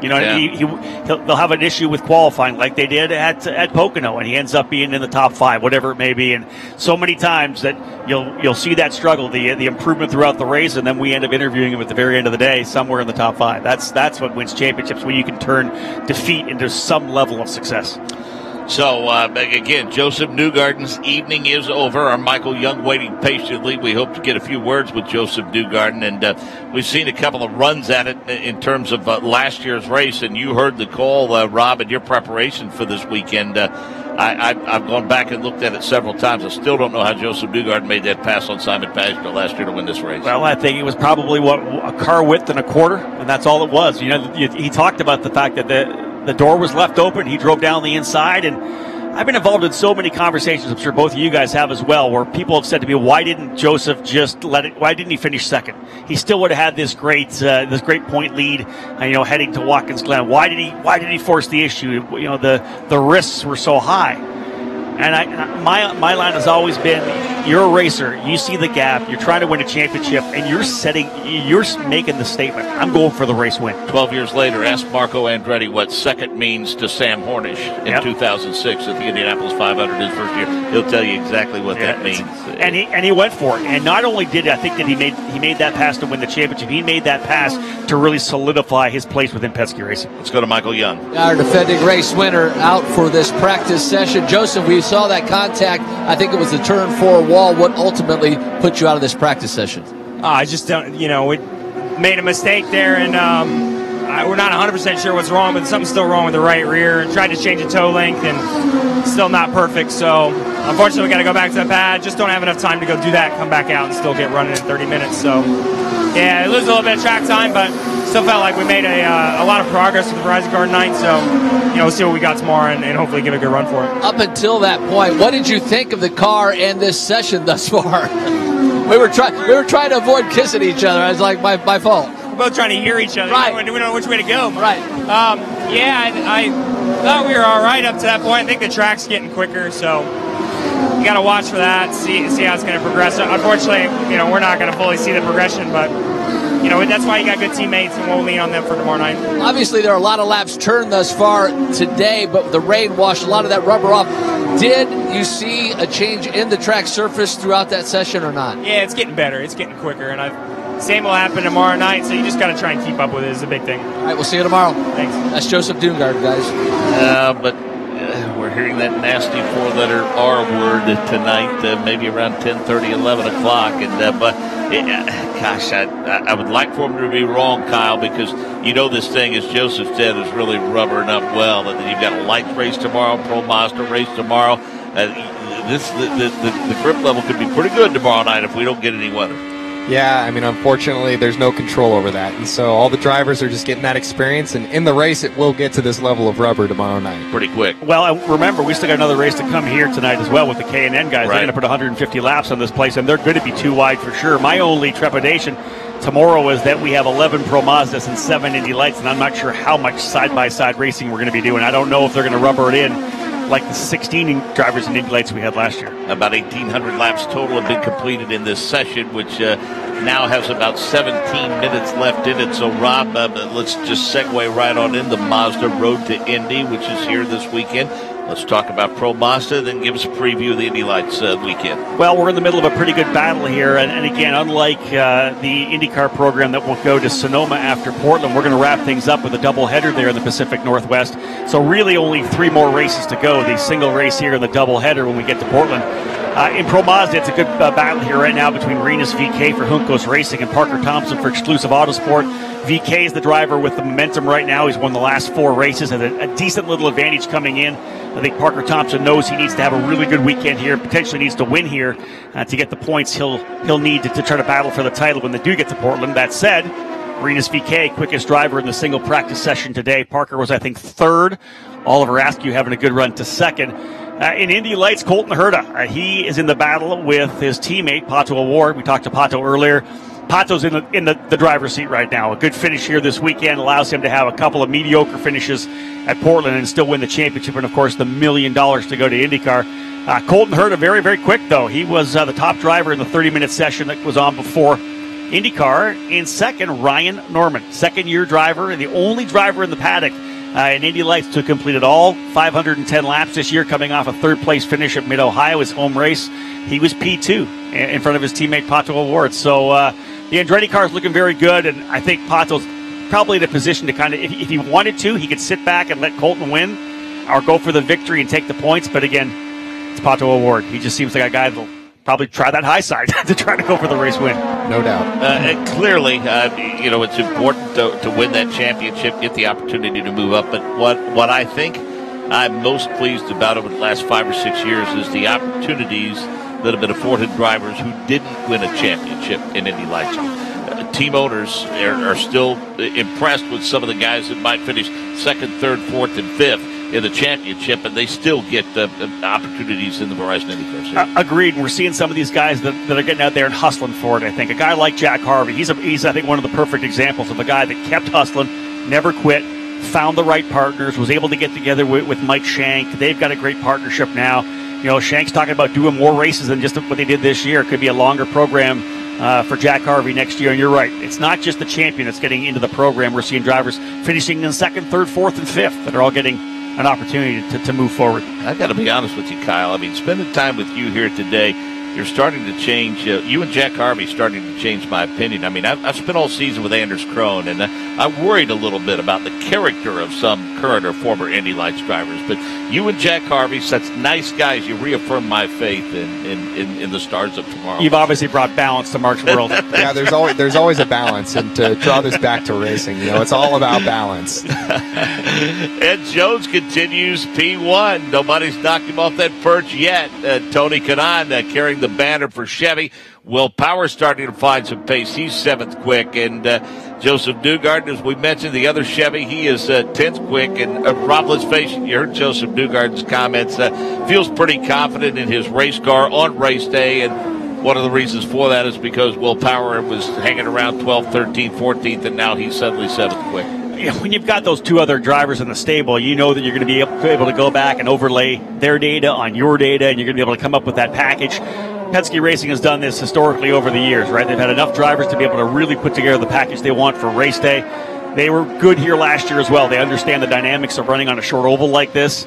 It'll be interesting to see how things shake down once they're able to figure it out, because, again, no warm-up tomorrow at all. We're going straight racing. Let's get the word on the driver currently in the 17th position, Jake Query, Simon Pagenaud. And we're accustomed to seeing that Menards number 22 of Simon Pagenaud a little bit faster, Kyle Moyer, but yet don't know exactly what it is you're working on. Is there an issue or concern with the speed for Simon? Yeah, I'll be honest, there's a little bit of a concern right now. We're just not consistent. 1 minute we're understeering, the next minute we're loose a little bit, and we're not doing long runs here. That's not typical for us right now, but we got 20 more minutes here to work on it. And then overnight, I'm sure these guys are pretty smart. Our teammates look like they're doing good, but the Menards car will be okay. Is it just a matter of kind of chasing the racetrack and finding the right engineering fit? What is it about this track that's presenting a challenge? Yeah, I think it's a track, and we're just not dealing with it very good. You know, the temperature's cooling a little bit, and we're losing grip instead of gaining it. So, you know, we ran here good last year and everything, and again, tomorrow's going to be a lot hotter. But, yeah, it's not typical for us. Lastly, how much will the conditions change if, in fact, that rubber gets washed away with rain tonight? Will it be a different track tomorrow? I didn't get all that, but, you know, we didn't test here, so that's going to hurt us. You know, and a lot of teams did, you know, but yet, you know, this long session here that they gave us at the end should help us. Appreciate it. We'll let you get back to work. Thank you. That's Kyle Moyer. Mark? Well, we all had a collective gasp and a look at one another. How about P1, Rob Howden? Pietro Fittipaldi. Wow, that's a pretty impressive lap. 182.294 miles per hour. Drops the lap, works his way into pit lane in the pace safe number 19. That'll send some shock revers through the paddock, I think. That kid's pretty good. Really. The talent is there. Yeah. And again, here's one thing about it. We talked about it a little bit, Kyle, how physical on the lower body Mid-Ohio is. Not so much here at a track like Gateway. Yeah, the big thing it sounded like at Mid-Ohio is that braking foot. And you're going to have to be hitting this brake pedal really hard. So it's definitely probably a little relief on his left leg to be able to drive this oval. It can't be that big of a shock knowing how good Sebastian Bourdais has been. So the technology's there, the engineering's there. But, man, it's a pretty solid lap to put down 182.294 mile per hour. Yeah, that bumps Ed Jones to P2, Hunter Ray, third quick, Rossi, fourth quick, then Kanaan, fifth quick. Then we have Dixon, sixth, Veach, seventh, Ray Hall, eighth, Bourdais, ninth. Power is 10th. The only two Chevys, Kanaan in fifth. Power is 10th. Marco is 11th. Joseph Newgarden 12th. His evening is over. Then Sato, Hinch, Piggott, Chavez, Carpenter, Pagano, Chilton, and Kimball. And Mateus Laced is 21st. Let's talk a little bit about Mateus Laced, Rob Howden, the young man that you know quite well, having followed him through the Mazda road to Indy. I just been impressed with Mateus's maturation. I know the results haven't been near what that race team had hoped for, but quite frankly, the young man is poised for some long-term success, especially getting the opportunity to hook up with Tony Kanaan on that race team, not only this year, but to know that everything's already dotted. We have a caution on the course for a track inspection, but everything's already locked up and ready for 2019 for that race team. And I think that's huge for any young driver to know that you've got the next year already set up, that the stress isn't there, the pressure's not there to perform, to make sure that you're going to be back for another year. I like what's going on with these two guys. I think for Lace to be able to have TK there, to have Tony Kanaan's experience there with that team and the people around him. But we saw it last year when he made that debut with Carlin Racing. He was able to win at the Freedom 100. He was able to win at Iowa. And I think, Mark Janes, that's not an easy thing for a young driver to do. No experience on the racetrack. Now, Carlin came in with a good car. We know. Chilton had won at Iowa before. They had a car that can win on the ovals. But for him to be able to pick it up and do what he did, then following it back up with Road America, impressive run for Mateus Laced last year. I think he's done great this year as well. So, again, yellow for a track inspection. And, Rob, we're happy to report that this is the lone yellow that we've had this 90-minute session with just 9 minutes to go. It's been pretty uneventful. And it's been so productive for everybody. I think that's the key thing. They wanted this extra time. Of course, it's been such a crazy day with the rain that we've had. But again, right now, impressive run for Pietro Fittipaldi as he is leading the coin crew here now in the number 19, 182.294 miles per hour. That'll put a smile on that young man's face. I've often heard, about athletes in all sports, Kyle, when they have injuries, but when they get into their office, they get into their zone, whatever the case may be, that pain subsides a little bit. Is that pretty commonplace, especially in motorsports? I mean, you better block it out anyway, if at all possible. Absolutely. I think driving on an oval, it gives you an adrenaline rush that you don't get doing most sports. So I think it probably gives him a little bit less recognition of that he has pain in his legs. But, I mean, I'm not speaking for him. I don't know exactly how much pain he's in driving the car.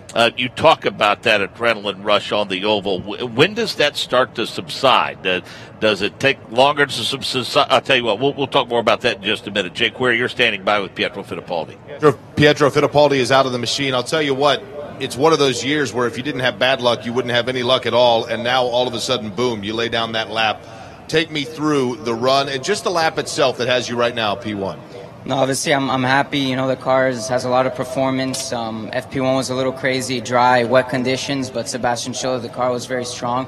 You know, the whole Dale Coyne Racing team has given us a very good car, and obviously we're quick again here in FP2. You know, it's just practice. It's disappointing that I'll have to start from the back tomorrow since qualifying was canceled, but you know, I know we have a strong car and we'll do our best tomorrow. Let's talk about you first off from a physical standpoint. You were wearing, obviously, the brace first at Mid-Ohio when you got back in the car. You kind of moved the legs right now. How do you feel? No, I feel good. I feel strong, fit. You know, my upper body is as fit as it ever was. I made sure of that before I got in the car and before I got to Mid-Ohio. You know, the right ankle is fully healed, but the left leg, it's a bigger bone. I broke the tibia and the fibula, so it takes sometimes 6 to 9 months to fully heal, and it's only been about 3.5, 4 months. So it was hurting at Mid-Ohio. Maybe I anticipated it, my comeback. But now, you know, next week, Portland, another road course, I'm pretty sure we're going to be a lot stronger than Mid-Ohio. My leg's going to be better. You also, of course, were involved, unfortunately, in the situation at Pocono, the accident that had the severity of injury to Robert Wickens. Fortunately, you were able to get out of the car. But what does that do to the mindset of a driver? No, obviously, I think all the drivers here are thinking a lot about Robbie and, you know, the whole Schmidt team. I really, you know, he's in my prayers, and I think it just reminds us that the sport is dangerous, and you know, we have to respect each other on track. And you know, even when I got my crash and broke my leg and my ankle, it's just a reminder. I mean, it's when you're driving you don't feel it, but when it happens to you, you're like, all right, this thing is dangerous. But we all accept that. We're race car drivers, and it is what it is. But again, our thoughts and prayers are with Robbie and his family. You know, for you, this being your rookie campaign, Pietro, but yet it feels like you haven't yet been able to really make your introduction because it's been so, you know, in and out of the race car itself. What does that do for you in terms of your confidence level, and what does the future hold for you in terms of trying to get so acclimated to these cars? Yeah, of course, this year wasn't smooth because of the injury. I'm coming back from that. You know, you're always going to lose maybe a little bit of confidence when you're coming back, but I try to keep myself at the top of my game always. And, you know, it has been a bit interrupted, but we have these last 3 races now. We want to post some good results, and, you know, next year I want to be racing full-time. You know, that's the goal. Appreciate it. Thank you. That's Pietro Fittipaldi, Mark. So let's talk a little bit about, revisit that conversation about adrenaline, if you will. Be it a good feeling after a win, or maybe feelings of frustration after a loss. How long do those things typically stick around? I'm guessing the joy of winning sticks around a little longer, doesn't it? Oh, yeah, that one sticks around until your next session in the race car, and hopefully you're still at the top because you just want to keep those emotions flowing. But I would say when it comes to being in the race car and the feelings you have while driving, it's kind of indicative on what's going on around you. I mean, if you're off pace and you're running in the back, you probably don't have too much adrenaline going through your system. But if you're in the competition, you're running up front, you're definitely feeling really good. Can we attribute the comments of Pietro Fittipaldi, as we have about 5 minutes remaining in this session, Rob? Let's face it. If you see them in karting, by the time they get here, they've dealt with the highs and lows if they've started karting. Oh, most definitely, all the way up the highs and lows. And when you're a kid, it's even tougher. You know, it's the highs are higher, the lows are lower when you're an immature young child, and you're just working your way up through the ranks. The pressure's all on you. What I saw there, what a well-spoken young man. I'd love to have him in the season in the seat for the full season next year. He's just so impressive. Let's go down to pit road, check in with Michael Young. Sebastian Bourdais, 9th quick in this practice session. You were up top the leaderboard most of this session. Talk about this second one, compare it to your first session. Yeah, I mean, just trying to do long runs, full tanks, and see if we can get the car a little closer and be able to run closer to people and see if we can get runs and stuff. But I mean, it's just not happening. It's every time I get like 2, 3 fallbacks, sometimes it just starts to slide. You get on the tools. We've tried different setups and stuff, but really haven't found anything that's been like, wow, you know, that's what I was looking for. So yeah, I don't know, but it's not looking super encouraging for tomorrow for the race. I know Firestone brought a new compound here. You got out of your car and looked at the Firestones that came off the car. What were you looking for? Yeah, I mean, tire deck is really minimal. It's just like when you get stuck behind someone, you slide the tire, and you get surface stamp, and you lose grip. you slide back and get some cleaner air, and then you get right back on pace. So the consistency of the tire has been really good. The wear is very good too. It's just just not quite finding what we need for traffic. Got it. We'll see you tomorrow. Thanks. Sebastian Bourdais, guys. So Rob Howden sounds to me like not looking forward to being able to navigate traffic tomorrow. Yeah, definitely work to do for that team if they're going to be able to get that car to work anywhere, either to the high side, or it could be very similar to what we saw last year, and that was your primary opportunity to make that pass is going to be a deep dive bomb move to the inside when you're not so much having to worry about the front grip and you're just taking over the control of the apex. Let's talk more about that, Kyle. Explain, I guess, in a little more common terms for the layperson, the frustration that Sebastian's feeling in traffic. Yeah, it's definitely not encouraging when you're feeling that in the practice the night before. But once again, the conditions could be very different tomorrow. The track could get rubbered in more.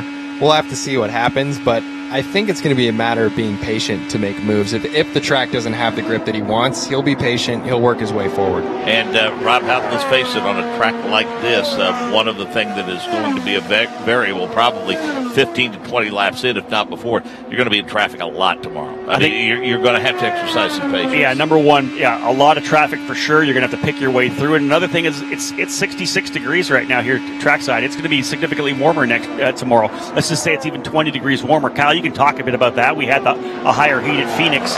It will definitely change the way the tire is going to wear and the characteristics of the race car when it starts to go off. Absolutely. It'll probably increase the wear in the tire. It'll probably make the stints later a lot more challenging for the drivers, but that could also breed some more passing. Guys making mistakes, especially on a short oval, that's when you really see the passes. It might not be beginning of the stints when everybody's on good tires, but towards the end, that's when it gets a little dicey. One guy gets a little high, and then one guy jumps on it, and then that guy gets offline, and another guy gets an opportunity. And are we going to see maybe somebody shortstop try to come in early? We saw that at Phoenix. Of course, Alexander Rossi coming in a little early was able to get the fresh tires. How good are fresh tires going to be over used tires? You're going to be able to work your way forward. We heard some of the guys bemoaning the start of that race at Pocono a week ago and speculating that one of the reasons why that happened is because track position was going to be a premium even at Pocono. So I would imagine IndyCar Series officials going to pound that point home on that start tomorrow to be patient. It's a long race, guys. Absolutely, and I think in the case of Bourdais, if he's really struggling trying to get the car to work in traffic, it would make sense to stop early and try and click off as many laps off sequence, try and hop some people. And what I always love, Mark, and you'll say this too, I always love watching Ryan Hunter-Reay at the start of an oval race. If there's a guy that can go to the outside and somehow pick up a couple of spots, he's already looking good here on pace, top 5 in terms of speed right now. Here's a guy that always makes it exciting on the opening lap or two. Yep, needs a guy that's going to start the front half based upon his point positioning for sure. To give you an idea of the schedule tomorrow, join us at 4:35 Central Time. That's 5:35 Eastern for flag-to-flag coverage of the Indy Lights race, and then flag-to-flag coverage of the Bommarito Automotive Group 500. We'll take the air at 7 p.m. Central, 8 p.m. Eastern. Checkered flag is out. In the session, look who goes to P1. Alexander Rossi with Scott Dixon just behind him. Pietro Fittipaldi is third. Then Jones and Veach the top 5. Hunter-Reay, Kanaan, Ray Hall, Bourdais, Power through the top 10. 11th, Marco. 12th, Joseph Newgart. 13th, Kumasato. 14th, Simon Pagino. 15th is Hinch. 16th, Chavez. 17th, Piggott. 18th, Carpenter. 19th, Chilton. 20th Lace, 21st Kimple. Prediction time, Rob. I just like the fact that these guys like to dominate the headlines wherever we go, right? It wasn't going to be Fittipaldi's day, obviously. Alexander Rossi going back up top by almost a full mile an hour, 183.060 mile per hour. So can Rossi three-peat? Can he go for 3 in a row, Kyle? Well, based off what I've been seeing the past 2 races, I wouldn't count against him.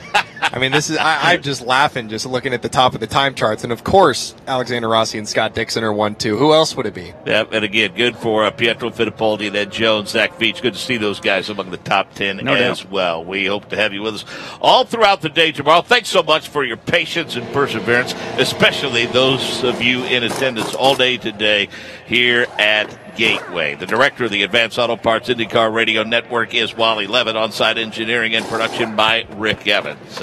Thanks to Jake Query, Michael Young for their work on pit road. For Rob Howden, Kyle Kaiser, I'm Mark James. So long for now from Gateway. This is the Verizon IndyCar Series on the Advance Auto Parts IndyCar Radio Network. A.J. Foyt down the main straightaway. The checkered flag is out. A.J.'s hand in the air. He is the winner. A.J. Foyt at Indianapolis has won his fourth 500-mile race. A.J. Foyt, our winner. The flag will fly now for Tom Sneva and then for Al Unser. We will be talking with all of these drivers in just a moment. Lou Palmer is in victory lane as A.J.